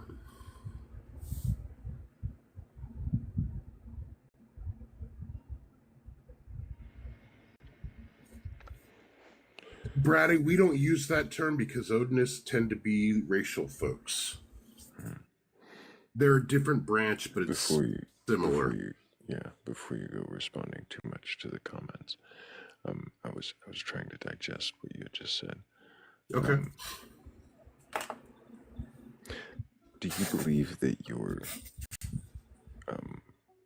gods actually exist? Gods like these spirit living beings? Are they incorporeal or are they corporeal? They can be corporeal by, I see, okay, there are sort of several classes of, I'm going to call them beings, because I know this sounds silly. It's hard to explain this to outsiders. It's going to sound silly. I'm fully aware of that. Is there a bestiary somewhere, a monster manual? Basically, yeah. There's different classes. I mean, there are these things called vater or whites that sort of live in the land. They're sort of like the spirit of the land.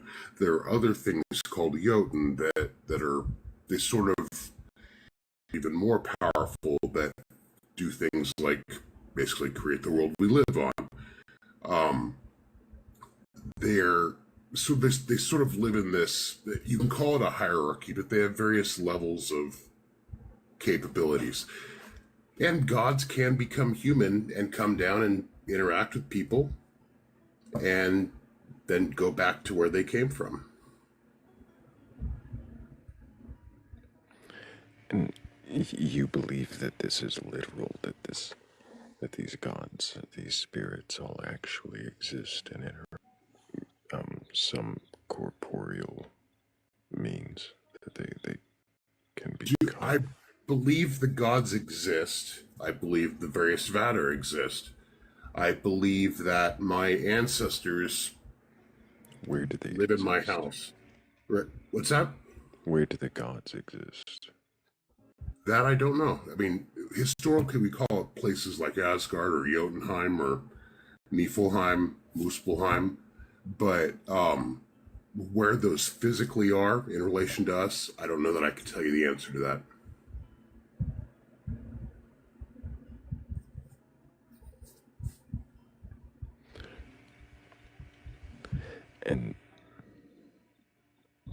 And so you think they actually exist and that they take on corporeal form to interact with humans? Yes. Why or do you can doesn't necessarily. Why do you think that? Well, at some point it boils down to so I have faith in it. When I do something like when I do ritual, when I do bloat, for example, I feel like that they are there. I feel like they accept what I'm offering, for example. Now, could that very well just be a bunch of chemicals in my head engaging in the situation I'm in? Yes. But simply, it just feels like there's something there interacting with me and giving me a message of it. Feels like. It's pure. It is absolutely purely anecdotal. I can't give you external evidence of it. I don't think you could have any faith. Could that be because there is there? Yeah, I've actually entertained that thought philosophically with myself and other people. But at the same time, I sort of take it as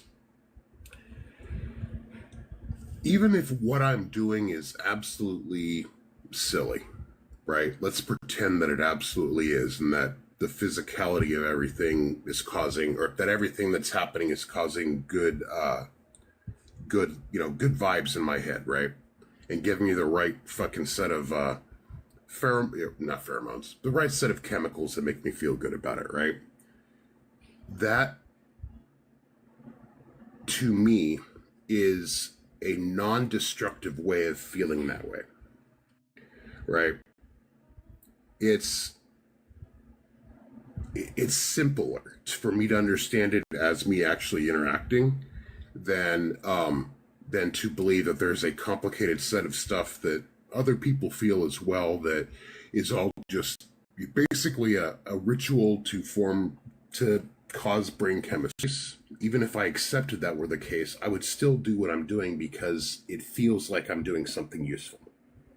Right?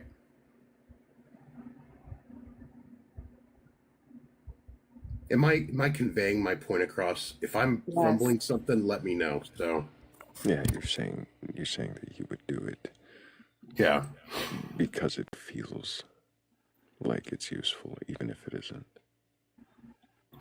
Yeah, it's faith is ultimately something self-experienced, right? It's nothing I can prove to anyone else. What is faith to you? What does it mean? I mean, the definition I'm going off of is belief in something without a strong external evidence. Do you do that for anything other than the gods? I have faith that my wife loves me. Do you have Her no actions external evidence? Well, I have what you might call like she gives me kisses and loves and we sleep in the same bed and you know she does wonderful things to me, and so those expressions I would equate to her loving me. Mm-hmm. So that would be evidence, right? It would be evidence, but it's not. I can't query her mind directly to see if it's true or not. Right, but you have evidence. Right. So it's not exactly faith. It's not a belief without evidence. I mean, she's there. You interact with her right in the way that you interact with anything that you can have confidence exists. So you have reason to believe she's there and has a feeling for you because the way it's reciprocated. It seems like you have evidence, so it's not faith. Is there anything that you do take on faith? If you're speaking like religiously, I take faith that my mother is in my house and that I can do stuff to bring her occasional happiness despite the fact that she died 4 years ago. So the same kind of faith that a God exists. Yeah. So, I mean, I do a ritual about once a week where I basically pour her a Diet Pepsi and put her old phone on an altar, and she can play her video games. Or she used to play like Farmville or something, you know. And it's part of a ritual that I do to be closer to her, and I feel like she's receptive of it. But that feeling that I have of that reception is something only I feel, right?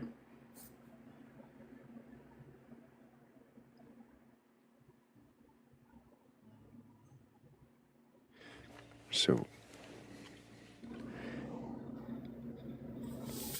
is a reliable way to determine what is true or not? That is a good question. In and of itself, not necessarily, but sometimes the way I would explain it is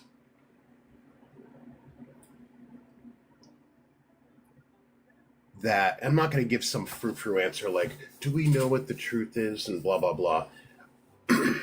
I don't, and I honestly don't think we can ever completely know what truth is. I think there's always a semblance of faith in something that we have to base every belief on, right? But generally speaking, I would say no. But when it comes to matters that live personally, you don't have any other choice. If that makes sense. Like I know. Let's say, okay, I'm in IT. I work with computers all day long. I've got a decent foundation in electronics. I know things like Ohm's law. I know about electricity, how it works. Mm-hmm. I have an understanding of what electricity is, right? That is all going to be dependent on us not exactly knowing what it is. Like we can describe the electromagnetic field, right? But we can only guess at what it might be. We can describe right, how it acts, but we don't know exactly. We know how to interact with it, and we can do it, can we do that? On a repeatable basis, right? That's but we don't right. exactly and can we do that? Understand. Can we interact with on a repeatable basis spiritly? And that I don't know. I know that there are plenty of other people, anecdotally, because I'm aware of the levels of evidence too. I'm not at all a. Go ahead. I'm sorry. Oh, I was just thanking Shell for the galaxy. Thank you so much, Shell. Appreciate you. But no, I don't believe everybody would have the same spiritual experience doing the same thing. Now, I know a lot of people have similar experiences to what I experience, and that might be part of, ultimately you could think of it as a purely physical reaction, human pack bonding kind of behavior, right? Because we're all doing similar things, we have similar, I completely understand that that's a possibility, but deep down it feels deeper, and that is a strong inclination of mine, right? And it's quote unquote a deeply held belief. So it's hard for me to let go of that especially when somebody can't give me evidence that what I believe is, they can't give me enough evidence yet, that I have not seen enough evidence, I think I'll word it differently, that what I believe is so unlikely as to not be true. No one has given you, or no one can give you. I'm going to say no one has, because I'm not going to say that it's impossible to change my mind. But my thought here is that there is always a something we take as faith upon which a lot of other things can be built. Now, some are more easily proven than others, obviously. But my experiences within my religious experience are not solely experiences that only have I felt. I know other folks that have similar ones, but I also know not everybody does. Some people are put off by it. Some people just don't connect in the way that they might, right? Does not knowing the answer to a hard question mean that magic is the right answer? No, but it also doesn't mean that Go ahead. I'm gonna stop looking at the fucking comments. It's a great question, though. I mean, both sides ask. It's a legit question. It's the gods in the gap, or the God in the gap question, right? And I would say that if you're at the point to where God in the gap seems reasonable, and you don't have something better to fill it, you can continue to use that as a basis until something else disproves it, or gets better enough, does a better job of making things better.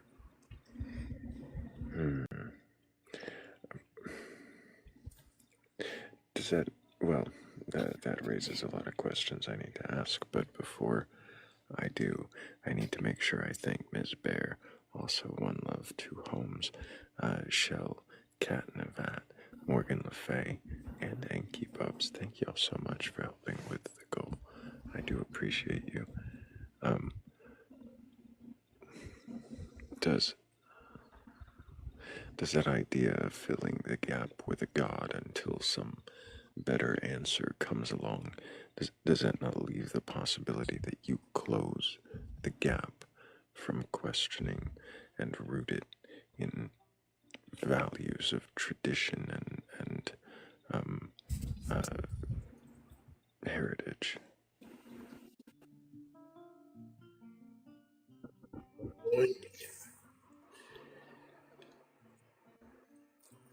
That if us having, okay, let me rephrase what I think you're saying and tell me if I'm wrong before I go to answer the question. It sounds like, hey, is there a possibility that you putting, say, Odin in this gap has basically closed it off from something? Accept that as a possibility, yes. Do I know that to be the case? No. And I a lot of it is, I don't know what this, I keep getting pop-ups. My question to that, or my defense to that, would be that there are a lot of hypotheticals, but I know you want to see evidence of things. I want to see evidence of things before I change my mind on it. And if I have a system that seems to work for me, why would I mean, it could hypothetically be almost anything, right? It could be aliens or whatever, right? Could I be wrong? Is there a high probability of it? Possibly. I don't know what the odds are. But I don't know that I have a good reason to change it unless I see something that would cause it. I'm open-minded to change, I genuinely am. But I haven't run across it yet. Go ahead, Raccoon. So, was the Norse belief always your belief system? I'm second gen, so it was mixed in with. Mom was Catholic, dad was the Ossatrar, so it's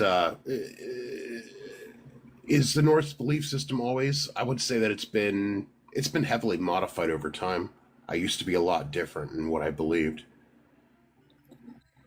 What is it that gave you the evidence to shift your belief from one to the other, or what weighed more heavily if you were brought up with both? Because paganism actually seems to fit in more with how I think. The idea that okay, if I had given the option between Catholicism and Ossatry, right?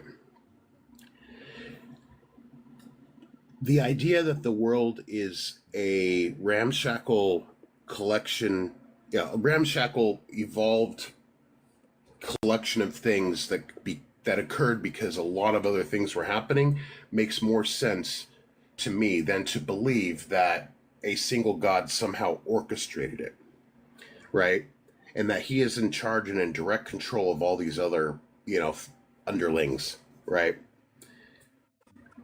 So paganism there already makes more sense to me. The fact that there's a bunch of stuff that there isn't necessarily a great plan, or that there are plenty of great plans, all of them, very interacting in certain ways that seem to compete with one another and others, is it just makes more sense. Now, compared to say pure atheism, I have a hard time. I just can't make the full leap that I believe that the only things that the things that I can see are the only things in existence. If you did not have the Norse framework, if you did not have the names or the stories or the cosmology, do you think that you would still interact with these beings in the same way? Not identically, but in similar enough. What would they be without the name or the structure provided? They would be some kind of spiritual things. What qualities belong to these things, these spiritual things?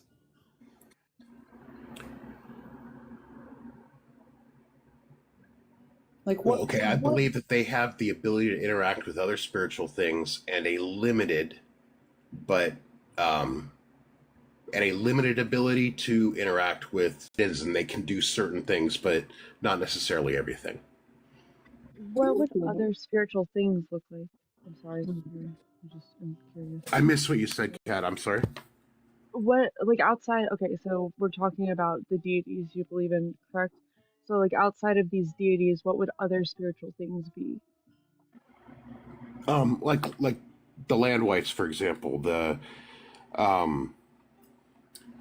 They generally one of the things that when I moved into the house, I did a house taking, right? And part of that was leaving gifts for the wight that lives in the house. And generally that's supposed to bring you some good luck, help with, help keep them from stealing your other shit, right? The land that I'm on was also part of that land taking. And so the creatures that live in my land, I promised to not destroy the land, not to pollute it, not to pour oil on it. And in exchange, there are other spiritual beings just around in the world that absolutely, are not gods. Yeah, gods are just a portion of. They're like the way that I generally explain it is there's a whole fucking ecology.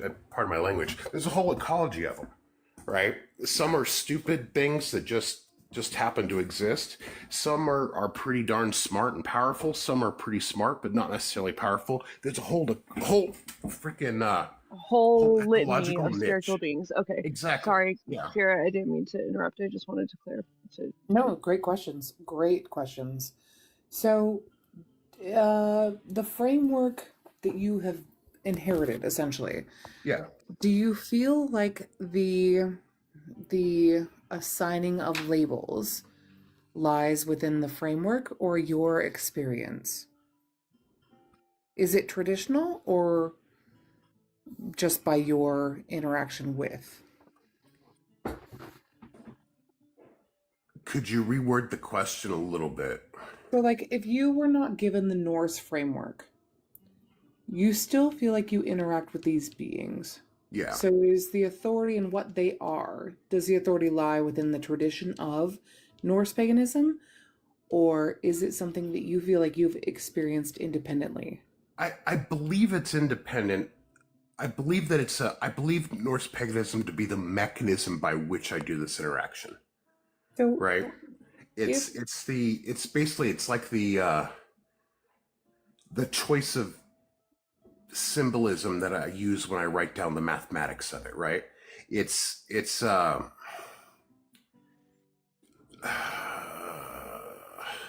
or the language that I would write the stories in, right?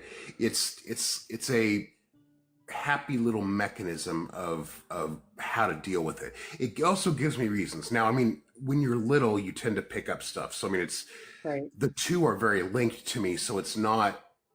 I don't know that I can separate them super cleanly. But I do believe that I would have held. I mean, I have a hard time believing that putting a little bottle of hot sauce in the cabinet doesn't help things out. It honestly seems to keep things from going missing. You know, like some people have missing socks, right? You know, it's that kind of stuff, right? And some of it, yeah, it is basically superstition, but that kind of stuff still, it's always held a tie in my mind.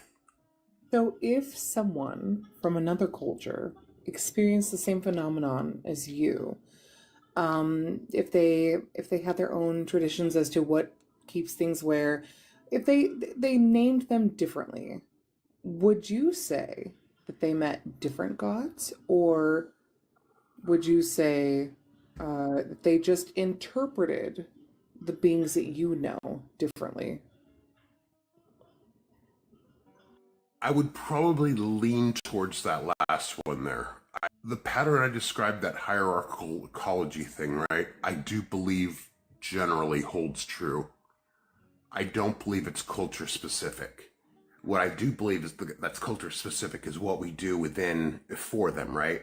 Maybe the names of the gods are different. Maybe the way we interpret their stories are different. I generally believe that there are multiple gods, and you may call them by different names, but with polytheism, I have to leave open the idea that these other gods do exist independently too.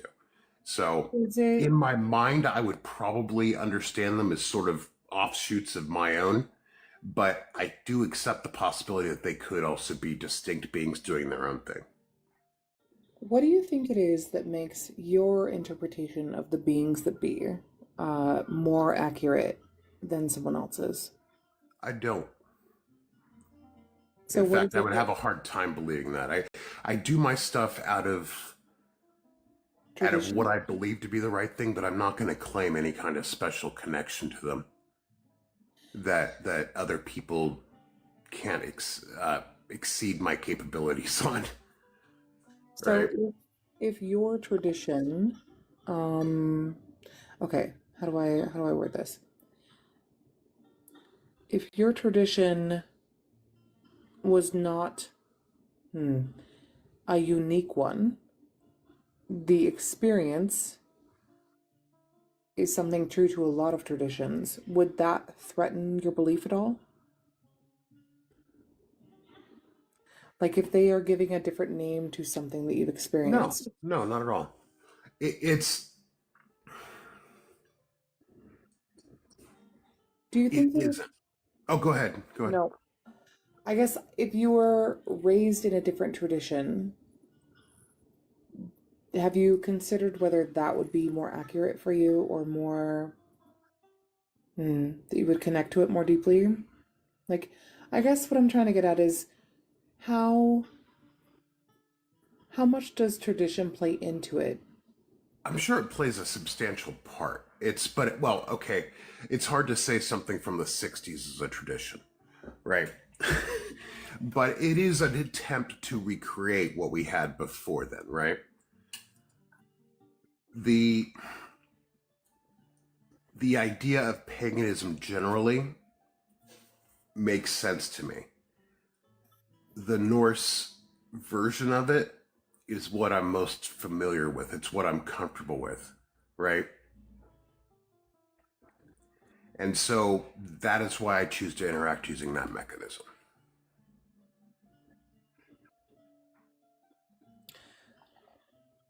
Do the sources that you have, as far as like the authority held within text, do the sources you have weigh in your belief at all?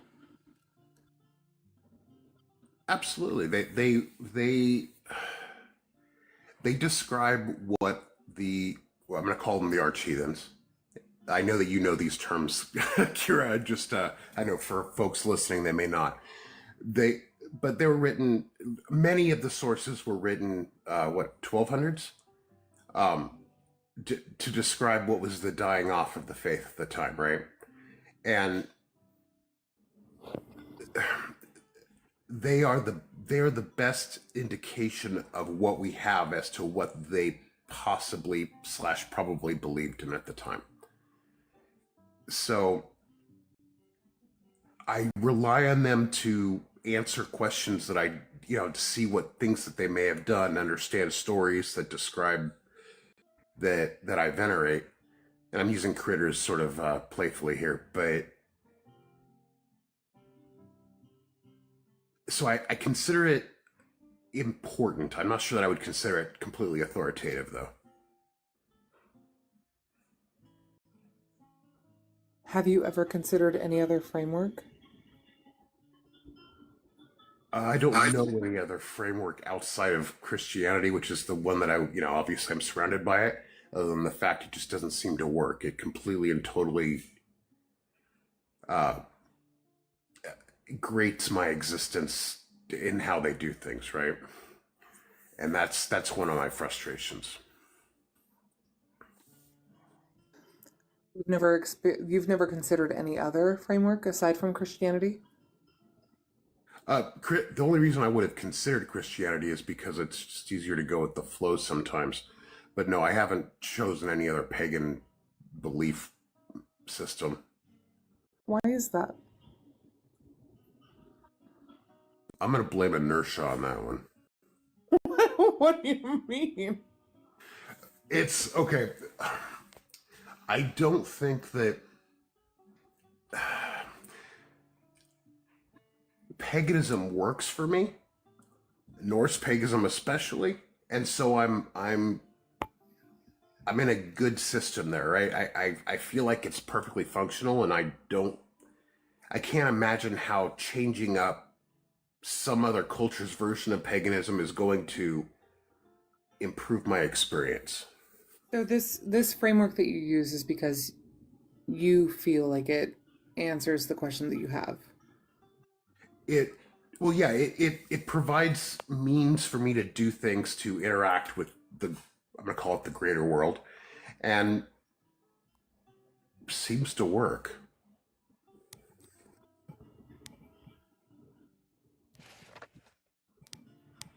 What do you mean seems to work? As in, I generally get the results I'm looking for. Generally? Yeah, not always. But when you're dealing with a bunch of, it's like dealing with a big group of people. You can give them gifts all day long. They're always going to love you for it. I'm talking about having to deal with spirits with their own agency, their own independent, their own goals, their own drives, right? And generally being cool with people keeps people cool with you, but it's not always a given.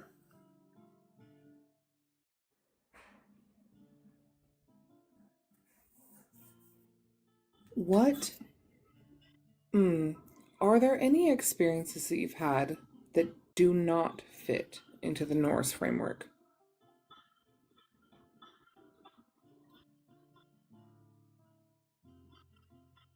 That's a good question. No, because it's pretty. I mean, everything from ghosts and houses to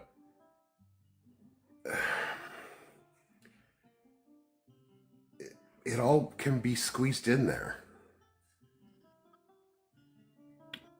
Is there anything that would make this framework less convincing to you? If it stopped working. What? Or if I saw, if let's say somebody could do something differently than me. We have the same goal, but they do it differently and they somehow get a better or striking result, right? It's if like we know Hellenistic pagans, right? If they could somehow involve me in one of their things and I suddenly feel like wow, that's fucking gnarly, or I see a fucking glowing ball of something, right? That would be pretty rad to see, right? And that would be a faith questioning act, right? That I could go back and decide if Scar, you're ahead. considering other supernatural actions having better, more supernaturally efficient results. Is there anything that could convince you that your what was it, bloat, that those are not actually resulting in the supernatural effects that you think they are?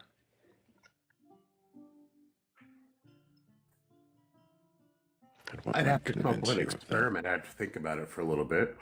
But yeah, I would accept possibly there's an experiment that could show something like that. What are the results that you're experiencing or witnessing or hoping for? Okay, like in the case of putting hot sauce in a cabinet, in the very back of a cabinet that you can't get to. I'm hoping that other stuff doesn't go missing. It generally seems to help. It's a preventative measure, so it's hard to measure after the fact, right? I mean, if I took it away, would socks suddenly go missing? I don't know. I'm sorry? Have you tried it? I haven't. Would you?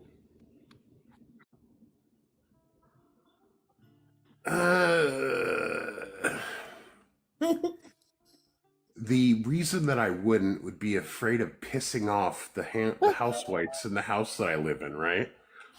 What do you think would happen? Well, okay, shit, potentially, all right. Not a whole lot other than shit breaking faster, stuff turning up missing, more more rats or insects in the house, that kind of stuff. Would it shake your faith if you removed the hot sauce from the cabinet and nothing happened? Would it shake my faith? No, because I'll be quite blunt. I've got a religious mindset, so my mind's immediately going to go to, hey, I have appeased them and they have been happy with me, and that's why most of this stuff is still in here. And they're going to, since I've done my gift, they've accepted it. What would offend them, do you think? What would what? What would offend them? Like, if we were going to do an experiment, what could you do that would make them react in the negative way? And I know we don't want that to happen, right? That's the point of appeasement. But like, have we ever tested that? No, I haven't tested it. Like I said, I take that one on faith. It's something I've done for every place I've lived in since I was old enough to move out, right? I don't know that I want to test it. And it's not out of fear of losing my religion. It's a fear of pissing off people, I'm calling them people here, but pissing them off to the point that they don't want to hang with me anymore, right? So the worst confirmation biases. Yes, I'm aware. I believe it or not, I have some level of education, and I'm fully aware how illogical this sounds. A lot of it is, right? I have another question. Go ahead. And I wasn't questioning your intelligence or your education. Um, do you think that you would be able to spot you confirmation biasing yourself if you were to run an experiment like this? I would think I could. With The what degree problem of with confidence do confirmation you think bias that? is that a part of it is that you're only looking for stuff that agrees with your, let's say I had an experiment, and you're welcome to correct me. I'll leave myself open to correction on this, but as I understand it, confirmation bias is, let's say I want to confirm that this particular pill, turns somebody purple, right? And when I do all the test results, and it turns out that 85% of the people changed, 85% of the people that I have measured changed purple, right? And then I leave out all the people that turned green, despite the fact there are more of them, because it goes against what the result that I wanted, right? Am I getting that right? Um, yeah. So I'm just gonna put it in context with what the example would be, right? Okay. So let's say you took the hot sauce out of the back of the cabinet or the pantry or wherever it is, right? Um, do you think that more socks would go missing, being eaten by the dryer and whatnot, or do you think that you would notice the socks going I missing more? don't know. That's actually a good question. It could, I don't know that I would notice. I would actually have to start recording it for reals, right? Hmm. So let's say for the next month you recorded how many socks went missing with everything how it is, and then for the month after you took the hot sauce out and recorded how many socks went missing.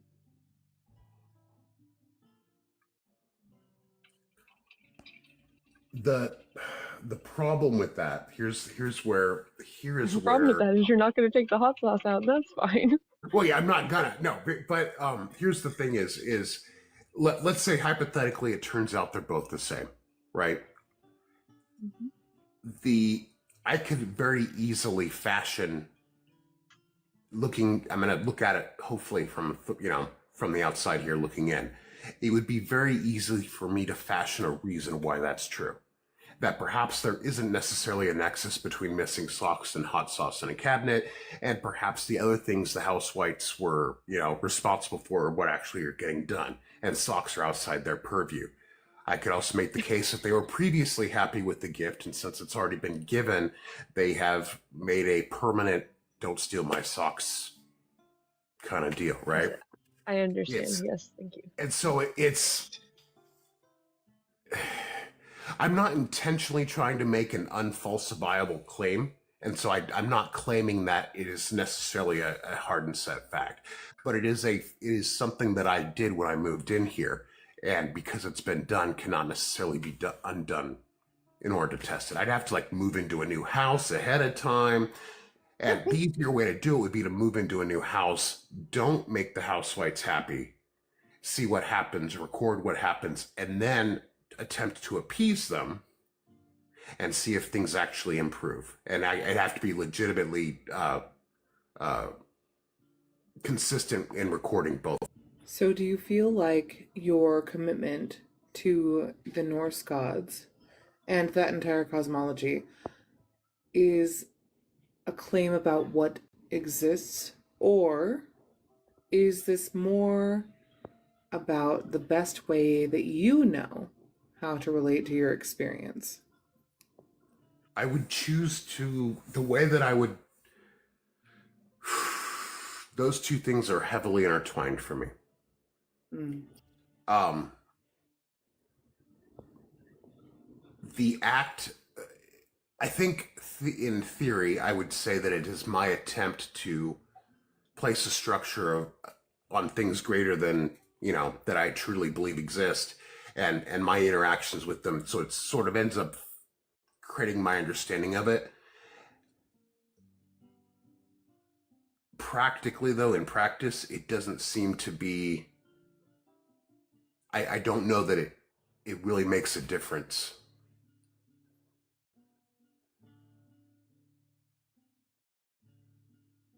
If you were given, because I know that you've been given evidence that scientifically explains things that are expressed in the mythos and in the belief system. Yeah. That what kind of impact does that have on your beliefs? I don't find them necessarily to be incompatible. Like, okay, you know this. The reason that we have sunrises and sunsets is because there are wolves, chasing a cart that is hauling the sun and the moon across the sky. What do you call that? The Luna? It is the leucocentric solar system. Yes. Now, based on the I know for a fact. This might have earned a donut. Go ahead. The leucocentric solar system. Okay, but for legitimately, I understand that the sun is an anchor of the solar system, and that heavenly bodies were created basically out of a cloud of dust, and are basically tracing the orbits of them as they were already going around the sun, right? I know that to be true. I mean, I don't question it. I do not physically believe that if I pulled a telescope and started looking at the, some distance from the sun, I'm somehow going to see skull, right? I do not believe that if I took that telescope and zoomed it out into the great unknown, that I'm going to see the edge of the skull, or see dwarves holding it up, or see, see a frostbitten toe, right? It's I don't believe physically that's going to happen, right? But in terms of theological, in terms of the stories that come out of that, it feels cool to treat it like that. I don't think that they're fun stories, right? They don't necessarily describe they don't describe the physical structure of the universe and how it works, right? Didn't you leave out a primordial cow? I'm sorry, what was that? The cow, your muffled cat. Oh, so didn't you leave out like some primordial cow? Yeah, Adombla. I'd have to look really far to see Adombla, though. So when faced with evidence that may give explanation to your spiritual belief system, you believe they can coexist, is what you're saying? Absolutely.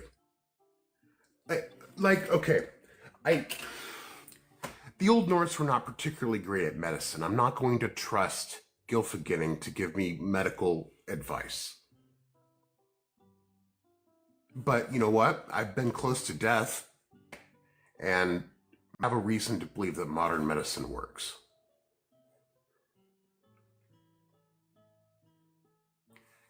It's the same. I mean, the same with my job. I'm in IT. I know electricity. I understand how logic gates work. I understand how logic gates get combined into creating, creating long, complex chains of logic that eventually do calculation, right? But deep down inside, I see there's some magic in the electricity, right? What do you mean? It's controllable. It's definable. What is the magic? Is it The magic just is the electricity. Is the magic the electricity itself, or is it the things you don't know about it? Oh, that's a God in the gaps kind of question, and I'm going to say for right now that's the case. I think that, I'll be blunt, I think that what we call science for the most part is just magic with explanations reproducible magic with explanations. It's magic implies a unknown. I don't have a better word, right? It implies an unknown. It implies a weirdness, right? And I don't know that I have a better word to use it, but electricity electromagnetism is a force, and we know how to use it, right? So it has lost its awe, it has lost its mysticism, and I think Well, it's not a question. I'm going to share what both sides said, thinking it's the inverse. Could it be that that it is that magic is just something, or science that hasn't been explained yet? Yeah, absolutely. I don't think that. I do not believe that there is anything that is completely and totally unexplainable. Right? I do not believe that the gods themselves can't be explained through some mechanism. I don't know that human beings are capable of it, but I don't know that we're not.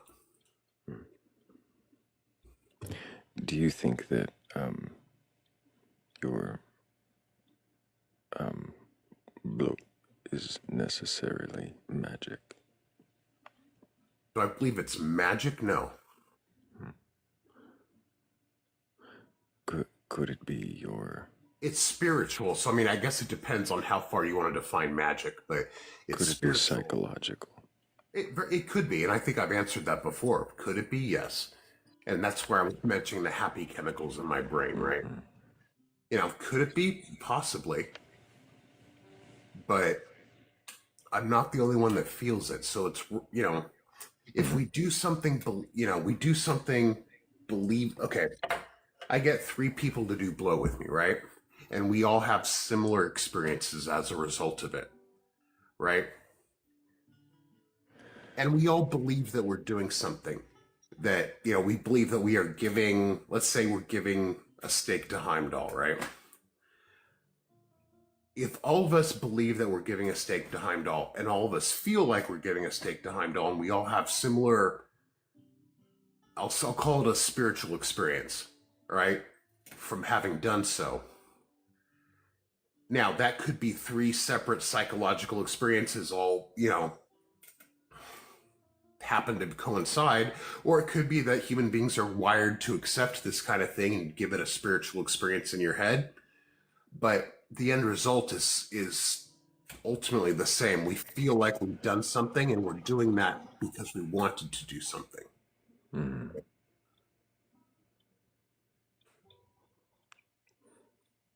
Does it matter to you if it's real or not? Not particularly. Because if giving blow is purely a psychological experience, steak, then, but we still get some kind of experience from it, and we seem to get a result from it, then the act that we performed has gotten the result that we were looking for, and the ultimate back-end truth is not quite as important any longer.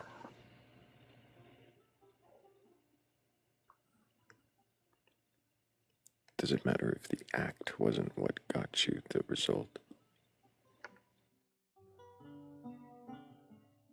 Well, if it doesn't, then I wouldn't do it any longer. I thought you said there were times when it didn't.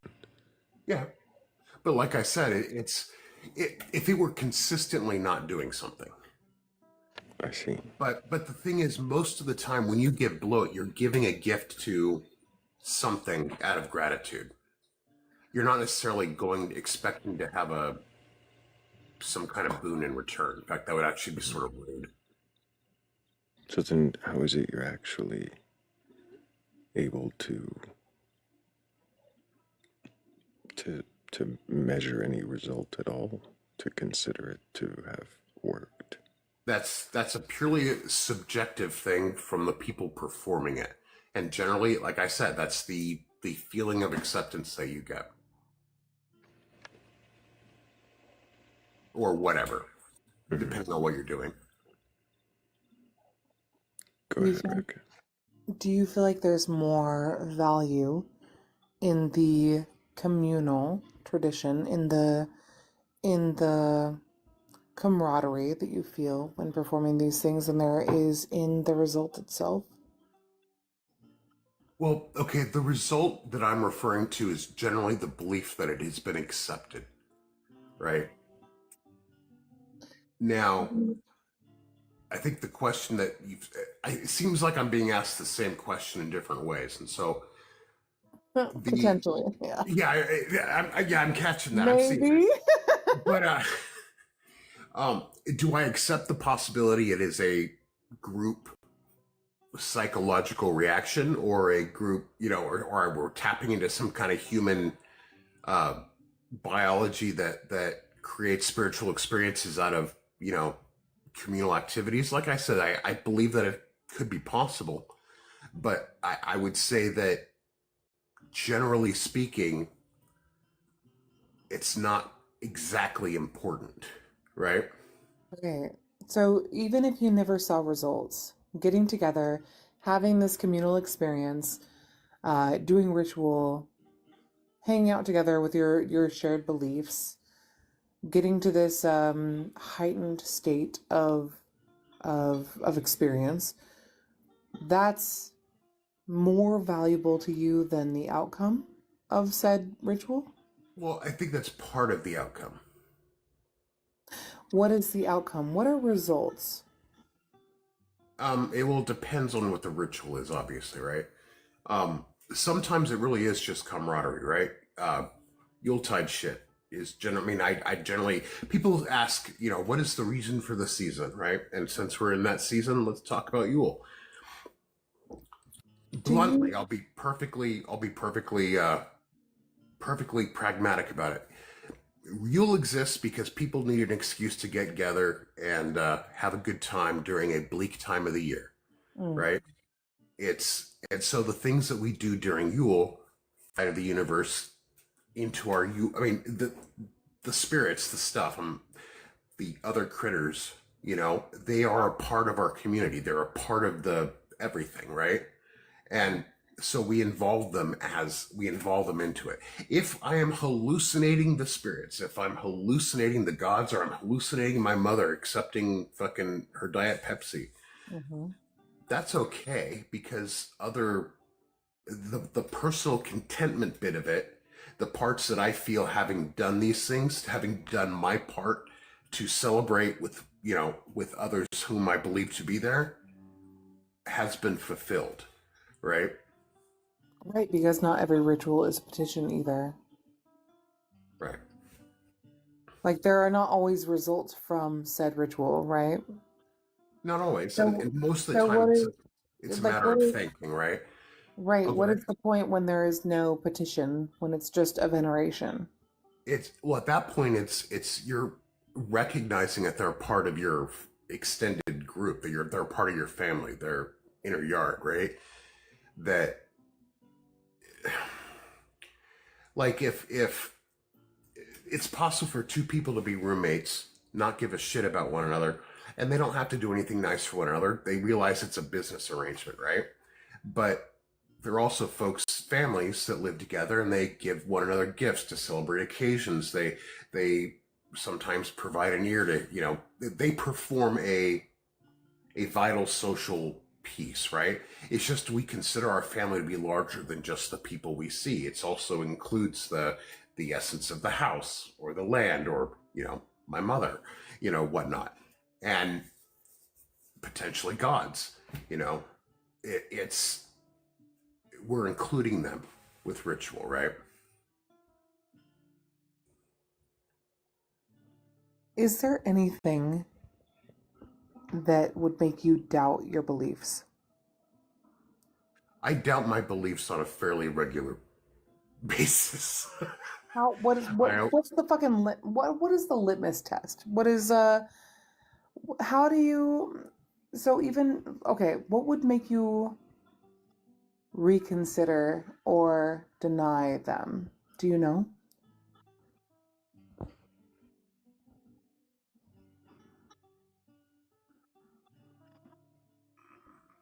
Do I know specifically? No, I don't. Um, I'm trying to think of something, right? Because I want to give you a valid answer. I have bordered on atheism in the past. The problem is that it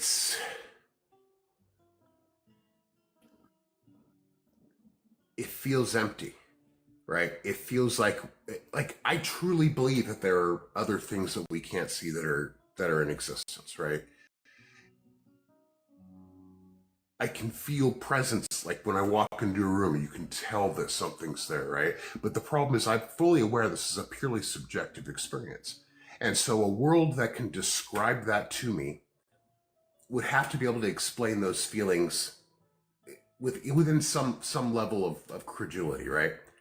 But it And can, to a degree. It can. Like if we have our survival instinct and we walk into a space and we subconsciously, maybe not even consciously, but we subconsciously notice the body language of the people in there, or the people filling the space, or even like maybe it's a weird lighting, maybe it's something that well, puts and like, our biological instincts on edge, right?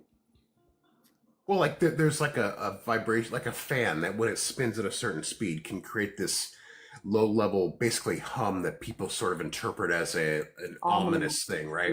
Yes. And so, yeah, I'm aware that we have physiological reactions. We've got evolved senses that allowed us to survive in the wild. And like I said, I accept the possibility that that's what's really going on, but I have a hard time just buying into it completely because it feels like I've got a bunch of subjective experience that tells me otherwise, right? But it's purely anecdotal. I can't prove that to other folks, right?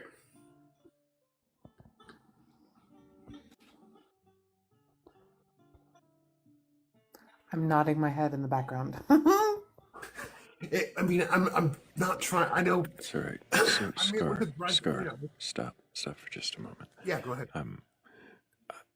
I don't personally have any more questions, but it feels like we're starting to get to, well,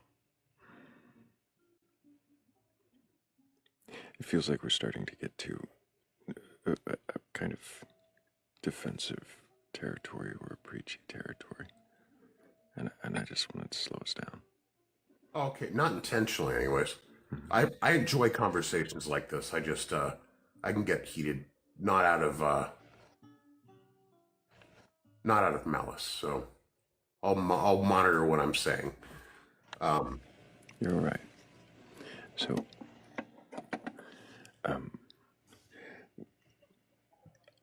like I said, I don't personally have any more questions for now, and you have been up here for a while, so I think we might be ready to move on. Yeah, no But problem. if anybody has any more questions, I wanted to open the Can I have floor. one more? Yeah. It's my favorite one. It's do the gods have to exist for them to be meaningful? Could you repeat that? Because I have a hard time hearing. Do the It's gods okay. have It to might be me exist? too. Oh, now we hear you real well. Oh, perfect. Do the gods have to exist for them to be meaningful? No, you create your own meaning.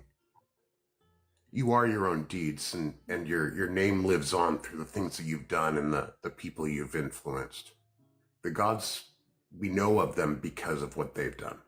But no, the meaning of my life is not dependent upon them. So I feel like you kind of answered the question, but it I didn't ask. It's not do they have to exist for you to have meaning. It's do they have to exist for them to be meaningful? Do the gods have to exist for them to be meaningful?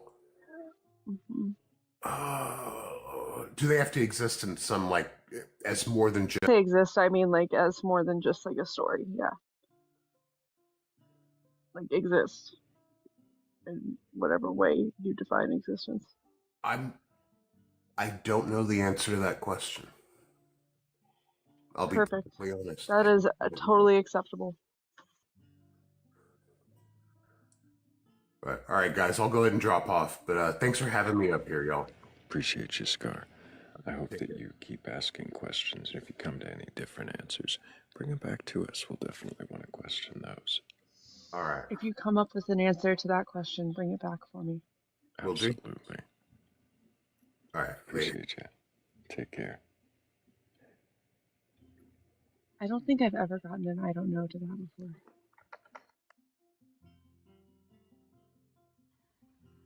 Raccoon, you did fantastic, and also I like the guest. Oh, he's W. Sir wonderful. Scarwolf. W. Scar. We have these type of conversations all the time. So I was excited for him to have that in a very, very public setting. It's usually just been he and I. Yeah. And I didn't mean anything by the defense or preaching. I just felt like we were kind of running the clock here. But he was doing great. So I do appreciate him. Also, hi, Philly.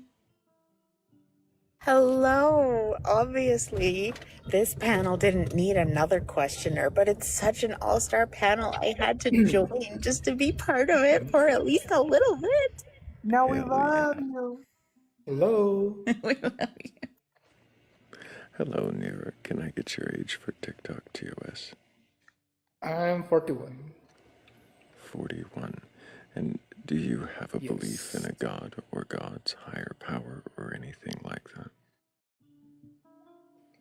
I have a belief on God, and I am that God. You believe you are God. Now, I believe there is a God, and I am that God.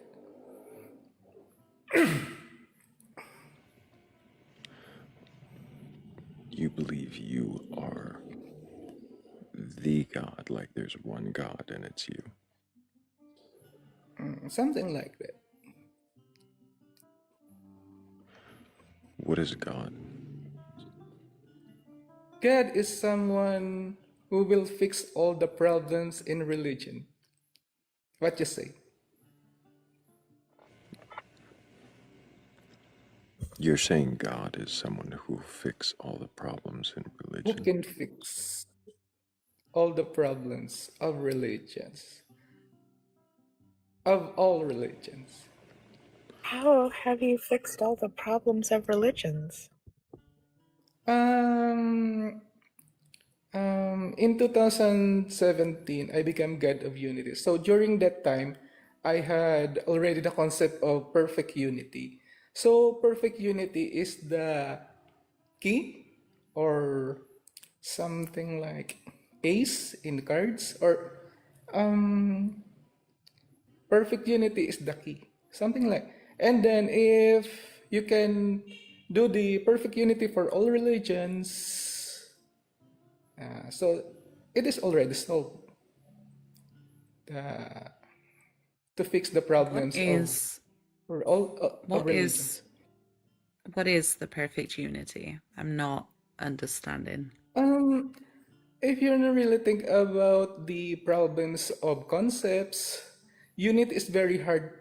Unity is you cannot think of it. So if you can just like that, perfect unity for all the problems, for all the concepts, for all the religions, the governments, even the quarrel. Just something like that, perfect unity. Okay, that still didn't really answer the question. Like, if you can't define it, how do you know that that is there for all religions?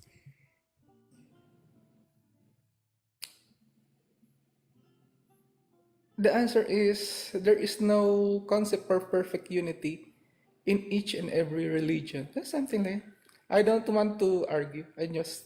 I'm just eliminating. Can you help us Doesn't understand? matter if Stop you for will a not moment. accept me. It's okay. Stop for a moment. Philly had a question. Okay. Does it feel like we're arguing right now, or does it feel like we're trying to understand? Yeah, we're not arguing. Okay. Okay. Can you question your beliefs? Yes. I can question my belief, and it will result to solution. Okay, we're not arguing. And then, Do questions feel like arguments? no, no.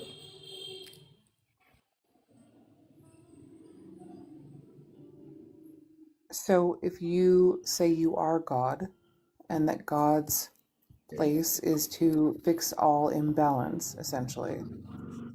Yeah, something like How that. Not only imbalance, but also the problems of all this argument in religions and eventually the government. how do you feel as God that you have addressed these conflicts? I know. It's like when you have a son or daughter, you know there is problem in your daughter, so you are there to help them, right? Something like that. How have Something like you that. What helped? you feel? How have you helped so far in your role as Mm, God? How have you helped? I have done so many things already. I think just like this, I'm already giving information about it. Something like that. But I already messaged the President of the United States and also the European Union, the what do you call that? The what ASEAN Pacific, something like I already messaged them. I already what told them, what just like I'm talking. what came of your messages that you sent? What happened? Unity. There will be unity of all religions. Just something like the Catholics and then the Islam. There There will be will perfect be, unity. but what came of your messages since you are God and you are the one It, sent to yeah. to create this unity? Fixing the world will take billions of years.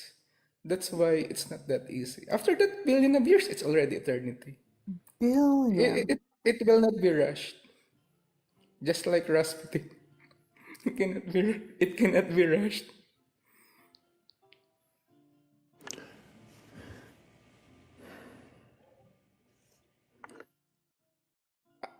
It's better than to have no hope at all. Just like we know that the atheists are So, telling the just to truth. clarify, do you have any actual belief that you are God, or is this just you having a laugh?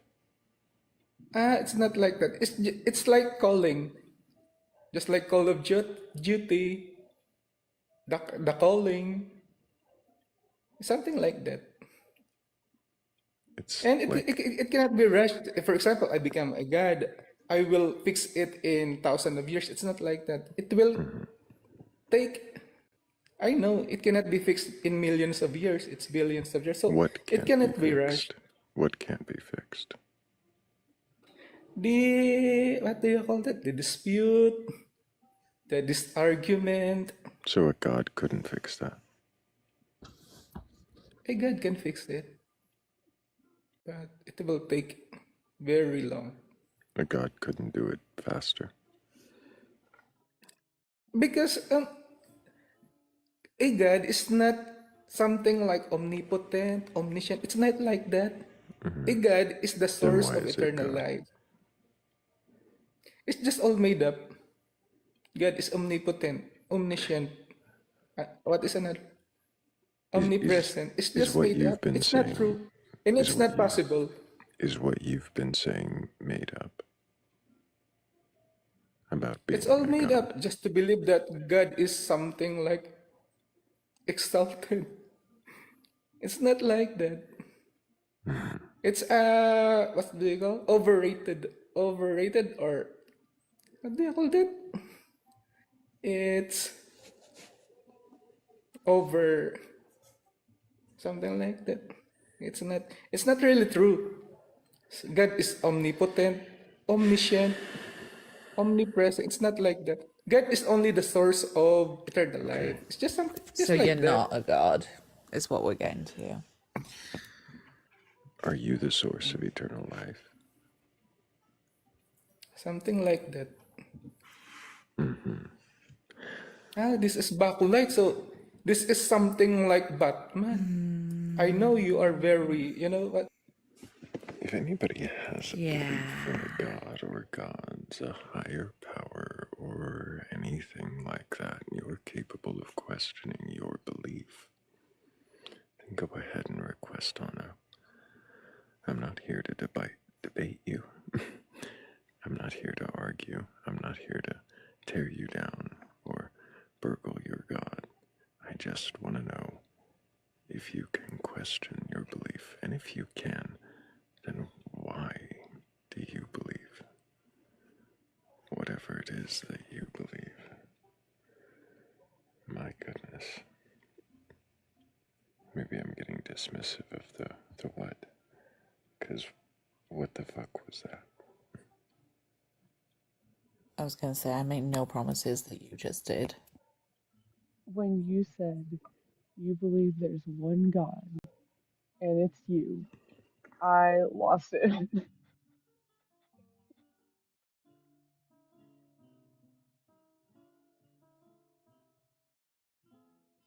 I hope they had fun.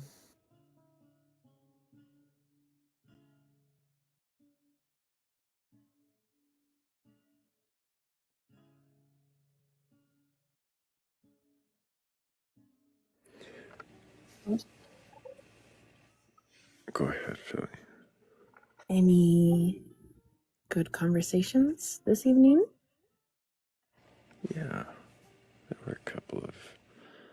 Actually, most of the first few guests were really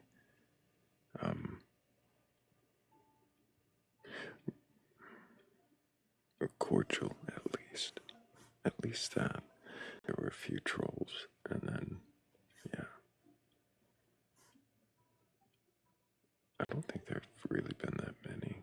We had each guest up here for a little under an hour, so 5 guests or 6.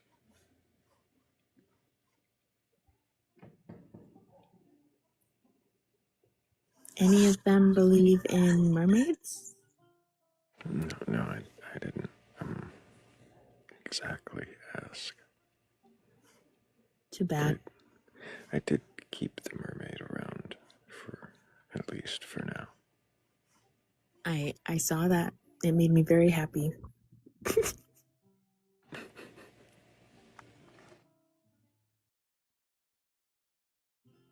I still don't understand how she's present unless everyone is posing underwater.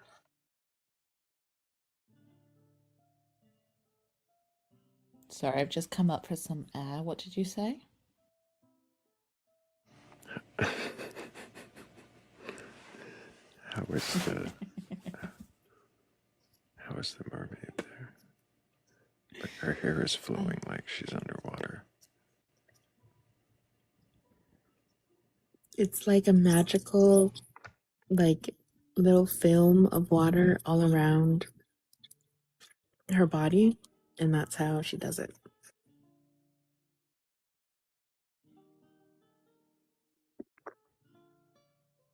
But if you actually believe in a god or God's higher power, or anything,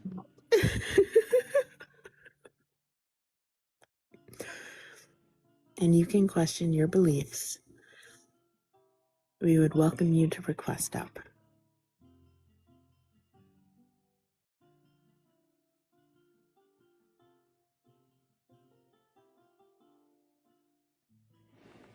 Shell asks if I've ever seen Splash.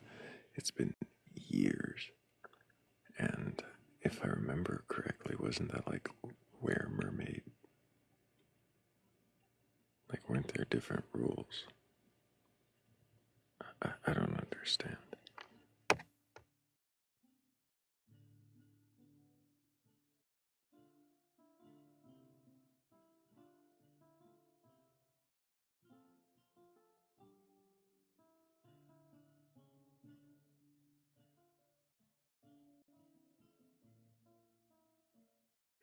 Thank you, Raccoon, for being here, asking great questions.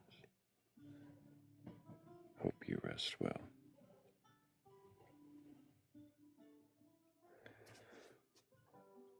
Welcome, Adam. Can I get your age for TikTok TOS? Absolutely, yeah. I'm 34. I'm gonna be soon. So I'm old. But it's just, what is your belief? Why do you believe it? Well, hang on for a moment. Do you have a belief in a god or gods, a higher power or anything like that?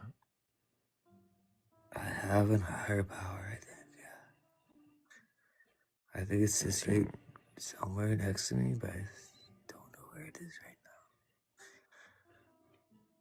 I'm joking. I'm sorry. Yeah, I do. I think I do believe in a higher power.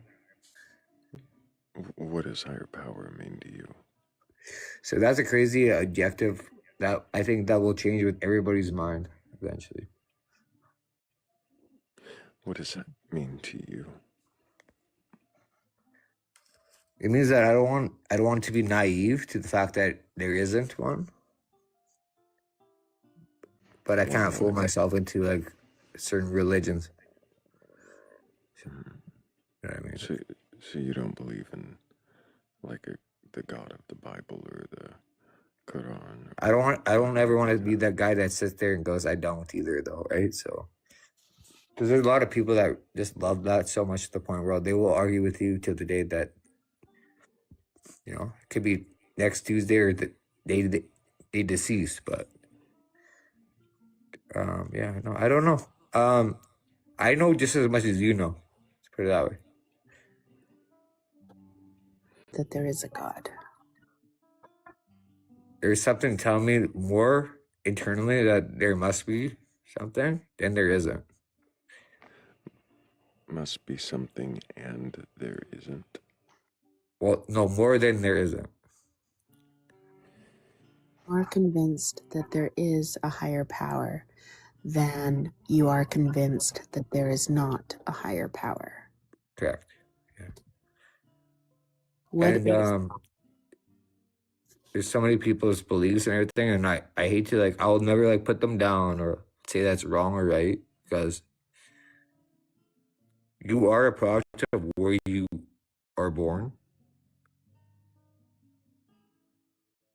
Even if you can change your own culture, you can believe in different things.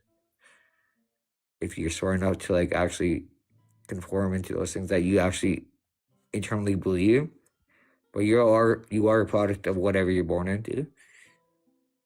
So what? I've kind of conformed into just believing that it's okay to believe in God.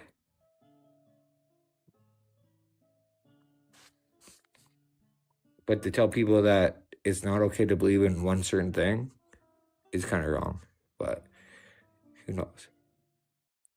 Do you think there is truth and untruth? In the Bible structure? No, in the world. Yeah, absolutely. Do you think that some beliefs I think that those things were kind of like pinpointed in our whole anatomy before we even knew, right? Otherwise it would just be straight chaos. Or it would just be straight love. pinpointed in our anatomy? Can you explain further what you mean? Well, I can't explain it because I don't know. But in my thought it'd be like, okay, you're born. Okay. What if you were born and there was no religion, but you had to figure it out for yourself, okay? You could still be a bad person or you could be a good person. You could be in between. What crosses the line of that regardless? I do not follow what you're saying. I don't know. I think that everybody knows it's kind of good and bad in a weird way. Why do you think that? Because it only makes sense to me. I think that makes sense to a lot of human being people on the planet. How does it make sense to you?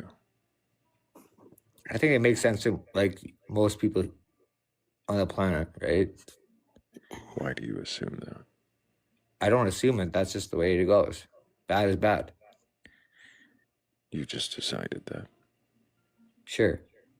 I guess. I'm not saying I'm right or wrong, but it sounds like you're saying you're right. Why?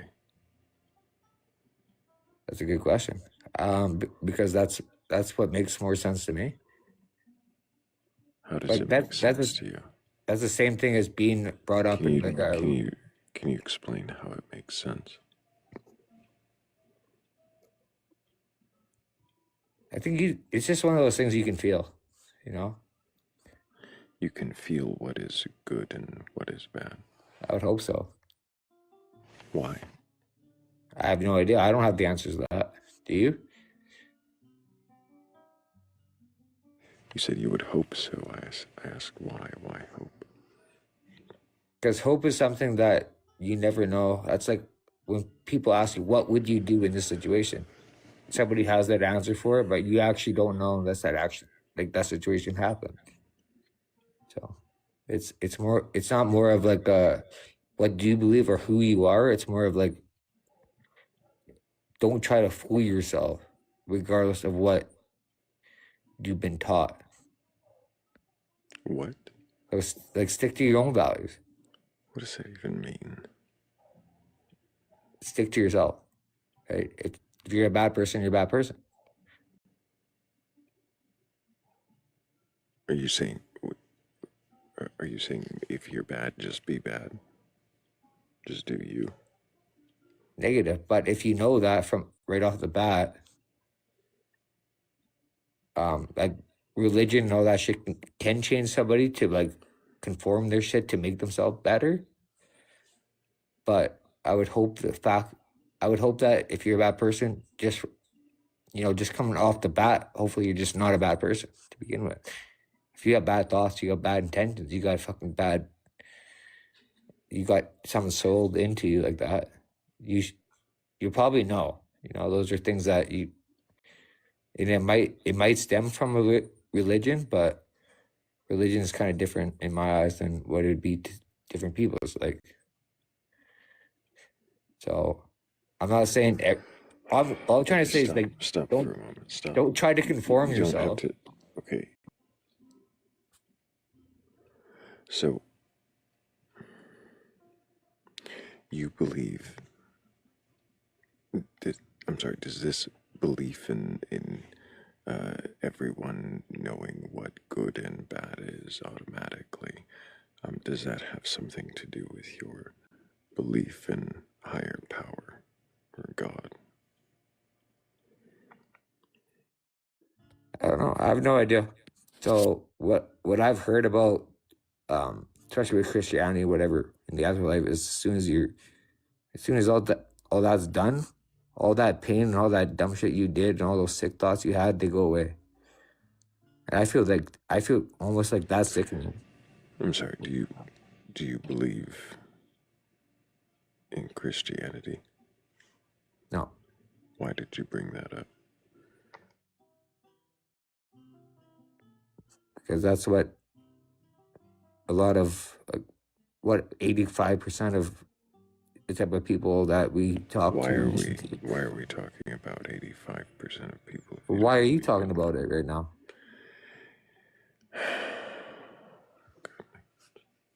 You just brought it up. I was asking. Isn't that what you're doing right now? I was asking you about what you believe, Adam. Yeah, that's fine. You can read the prompt, right? Can you question your beliefs? It's hard to question beliefs when you don't really necessarily have one certain one. You believe that it is more likely that there is a higher power than that there is not a higher power, right? I would say yes. Can you question that? No, I can't. Why can't you question that belief? Because I'm a speck of dust to the whole entire planet and the universe and everything that's been going on. I'm a speck of dust compared to the everything in the planet. So it'd be really nice for me to know. And of course, I'm going to be searching for answers and shit, but I probably will never know. How can you search for answers if you don't question? I think that's the best way that you could do it. It should not be on the oxymoron side or not disrespect or not hear other people out, because there's no such thing as me ever going, whatever you believe in, that's wrong. We've I'm not sorry. stated here what's right or what's wrong. No, but that contradicts everything you were saying about. It does contradict everything I'm saying, but but in like the best way. How does it contradict in the best way? How is there a good way to contradict? Because there's no such thing as somebody saying their point of views without somebody else reacting about it, and then it's just going to be, you know, a debate of who the fuck is right, who's wrong, when everybody knows nobody actually knows. Do you think everybody knows that? That's exactly what I'm saying. So my answer would be no. I don't have any further questions, but if anybody else does, go ahead.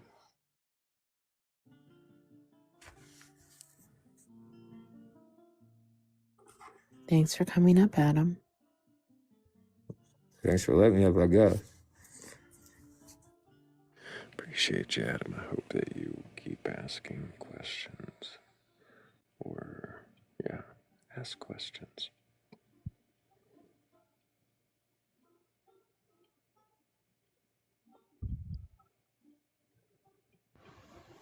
Hello, Rome. Can I get your age for TikTok TOS? Yes, I am 21. And do you have a belief in a god or gods, a higher power, or anything like that? I do have a belief in a god, though you all probably haven't heard of him. Which god is that? Well, his name is Hastur. And where do you learn of this Hastur? Well, me and a lot of other people like me have learned of Hastur because we've seen a sign. We all see the sign. And when we see the sign, we see him. Well, see him. He's more of a feeling. You know what I mean? Could you spell the name of the god? I'll get to that. You'll get to spelling it? I'll get to that. We're not here for this sermon, Rome. We're here to ask questions. If you can't answer them, we can just move on. Taur. Hastur. And you say that you've seen a sign, and that sign tells you that Hastur exists. Yes. And when you say that you've seen this sign, what is the sign? Now, I had to go back to a thing I said before, where he's more like a feeling.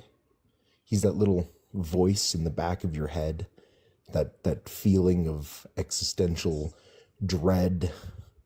Do you think everyone hears a voice in their head? Well, only the ones who've seen the sign. I know I'm not the first, and I know I'm not the only one. Do you think that there aren't people who simply cannot hear voices in their mind? Probably. But that's how you know, especially when he talks to you. That's how you know that he's only there. People capable of processing thought in audio, in voice, are able to hear the sign. Sure. That's one way of looking at it. Interesting. Yes, he's a great king. He's a great king that cuts off people that are physically incapable of hearing voices in their mind. I mean, sure. But here's the thing. Hastur promises us that we all shall be kings under him. Rome. Yes. Are you just up here to sermonize this made-up religion, or are you here to actually question your beliefs? I mean, I'm down for any kinds of questions, but I do believe this. I mean, I see him every day. How do you see him every day? Well, I mean, he's usually, I mean, he's in the corner of my room right now. He's been there for a while. Right, okay. So why is he there? Getting me ready. He's talking to me, and he knows that I am one of his faithful ones. Why? Can... Why are... Sorry, go ahead, Noctis. No, you can, Finny. Why are you speaking with the tone of voice that you're speaking? What do you mean? Like I'm speaking quietly or something? I mean, it's 4:07 where I am. You're speaking like you have a secret that you're laughing about. Well, I mean, the fact that I can see him, that's something. Look, I gotta be honest with you. I'm just relieved that I'm getting the chance to tell other people about this. I know, it's like... It's not a performance. You don't gotta, hey, just because you don't want to believe doesn't mean that you have to dampen my belief. Rome. What makes you think that we're dampening your belief? By saying that I'm putting on some kind of performance, by laughing at my happiness that he's here. Who's laughing, Who laughed? dude? I didn't hear anybody laugh. If the performance were better, maybe. But can you question your beliefs, Rome? Rome, can you question your beliefs? Of course I can, but it's not a performance. That's what I need you both to So understand. stop for a moment. If you can question your beliefs, then what does that mean to you?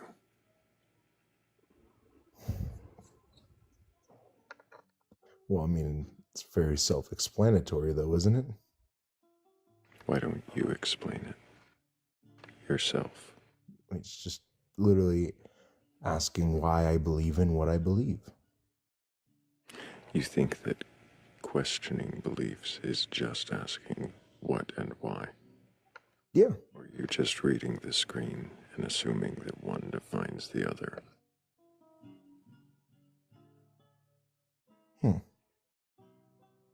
I mean, it can. What else can questioning beliefs mean? And that.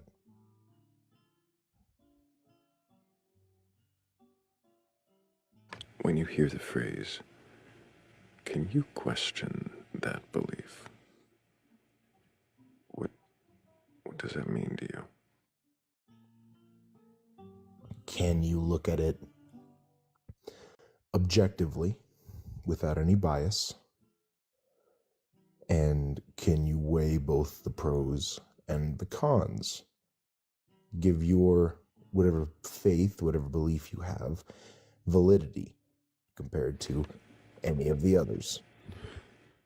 So can you look at what you've said so far objectively? And say that it's real?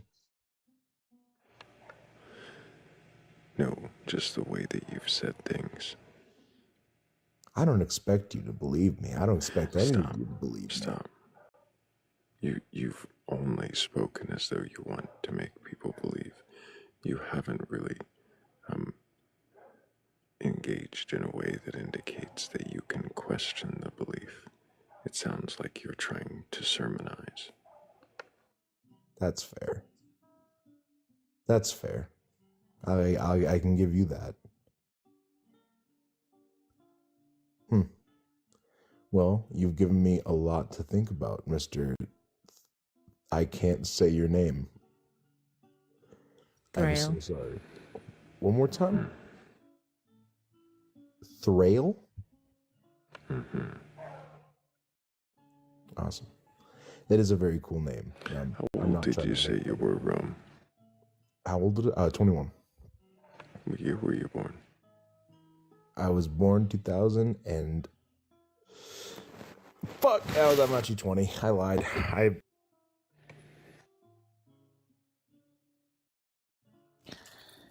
Womp womp. Another chocolate. I want a chocolate. Oh, they're so I'm gonna good. have They're a chocolate Lindor. too. That's a good idea. I've got blueberry cordials in the studio. Hester, the Cthulhu mythos. More racist entities. That's good. Just kidding. The entities are racist. Just H.P. Lovecraft, but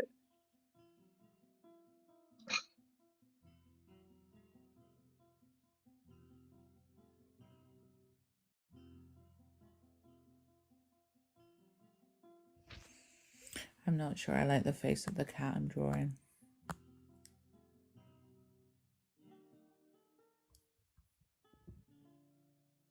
Is it giving you sass? No. I'm doing a stretching one. So my partner reached out to a local artist. Sorry, this is a what the fuck moment. Who has been doodling or posting like butterflies of where we are. So I thought I'd draw a couple of cats that he could perhaps add with those butterflies and seagulls. So yeah.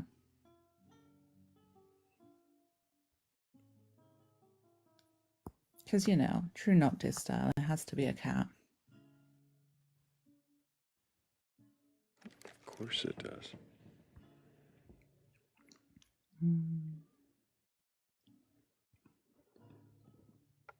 I saw Grace down there diddling butterflies. It's fair. Hello, Shannon. Did you make a request? I'm gonna guess not. Hi, Shannon. Hi, Shannon. Good to see you. Sent you back down. hope work's going okay, Shannon.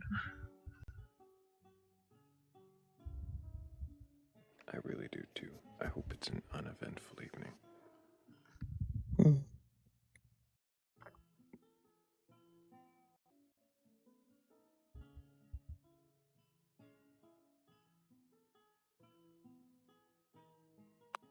Isn't that guy in the queue the one that yelled at me the other night?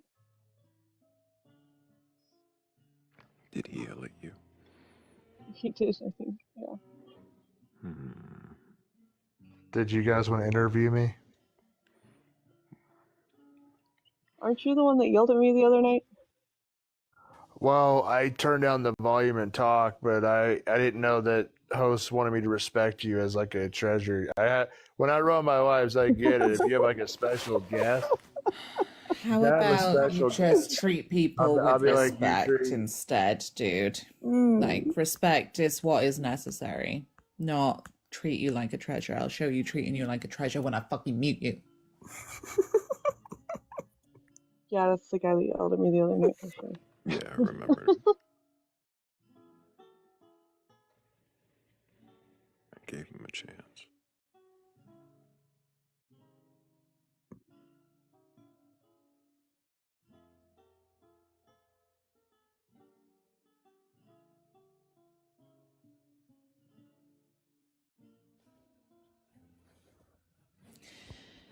Your description went on too long. We got it in the first 2 seconds. That's why you got interrupted.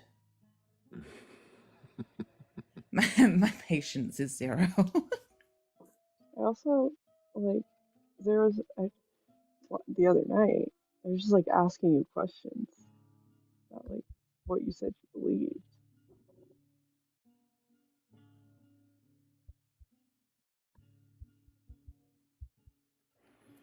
He says, if you start interrupting, I'll keep talking, host.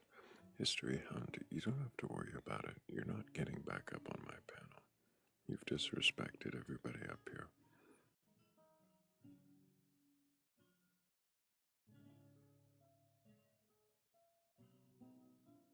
Actual scientific evidence. And yet chose to be rude and obnoxious instead of sharing it with us. He'll be back under another account, he says. Okay, thanks. That's fine. It's just another account to mute. Sorry. We'll play that game.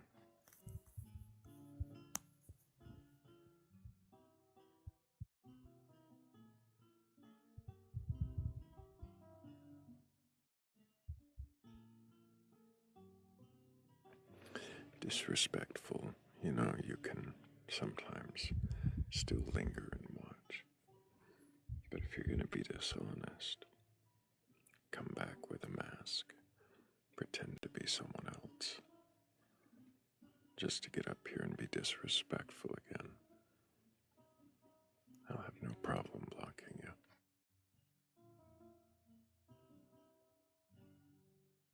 Grandpa Thrayle sounds tired.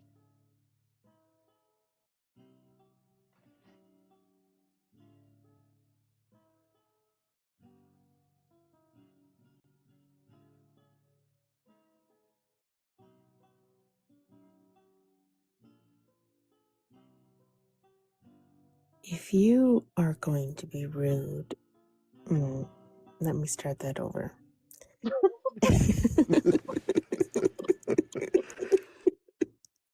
If you aren't. Mm-hmm. If you aren't going to be rude. Let me just go ahead and thank everybody for helping with the goal. If they aren't going to. I've got to thank you, Philly. Sorry. Also, Brenna, Shell, Braddy B, and Hannah for helping with the goal. Thank you so much.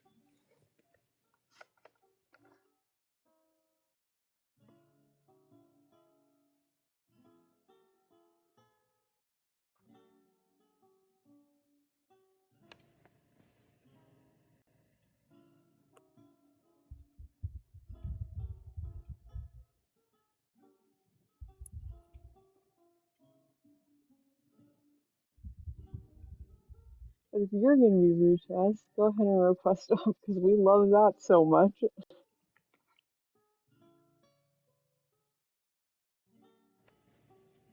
Also, please know that if you come up with respect, you will be met with respect. Oh.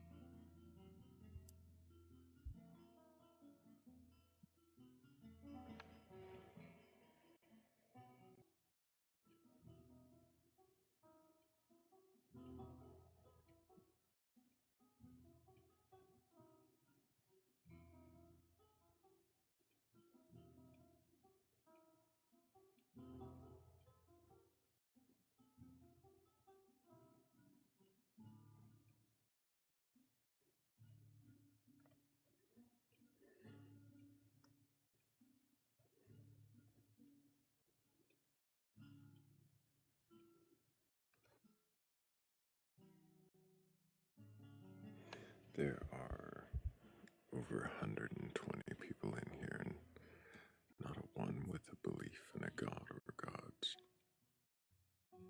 Nothing like that. No one who can question their assumptions.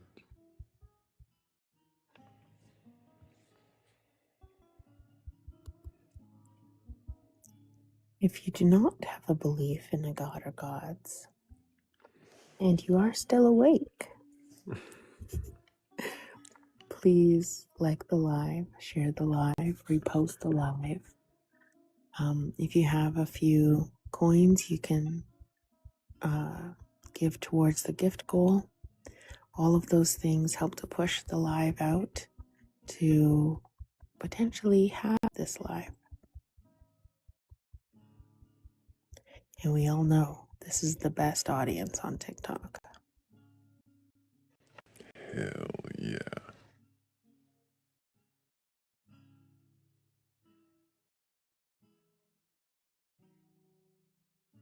Heck yeah, I adore everyone in the comments.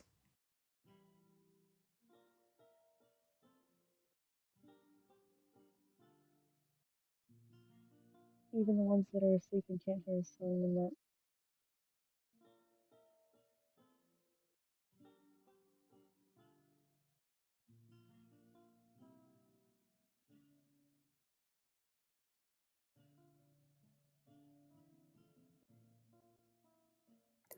Also, look at that beautiful background with Santa. The mermaid. More Oh, people. have you seen the full-sized one? No, I don't think I have. More people on TikTok need to see this background. So keep sharing out the live. Keep. We named the dragon. Ooh.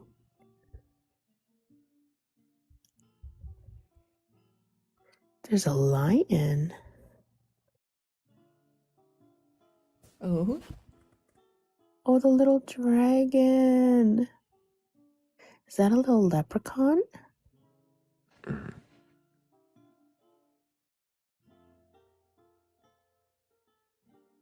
Is the lion supposed to be like Aslan or something? I have no idea. Maybe. What's in the top left?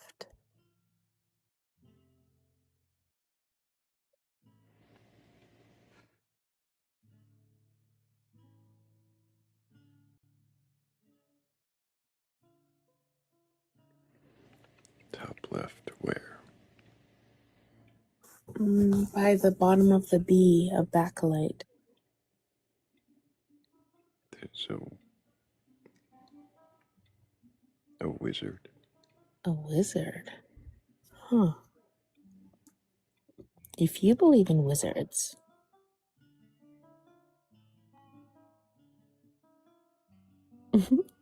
why is if you believe in a leprechaun, in a wizard, in Thor, in mermaids, if you have a belief in a god or god's higher power or anything of the like, and you can question your beliefs, why aren't you requesting up?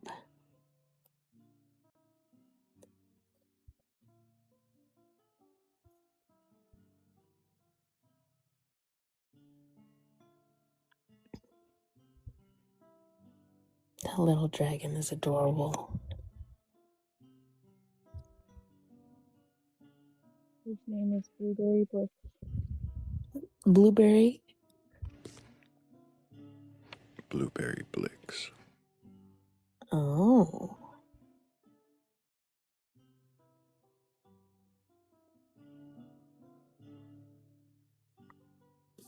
I wish I actually believed in mermaids.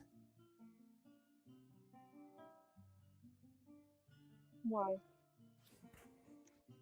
Because that would be fun. That would be fun.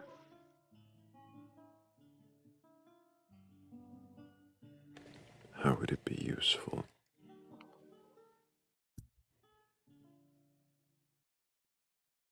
Because it would be fun.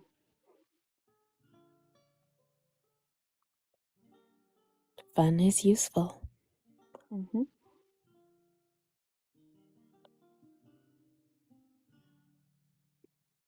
Jesus does look mad that Santa has center stage. Trip, trip.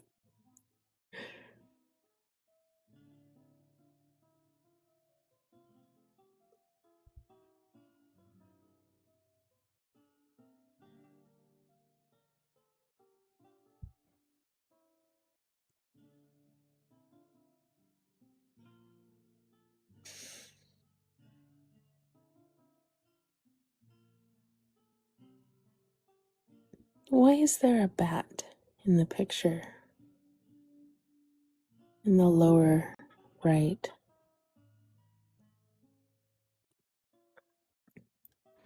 Is that a bat? What is it? Is it a Mothman? Mothman. I don't know what a Mothman is. It's a scary West Virginia cryptid. Oh.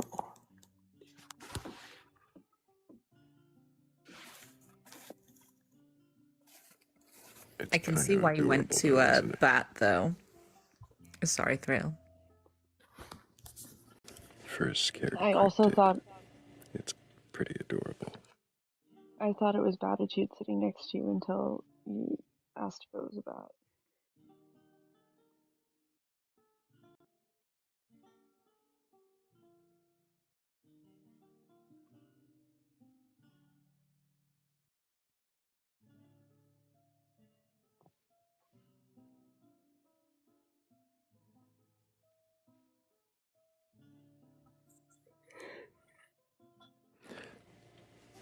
Grace Moore says the lion is a thunder cat.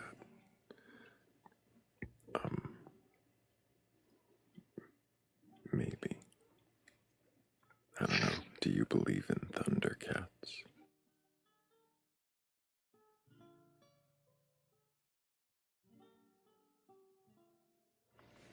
Are thundercats on the loose?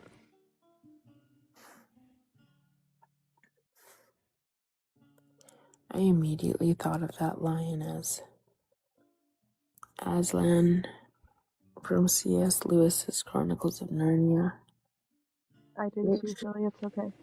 I mean, it would just be another version of Jesus, wouldn't it? It definitely, that series and C.S. Lewis's space trilogy both informed my theology. Absolutely.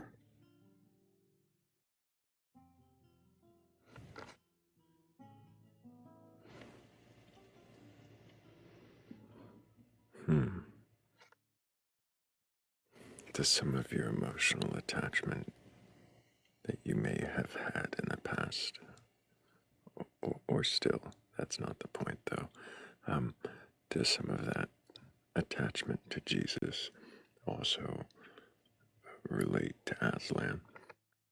Yes. Yes, because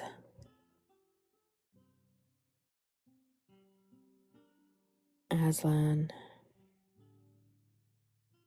was a beautiful representation of many of the characteristics that I saw in Jesus.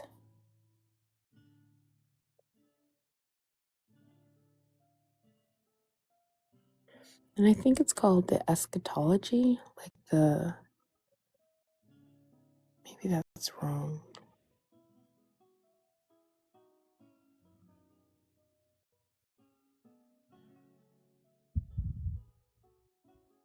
I always, yeah, there's a lot I pulled from.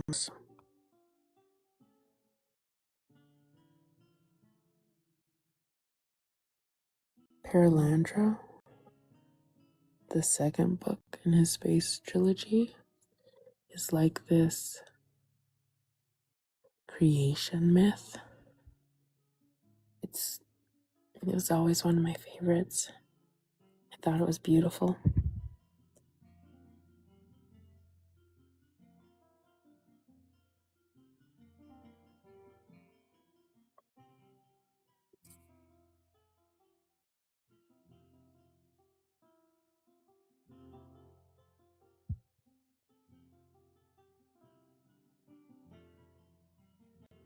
It actually changed the way I interacted with reality. How was that? One of the main character travels to this planet and gets to witness the birth of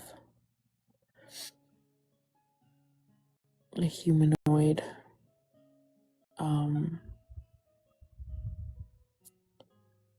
species, a new Adam and a new Eve on this planet, Paralandra. And he drifts from place to place, and there's always fruit for him to eat, and he finds his favorite fruits, but he doesn't go seeking those favorites. He takes whatever comes to him and appreciates it.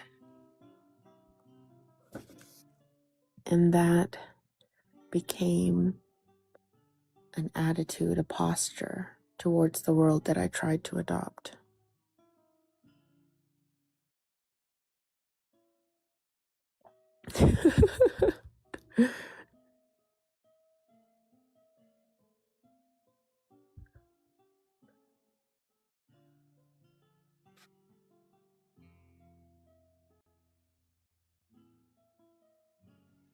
What did it make you question?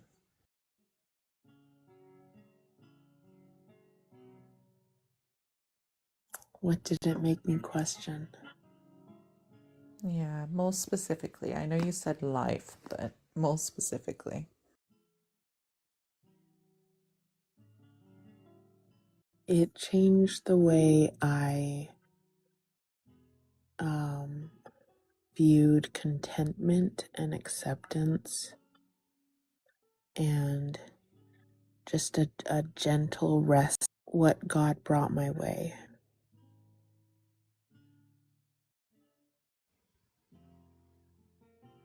Huh.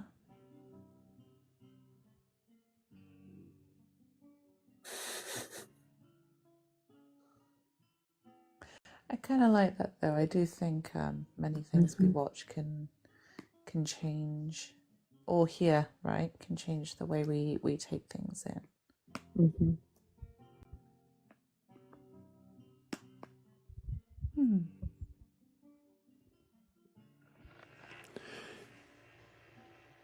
Does deconstructing from Christianity mean deconstructing from the works of C.S. Lewis?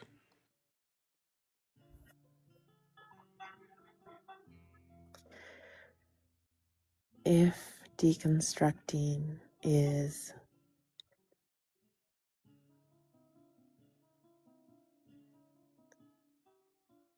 defined as taking a closer look at the pieces and determining what to keep and what to get rid of, then yes. Because I loved C.S. Lewis's theology. Not all of it, but a lot of it.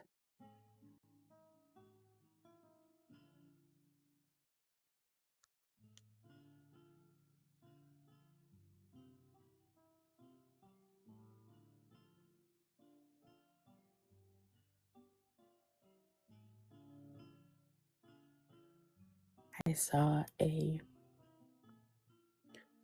Christmas of The Lion, the Witch, and the Wardrobe.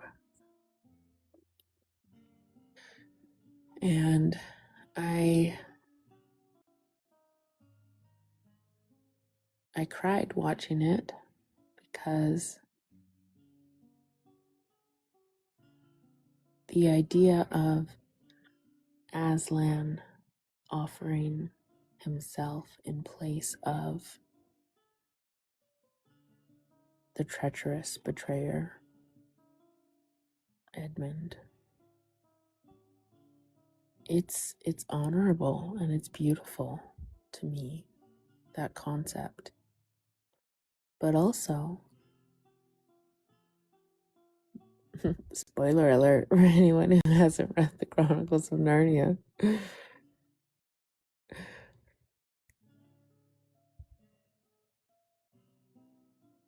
The idea of Aslan not being a tame lion, like there's power there.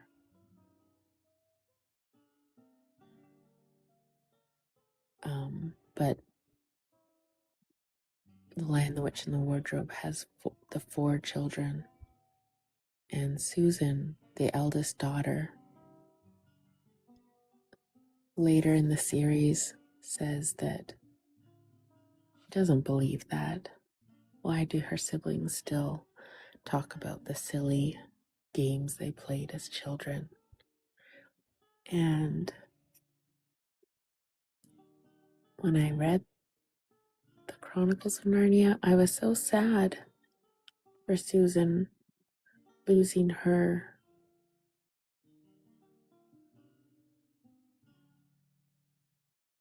belief like that. And then it was like, oh,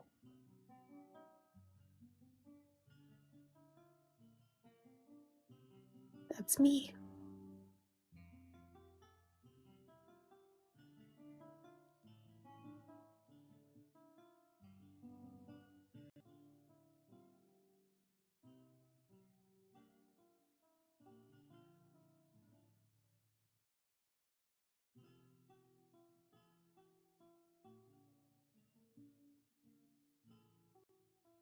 So you felt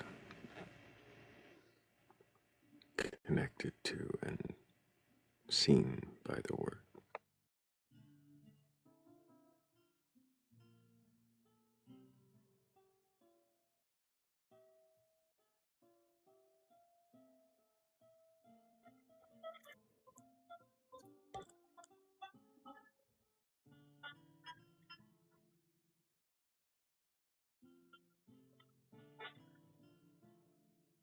I think that's fair to say.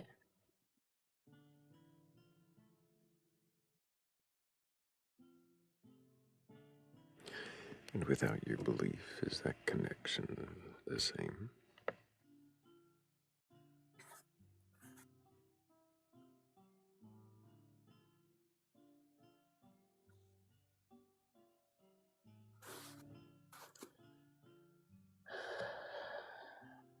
No.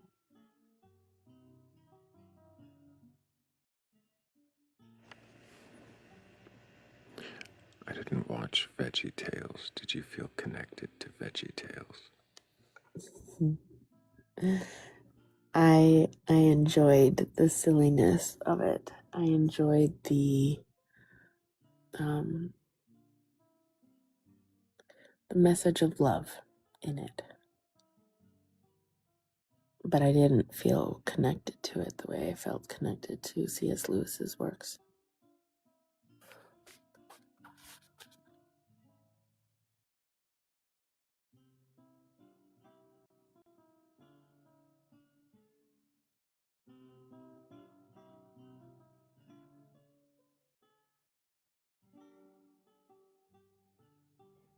But thank you for just switching the topic to Veggie Tales, because I'm not going to cry talking about Veggie Tales like I did about Chronicles of Narnia.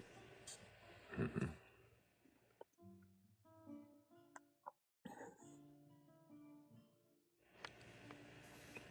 But if anybody does have a belief in a god or gods, a higher power, or anything like that, Narnia or, well, leprechauns, or what do we have there? Thor. I think this one has. I know it's got the alien.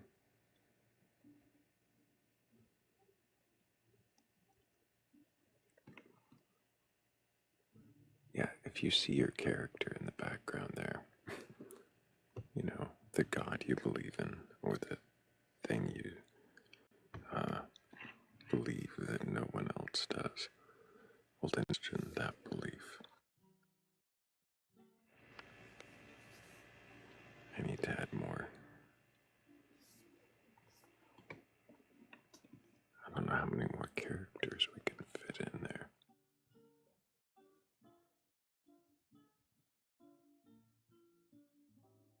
Is it Hestor or Hastor? Was it E or A? I think it was A, but I think when the guest spelled it, they spelled it with an E. And when you looked it up, you actually found a god under that name. With a different spelling. Both sides seen in the comments was recognizing the pronunciation, and guessing that the spelling was shifted to make it harder for us to look it up. The spelling of the name of the entity is Hastur.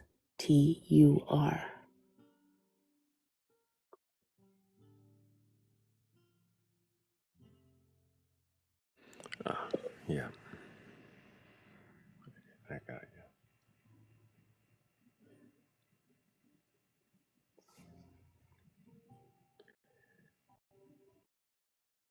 Another Lovecraftian deity. Mm-hmm.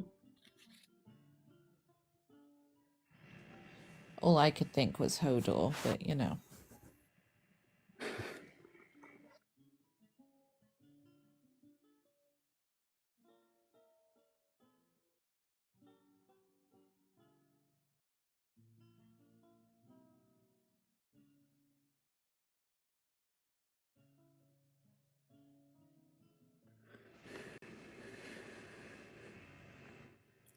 wonder if it's gonna need to be poem times. Can't have been much.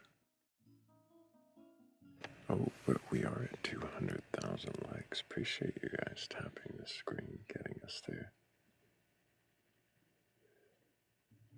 All 104 of us here tapping along. Hopefully we can get somebody else in here who's capable of questioning their beliefs before I decide to read us out in whatever AI abomination of literature I come up with.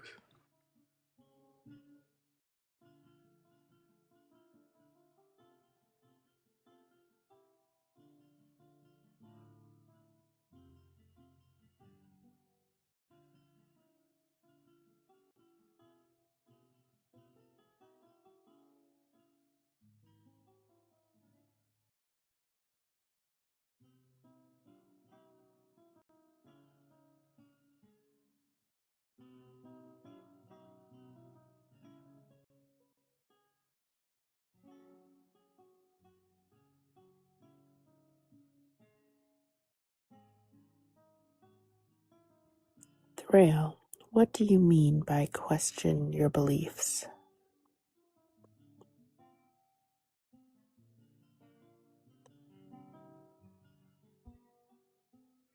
Demon Collector in chat wants to know.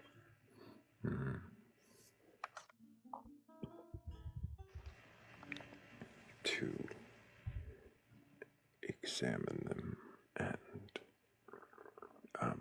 inquire into the motivation, well, the structure of the reasoning, to perhaps challenge, but not with assertions of error, but more inquiry of possibility and including possibility of error, but not limited to it.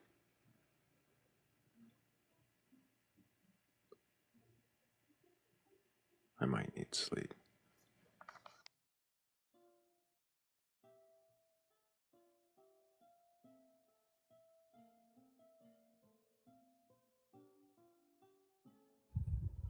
Quick, we need a believer to request up so Thrayle can stay awake longer. Do you believe in a god or God's higher power or anything like that? And can you question your beliefs? Request up, quick, quick.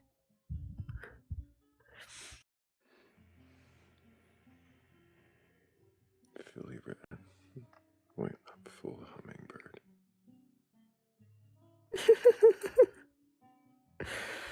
Do you expect anything different? No, not at all.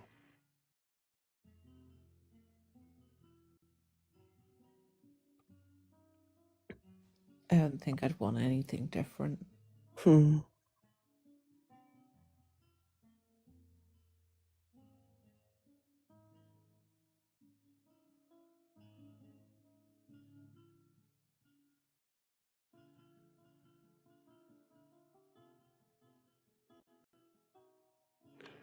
I had plenty of blueberry coffee. I don't know why I'm feeling so.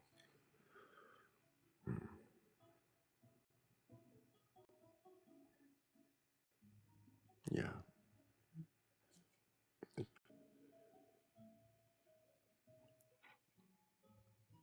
And there's nobody out there who believes.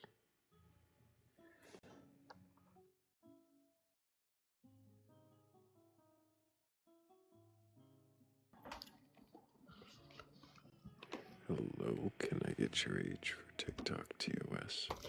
I'm 18. What year were you born? 2007. Do you have a belief in a god or God's higher power or anything like that? No? something happen. Hmm.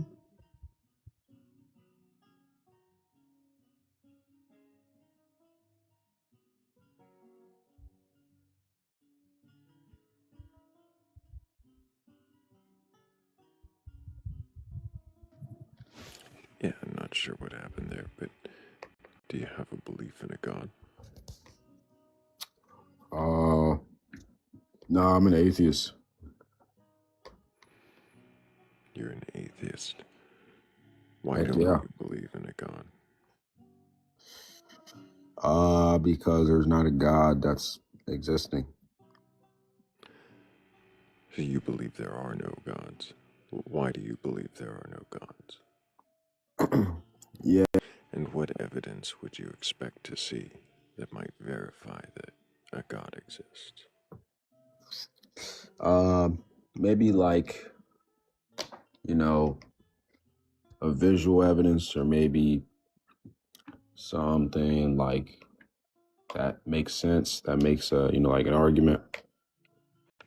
Something What like that. visual evidence would verify the existence of a god? Yeah, like if God were to be in front of my eyes and I saw him.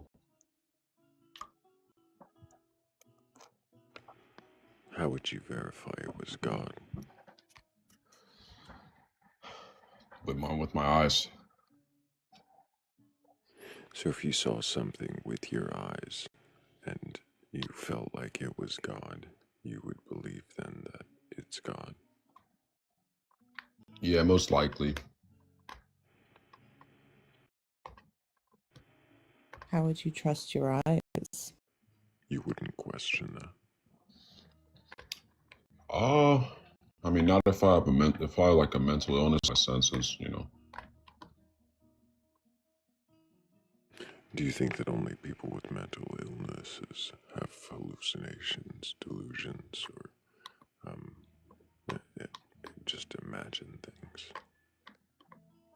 I think it would be the most likely, yeah. I mean, I'm sure maybe someone, who's like rational and doesn't have mental illness maybe could, but I think it would be really unlikely, or really rare. Why? Why do you think it's unlikely or rare? Yeah, because usually a mental illness is the thing that persists in someone that has hallucinations and stuff like that. So for it to be the case in someone who doesn't have a mental illness. Do you have a psychology degree? Yeah. You do, at 18. Yes, sir. Studying So if you- psychology right now. So if you're you were studying it now, you don't have a degree.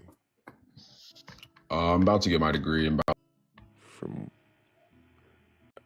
from a university, or are you talking about your diploma from high school? Nah, from university.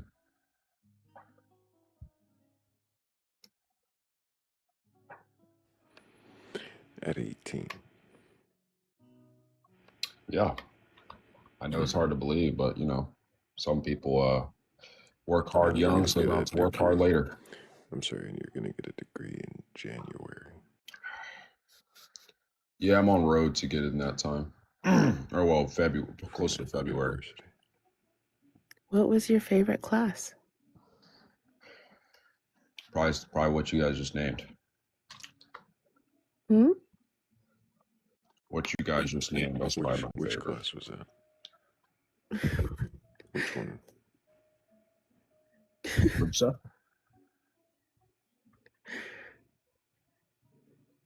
What's the name of your favorite? Named just psychology, what I used to do. Okay. So,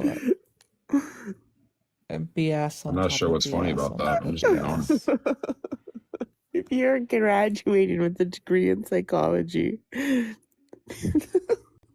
didn't have one course called psychology. How do you know that? Because that's not how university works. You get different topics for real. within. I know. I don't know why we even deign to give that one a chance, but I enjoy you, Philly. Oh, I like the laugh. Sometimes I need it.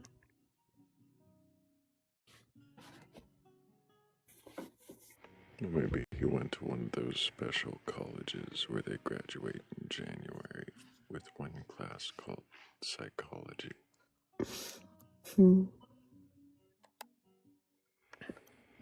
I'd question the degree though. Hey, Reese, can I get your age for TikTok TOS? Yeah, I'm 18.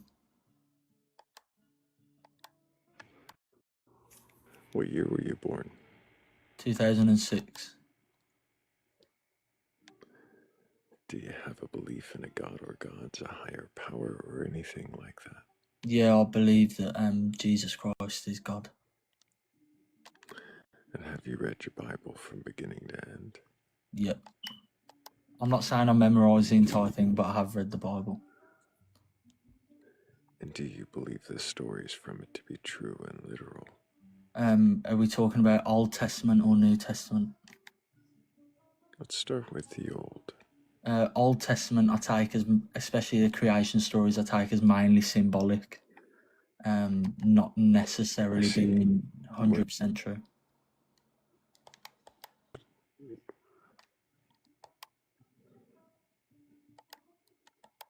What do you mean by symbolic? So they are a story, a mythical story with meaning behind them that show us characteristics and what is the meaning of, well, there's many different meanings. It depends which story you're looking at. So let's start with Genesis 1. Genesis 1. So the creation story, the meaning behind the creation story is not necessarily that in 7 days God created the way I take them is that not necessarily God created the earth in 7 days, but I take What from about that the that order? Is the order true? is the order true in terms of the order that he made it, in terms of heaven and earth first, then light, and is that what you're talking about? Yeah. When did he create heaven and earth? I don't actually know. The way I take the Bible, I'm with scientists on that stance in terms of I believe that I think the Big Bang Theory did happen. However, I think that is how it happened, but God is why it happened. If you understand what I'm saying. Why do you make that assumption? Well, I trust science, and I think science is right on a lot of things. And I think the Big Bang Theory is probably one of those things that science is right in. However, I don't understand how, and no human can understand how the Big Bang Theory to happen. May I ask you, do you... Sorry, Thrayle, you're on. Go ahead. Do you believe that science supports that somebody can be resurrected after 3 days? Scientifically, no. If you want to speak, no, it doesn't. Do you believe that Jesus raised from unalivement in after 3 days? Yes, I do. Why do you believe that? Because I go back to what the eyewitness accounts tell me. Any time in history that I want to find out anything about anyone, I'll go back to the people that were there with that person and saw that person face to face. And the disciples and the Gospels is the case of that for Jesus. So I trust what they're saying. What's that, sorry? Which disciples? Matthew, Mark, Luke, and John. So you would take the stance that Matthew wrote the book of Matthew, the Gospel of Matthew, and so on and so forth? Yeah, the Gospels were written by Matthew, Mark, Luke, and John. When do you think that they were written? Well, they were written in the 1st century originally, and then they've been transcribed and put into different languages and so on and so forth. Do you believe that... I'm going to ask that differently. Why do you believe that they were written in the 1st century? Because that's when Matthew, Mark, Luke, and John lived. They couldn't have written it before the 1st century because they wouldn't have been alive, and they couldn't have written it after the 1st century because they wouldn't have been alive. So it makes sense that it would have been in the 1st century. So you believe that they wrote it because they were written in that time frame, but you believe they were written in that time frame because they wrote it. I don't really understand what you're asking me. Do you see the circular logic that you're using? I'm a little bit lost, to be honest. I'm not understand what you're getting at. Mm-hmm. Why do you believe that Matthew wrote Matthew? Why do I believe that Matthew wrote Matthew? Yeah. I think, with respect, I'm not trying to be. I think it's a little bit of a silly question. I mean, it's like saying, why did Shakespeare write? Why do you think Shakespeare wrote Macbeth? Because Shakespeare wrote Macbeth. Do you know anything about the author Shakespeare? Yeah, I do. He was born not too far from me, actually, about 45 minutes down the road. Do you believe that all of the works attributed to Shakespeare were solely written by Shakespeare? Yeah, I think, yeah. Because most scholars would say that that's not the case. Your example actually is perfect for saying that we don't know that Matthew wrote the Gospel of Matthew. What evidence do we have to say that Matthew didn't write the Gospel of Matthew? There's lots of evidence. Such as? Are you familiar with anachronisms? No, what's an anachronism? It's something that doesn't fit in the time period of a story. So, for example, if we took a story about, I don't know, Hercules, and Hercules drove a Hummer vehicle we would say, oh, well, this story obviously wasn't written, or let's pick someone else that actually exists. Alexander the Great. We think Alexander the Great. Yeah. Hey, Alexander the Great drove a Hummer. Well, if a story was that there are no Hummers in the time of Alexander the Great, we know that that is probably not legitimate source. Okay. The Hummer is an anachronism. Yeah, so there are anachronisms in Matthew, in the Gospel of Matthew, that do not fit with the time period that you're saying that it would have been written. Can you please give me one of those anachronisms? I don't know them off the top of my head well enough to do this at 5 a.m. That's probably because I don't think there is. I don't think there's an anachronism in the book of Matthew, and I'm sorry, Reese.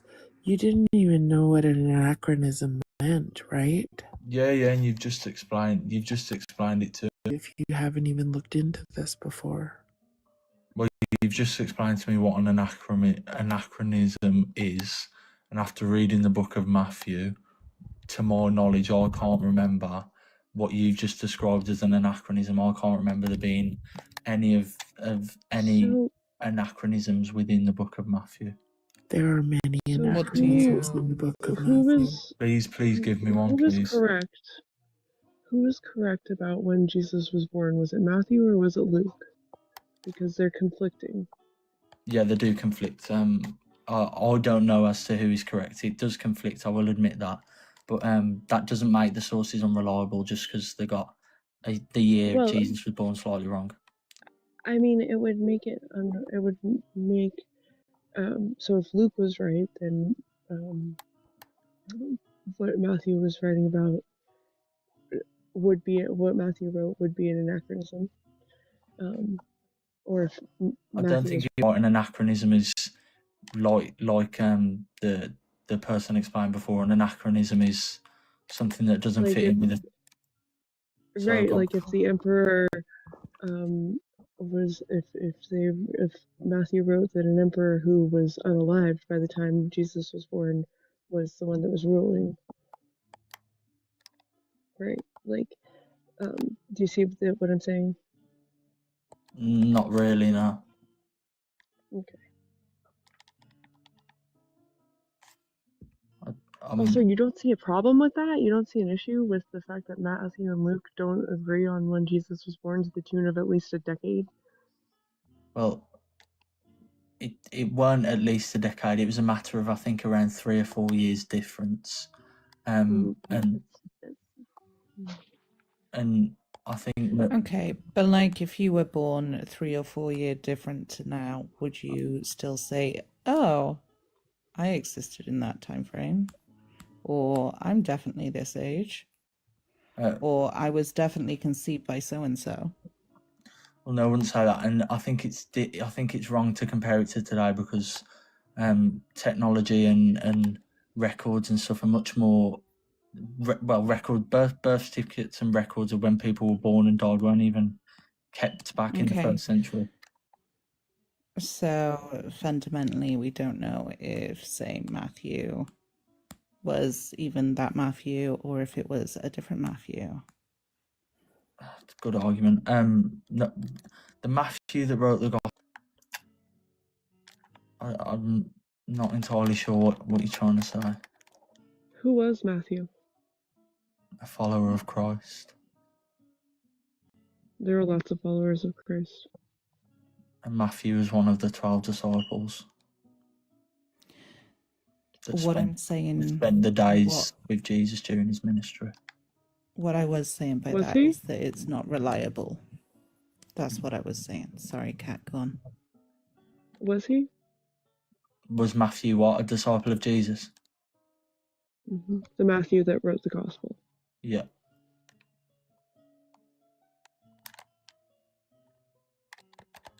Yeah, he was.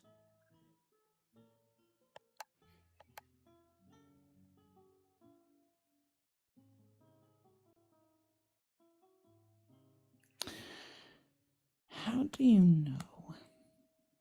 If the information is not reliable, how do you know?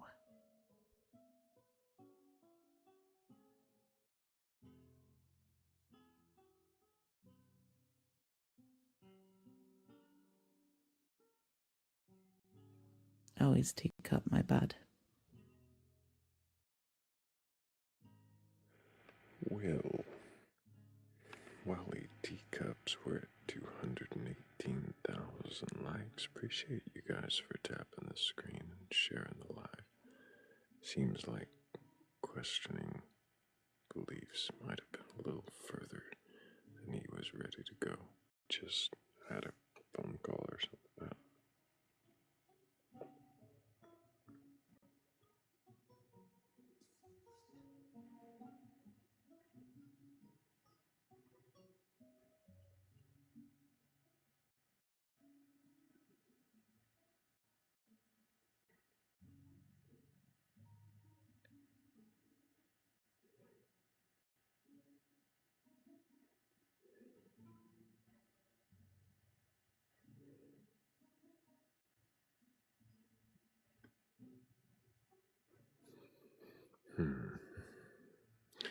No believers.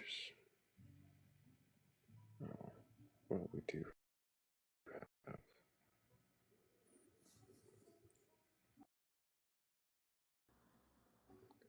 Sibbiz. Good morning. Hello, Sibbiz. Can I get your age for TikTok TOS? My age? Born in 70. Mm-hmm. Do you have a belief in a god or gods, a higher power, or anything like that? Almost definitely do, yep. And which god do you believe in? The triune God.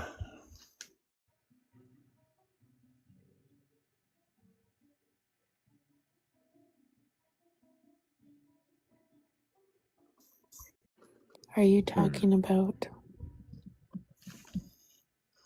the Father, Son, and Holy Spirit? Yes, the triune God of the Holy Bible, 66 book Have you canon. read the Bible? A good portion of it. Heard a lot of it too, but I haven't. Not from beginning to end. Not yet. Not completely. The Do you journey. believe the stories you've heard from it to be true and literal? Well, some stories are metaphors. I don't know how to explain a lot of the English because I didn't pay attention in English. But there's metaphors. What did you pay attention in? What I pay attention into back when I was a kid. But I just developed my faith as a young kid. Actually, before kindergarten, I know I did, and went astray many, many, many, many, many, many times, and still do. I'm sorry. Before we get too far off into the personal biography, I'm more curious about the beliefs. Okay. Sure. Do you believe in the 6-day creation? Yes. Do you believe in Adam and Eve in the garden? Why do you believe those stories? Makes 100% sense to me.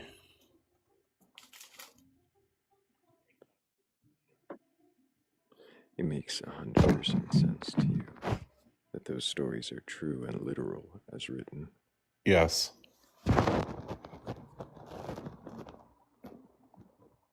And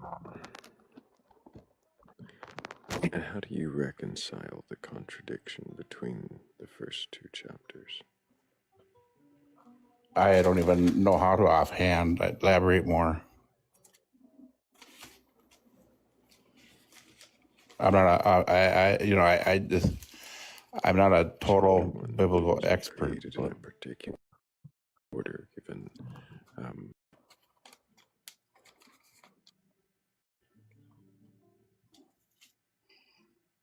Okay, I thought you interrupted me there for a moment. No. Like I had a lag. So in the first chapter, it gives a particular order, like light and then firmament and Sure. plants, and then what is it, sun and moon, and then animals and man and woman, right? Yes. So if it gives that particular order in Genesis 1, why then does it give a different order in Genesis 2, where it says there are, before there were plants, because he hadn't made it rain and there was no man to till the ground, he makes a mist come up from the ground, and then he makes a man out of the dirt. So then he makes the plants, and then he makes the animals, because the man is alone. And then he makes the woman, because the man can't find a helper in the animals. So why does it change the order and give reasons for this new order in Genesis 2?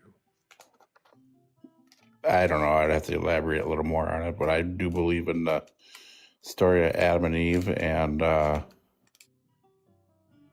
have to read up on it and get back to you. I totally believe in that the Bible is also points to salvation. About this contradiction, you said you'll look it up and get back to me. Well, offhand, I'm not a total expert on the whole remembering how the whole chronological book is from Genesis all the way to Revelation.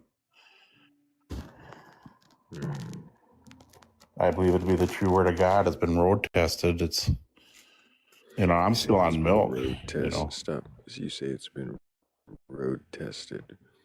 What do you mean by that? It's nourishment for the Christian. It's nourishment for the Christian. What does that mean?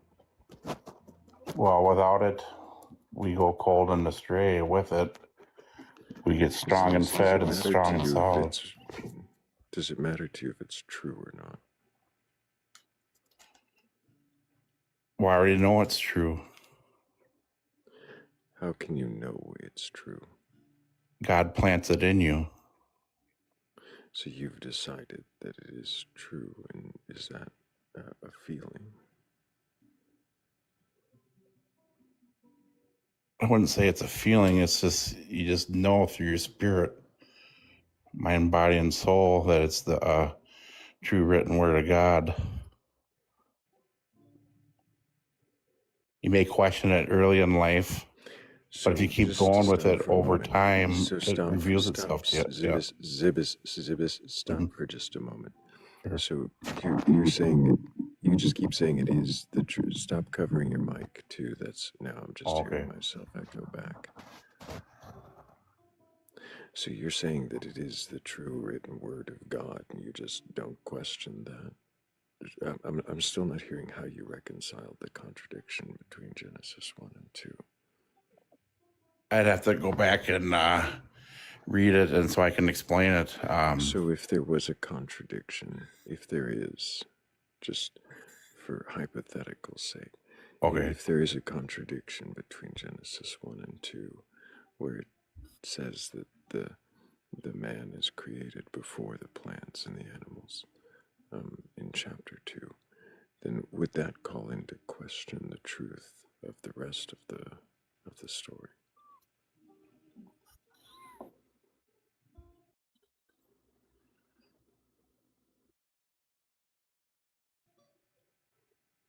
No, I'd have to, hypothetically speaking,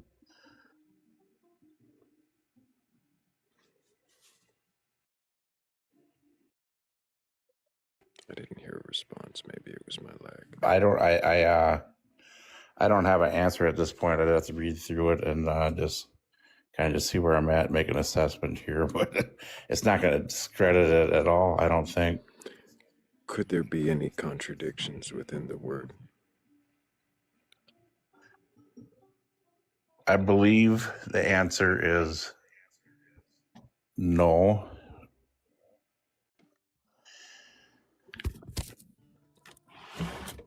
I don't believe so. But I'm not.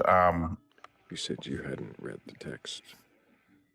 Completely, totally no. But from I learned from other Christian people that are teaching me through the years that the Bible does not contradict itself.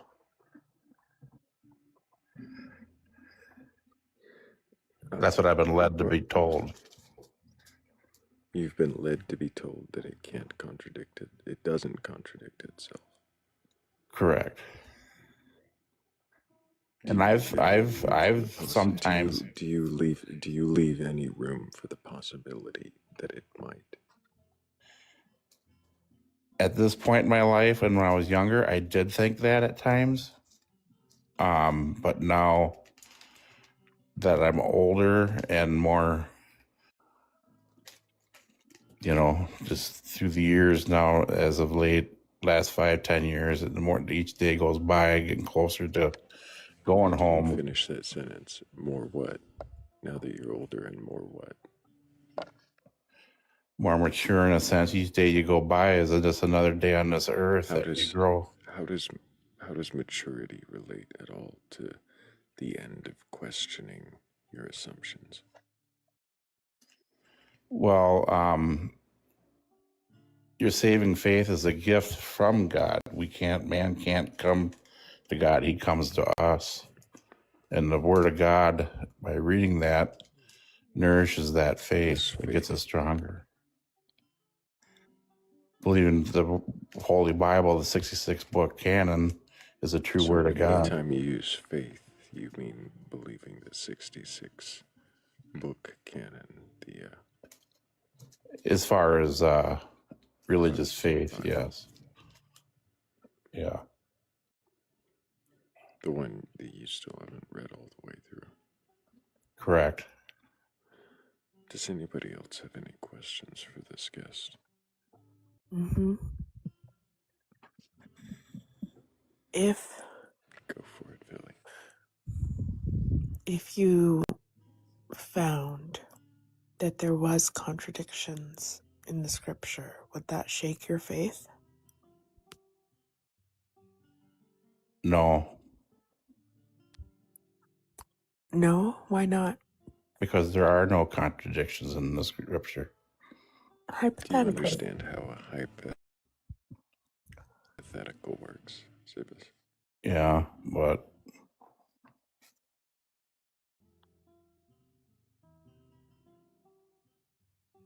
don't get me wrong. There's been many times where I've read or learned and heard something new in the Bible that I haven't come across yet.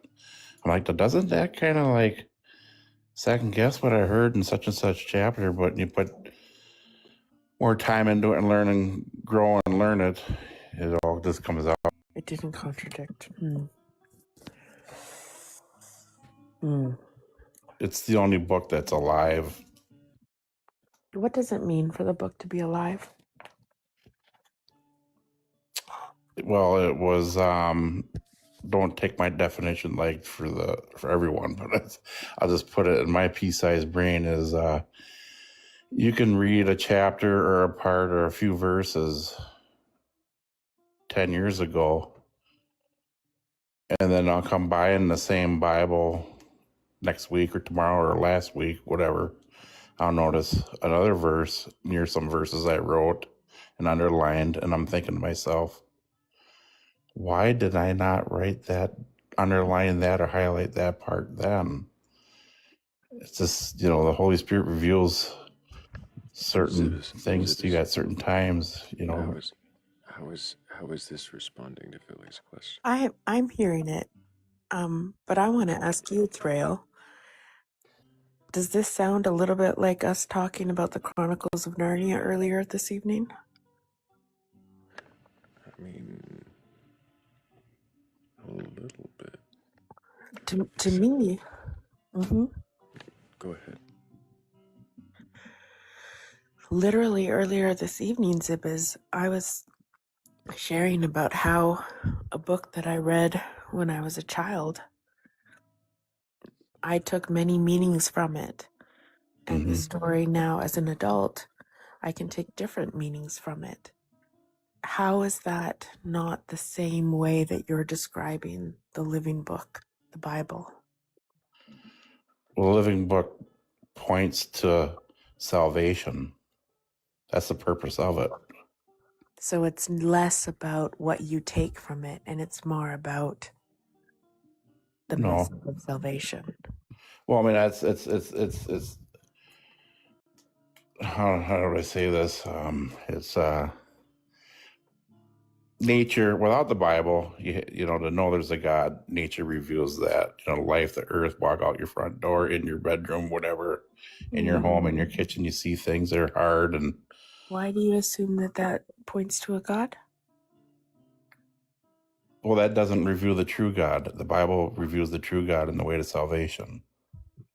I'm sorry, did I misunderstand you? Did I miscite in nature that points to a God?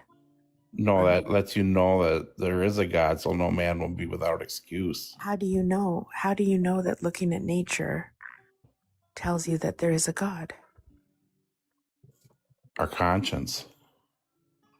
Our conscience tells us. We're all made in the image of God.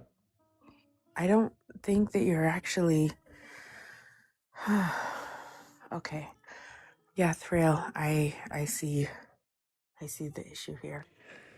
What? Yeah. What? Anyhow. Does anybody else have a question for Zibis? Nope. Okay. Well, Zibis, I appreciate you coming up and attempting to, do something, I guess. I hope that you figure out how to question your beliefs.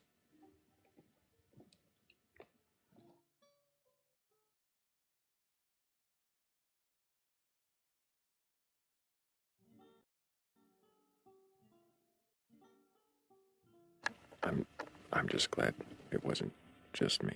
It felt like snippets that were ready to be said and no critical thinking at all. Oh no, not a single hesitation, not a moment thought. Just lines read.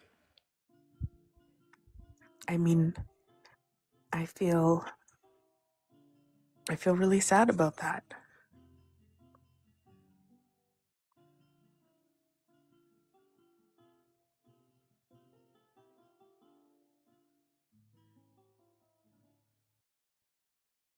I guess when you call yourself someone with a pea-sized brain,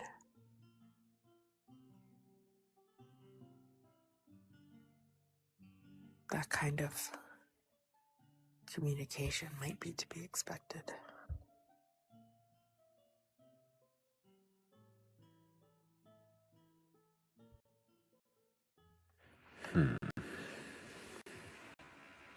Could be, could be.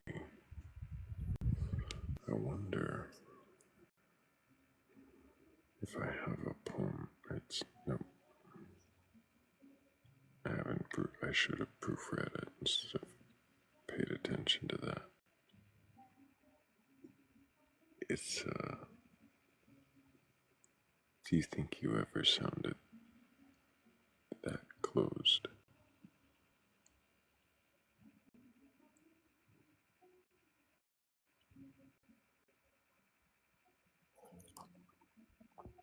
I hope not. When I think back, I know that there were thought-ending cliches that I had used, but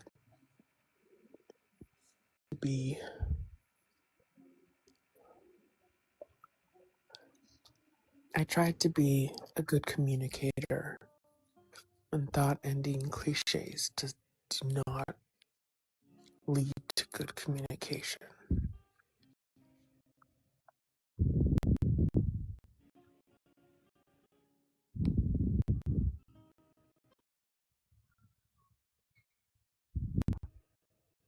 And I know that I had it for a long time.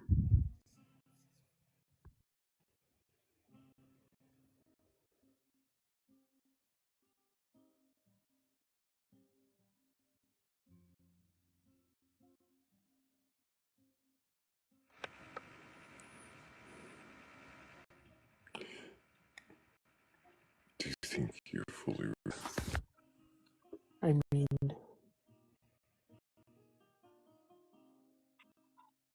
I think that there's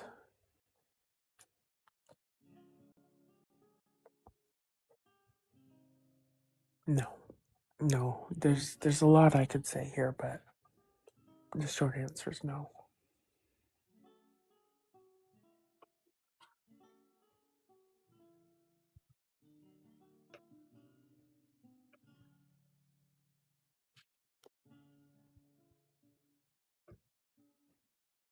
Unless you want me to say a lot because you're proofreading the poem.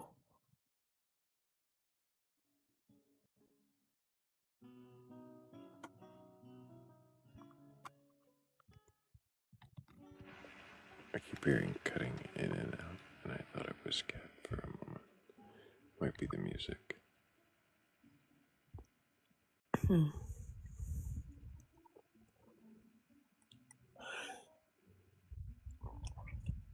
I said that yes.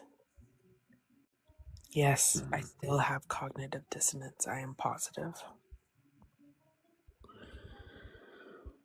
Where do you think that lies?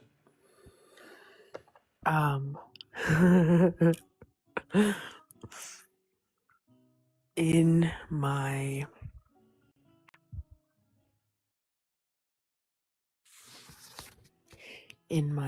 my acceptance, my thinking about what is good and acceptable and what is not. The sin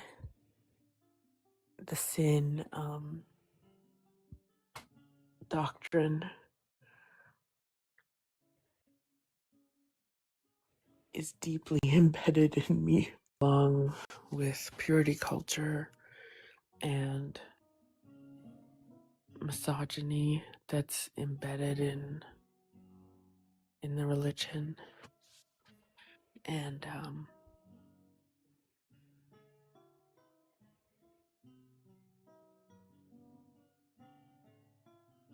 it feels like there's a battle within me when it comes to things like that. What is safe? What is not safe? What is good? What is not good? What is right? What is not right?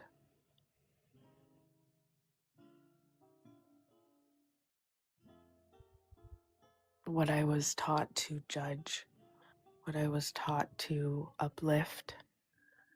I'm still deconstructing, questioning, and trying to live out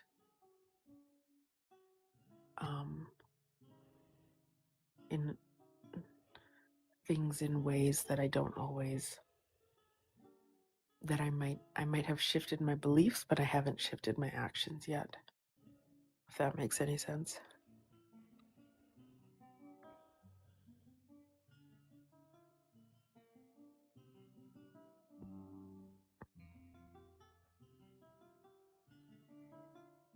I had an interesting Christmas dinner conversation. Oh, did you? Mm-hmm. Mm-hmm. Yes. About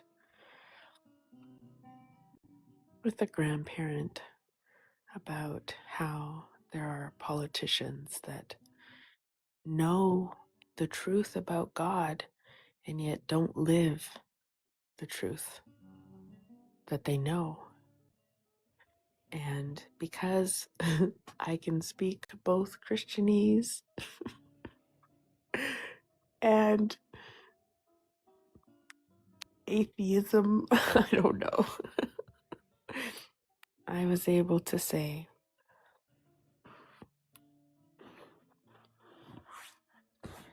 that I don't know if I pay too much attention to what people profess as much as I just remember the words of Jesus about clothing the poor, feeding the hungry,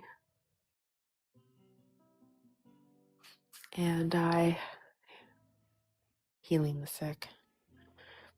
And I try to vote for people who live like that.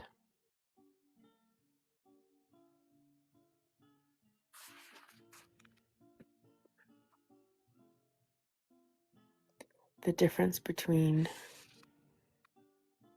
what your brain is for myself, what my brain is able to know and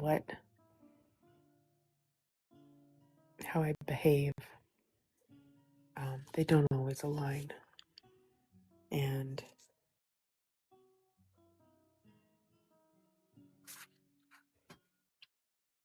that's why I thought of that. Sorry, it's a bit of a tangent. How's that poem? It's something. It's poetic.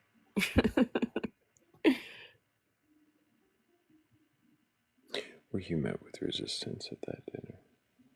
Yeah. On that idea? That idea, because I was a pastor, I know how to speak Christianese. I know how to say the things that somebody who's a good Christian person cannot debate me on if they want to remain how they view themselves as a good Christian person. And this grandparent wanted to believe that following Jesus is the right thing to do. So there was a little nod and the conversation moved on because there was literally nothing this person could say back to me.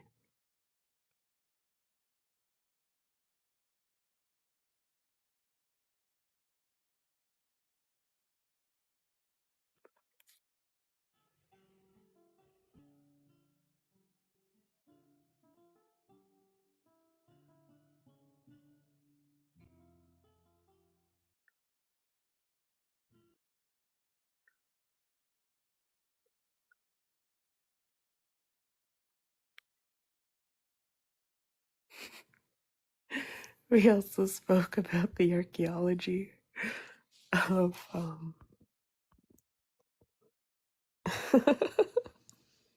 Rowan says I speak Rowanese very fluently. Thank you, Rowan. We also spoke about the archaeology of things And another grandparent told me that they believed that those archaeological finds prove the Bible and everything in it. And I gently questioned, but I know that there's so much blocks there that there's no openness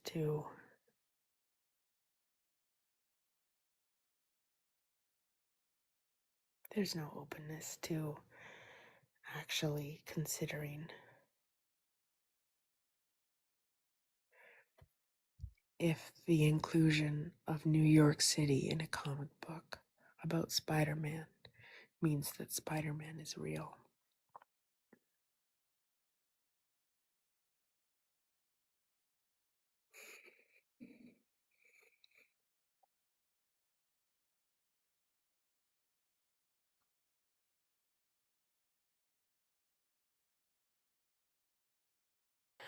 Oh, and we lost Thrayle, Cat, and Noctis. We get to run the live now. Give me all the what the fucks. Give me. I want 'em.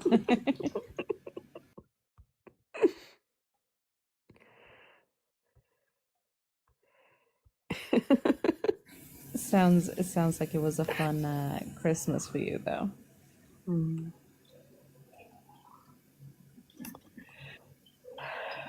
I held myself back. I'm proud of you. It's hard. It's hard with families. Oh, I got in a whole debate with my brother about flat Earth, and we don't need to repeat that. Oh no! Oh, yeah. oh no, yeah. Noctis. I know. I know. What? Oh, he's one you should ask about mermaids as well. Okay. If he ever pops on. Honestly, for my sake and his, I hope not. You know what? My brother knows that I go on these lives now. Oh, I wish you luck. He has definitely listened in. I would love him to come up and be questioned because I think he's deconstructing as well in ways that are similar to my own. Huh, we have that lovely lute music again. I wonder where that is coming from. No one we could possibly know. Welcome back, Thrayle. Thank you.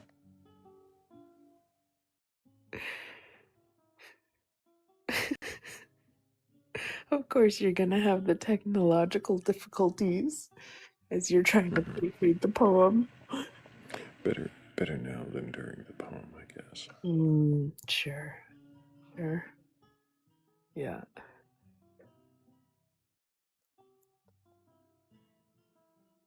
Yeah, how did you get yourself back to your normal There's seat? a new feature.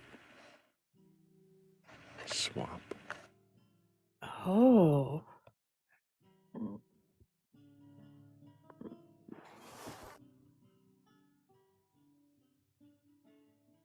It's a shame. I was so comfy. It suits you up there, Noctis. Just like a cat, you know. Mm-hmm.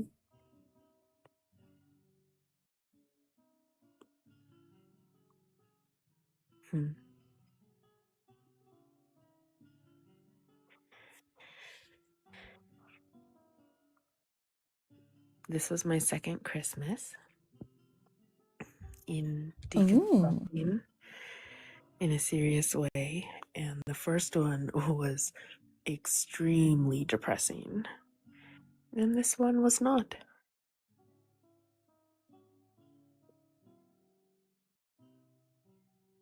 That's good to hear, though. Mm-hmm. Deconstruction has not been all bad.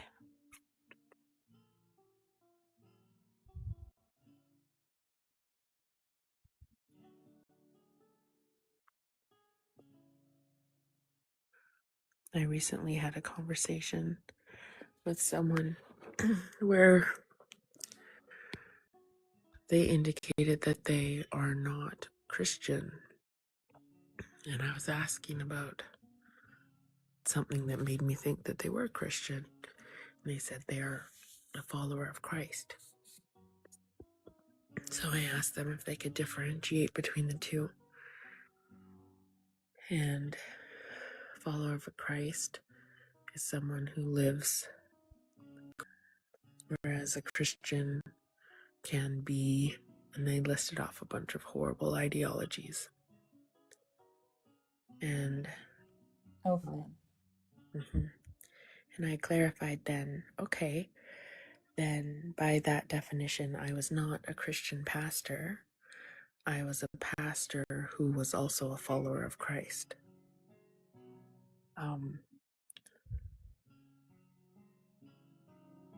The thing is, one of the questions that I asked for a long time on these lives was for people to define what a true Christian is, what a true follower of Christ is. How do you actually know? Because so often I get told that I didn't really believe, I wasn't really chosen, I wasn't really part of the elect. And you weren't special. I wasn't actually a daughter of the Most High. I just deceived myself into thinking that I was a Christian. It's one of my least favorite things about discussing with people who believe is the mind reading, the knowing my story better than I know my story. Because the Bible says it. The Bible says something.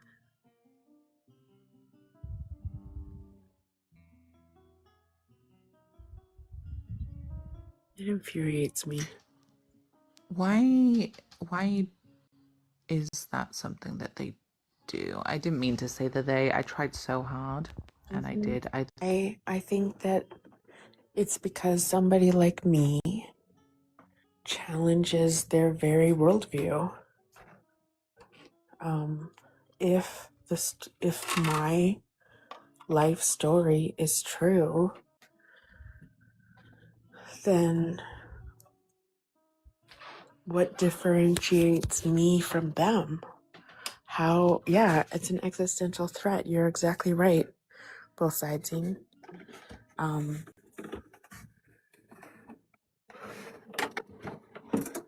If it can happen to me, it can happen to them. And it is a threat. And I think that's that why makes sense. they discount it. They discount me to lessen the threat to themselves. I turned my dad Calvinist. Did I tell you, Noctis? No, do tell. He used to be a Calvinist, a 4-point Calvinist, not a 5-point Calvinist. And then he moved away from that. But since discussing with me, he has said that I turned him Calvinist because he believes in the irresistible grace.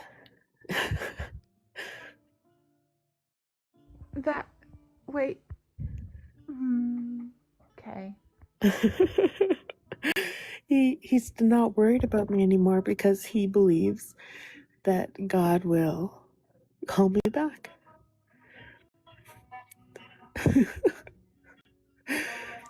The definition of having to believe to whatever gets you through the day. Yeah.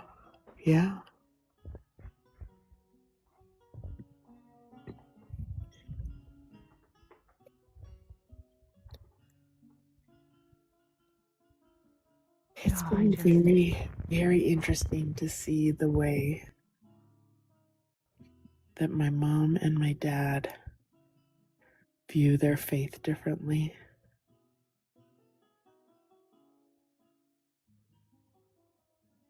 Yes.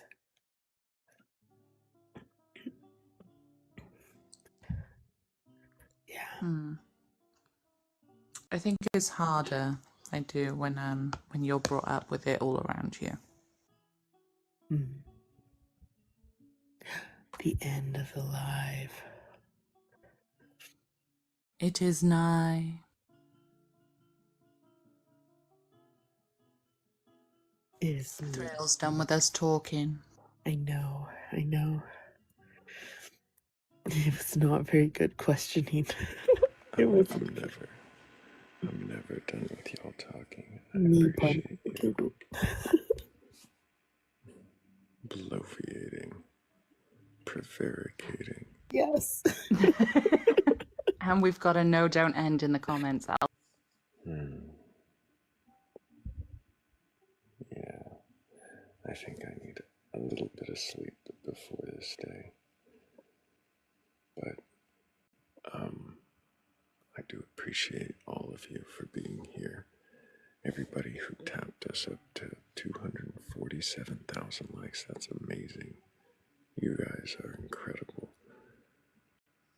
Thank you for being the best audience on TikTok, whether you stayed awake or fell asleep.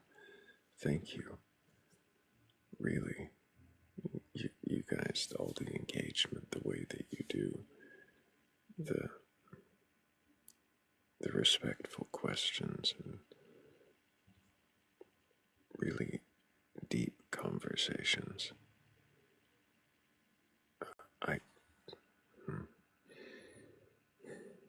I can't thank you enough. Thank you, Philly, for sharing those stories, for giving us something to think about and question. Absolutely.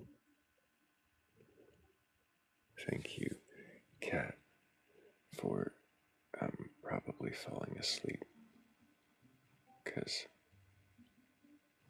I haven't heard from you in a while. See, I always thank the sleepers.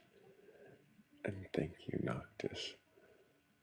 I appreciate you being the most feared member of the panel tonight. Only because Kira's not here. Thank you, Thrayle. Thank you. I appreciate you. Thank you to the mods who help keep the chat in line. Not that all of you need it, but some of the new faces need to know that we are here to be respectful, not to tear down, not to burgle your gods, not to destroy your faith, question your beliefs, to see if,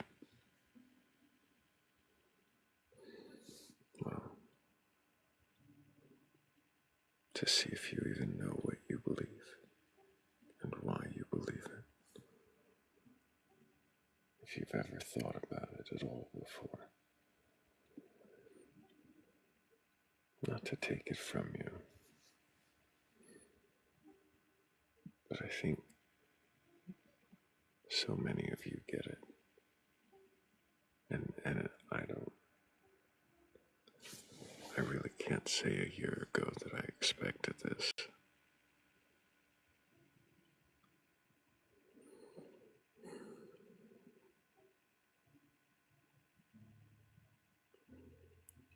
I'm astounded every time that we get to,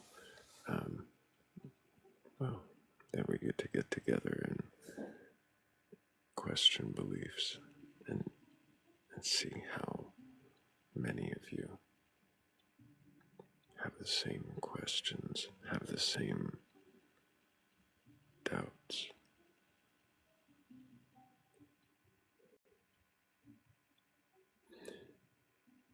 If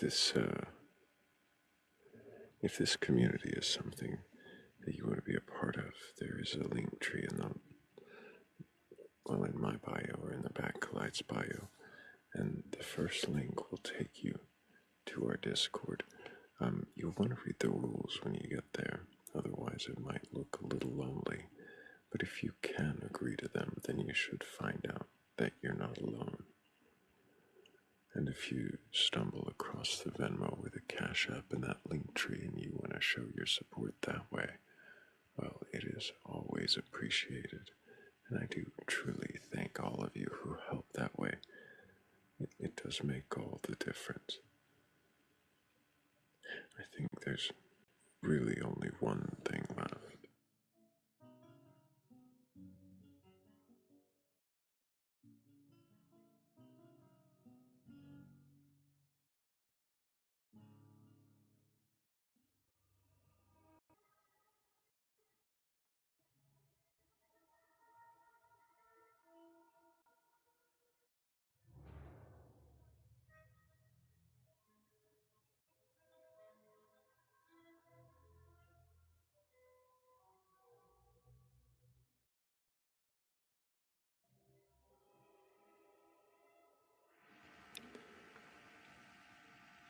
They tell me there's a pulse beneath it all, a hidden current humming just out of sight, a life force threading stone and thought alike, explaining everything just by saying light. But when I ask what pushes that soft tide, what measures it, what proves it's even there, the answer's thin to metaphors and sighs, a feeling framed as fact, then left to air. I've heard of love made flesh to save the world, a gentle king with wounds that heal the lost. Yet, why must truth arrive as sacrifice? And why must doubt be named the cost? I've seen the lion roar in borrowed suns, heard courage dressed in fur and noble breath. But stories teach us what we wish were true, not what survives the quest. I've raised a horn to gods who prize the fight, who trade in fate and blood, in glorious ends. But power crowned by myths still begs the same. What benefit does thunder gain from friends? And in the dark, where ancient horrors wait, vast names that curl the courage from the mind, we quake, then kneel, mistaking fear for depth, confusing awe with insight we can't find. From cosmic dread to warmth that flows through all, the pattern hums, insistently the same. A gap appears, an answer fills it fast, and calls itself profound by granting it a name. So let the universe be vast and mute. No shepherd's crook, no whisper in the void, when we don't pretend that doubt is something that should be destroyed.